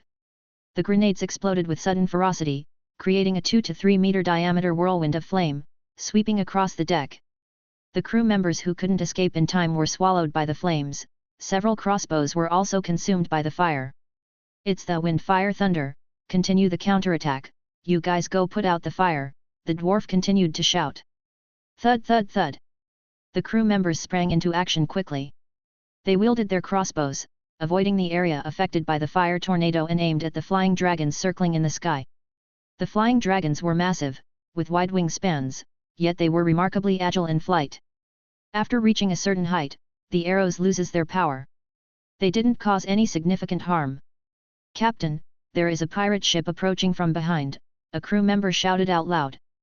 Looking over his shoulder, he saw 3 small pirate ships fully loaded with pirates rapidly closing in. Their boats were fast, quickly approaching their location. Drop the barrels of explosives, the dwarf continued yelling, cursing under his breath, damn it, why are there pirates here? How dare they come here? Obviously, today is not like any other day. Pirates had appeared on a normal route, and the fact they had flying dragons meant these were not ordinary pirate bands. A sailor rushed over, carrying heavy wooden barrels from the cabin. He directly dropped them down the stern. In the midst of the plunking sounds of the barrels hitting the water, all the barrels floated on the surface, blocking the route of the pursuing pirate ship. Seeing this, the dragon in the sky began to circle in the direction of the ship's stern. A crew member just lifted the barrel onto the railings. Just when a wind-fire thunder grenade fell from above, a fire tornado enveloped both the crewman and the barrel. Boom! The barrel exploded with a deafening noise, the railings shattered, a large hole was blown in the deck, and splinters flew everywhere, piercing the surrounding sailors. A group of them collapsed, screaming in agony. The dwarf captain hopped in frustration, hitting his leg, and cried out, "Throw the barrels of explosives overboard, don't leave them on deck, throw them quickly. My ship, oh, my ship!" But the crew around him remained on the ground, unable to get up. Watching the scene, Wu Heng's face also turned somewhat serious. If all these explosive barrels were to explode, the ship might even sink. Skull Crusher, Blood Axe, throw the barrels overboard, Minnie, Weir, return to the cabin, Wu Heng commanded. Bang bang bang! Pulling out a rifle, he aimed at the diving dragon and fired into the sky. Thud thud thud! The flying dragon wore leather armor, but the bullets didn't penetrate its body. Nevertheless, the great force caused it pain and it veered away slightly to increase the distance. 2 skeletons ran quickly towards the stern of the ship. They easily threw all the remaining barrels on the deck into the sea. The dragon circled once in the sky and began to approach the deck again. Wu Heng gazed at the chaotic deck around him and the flying dragon, which seemed almost invincible. After pondering briefly, he said, "Glenda, see if you can take down the flying dragon." The flying dragon dived from the sky, the pirate on its back shouting with a furious excitement, lifting the wind-fire thunder in his hand. Just as he was about to throw it down, suddenly, the shouting expression on his face stuck, and his eyes filled with horror. The next second, his arm holding the wind-fire thunder uncontrollably pressed it against the dragon's head. The dragon looked back, its eyes filled with confusion and bewilderment. Whoosh! A fiery tornado appeared in mid-air, swallowing both the dragon and the pirate. Under the stupefied gaze of both the sailors and pirates, the pirate was incinerated to ashes, and the dragon's body, engulfed in flames, plunged directly from the sky into the sea. In an instant, the entire region seemed to fall silent. The 2 remaining flying dragons distanced themselves far away, the crew members on deck, still holding their crossbows, ceased their activities, staring dumbfounded at the spot where the dragon fell into the water. Splish splish splish! More barrels were tossed into the sea. Underneath the waves, the barrels spread across a larger area. The chasing ships veered off in opposite directions, avoiding the barrels scattered on the sea surface. The dwarf, issuing orders to increase the ship's speed, grabbed this opportunity to move away from where the pirates were located. They quickly drew a considerable distance. The remaining 2 dragons clearly showed apprehension about what had just happened. Not daring to continue their pursuit, they hovered a bit before flying in the direction of the pirate ship. The pirate ship also gave up their chase, turned around, and left, waiting for the next prey. "Thank you, sir, if not for your help, we would not have been able to get away." The dwarf wiped the sweat from his forehead and came over to speak. Although he didn't know how Wu Heng had killed the dragon, but he was sure it was his doing. After all, before Wu Heng made a move, they were utterly helpless against the flying dragons, let alone killing them. "If I'm on your ship, it's natural for me to lend a hand." The dwarf bowed again, "Sir, I apologize again for my rudeness when you boarded.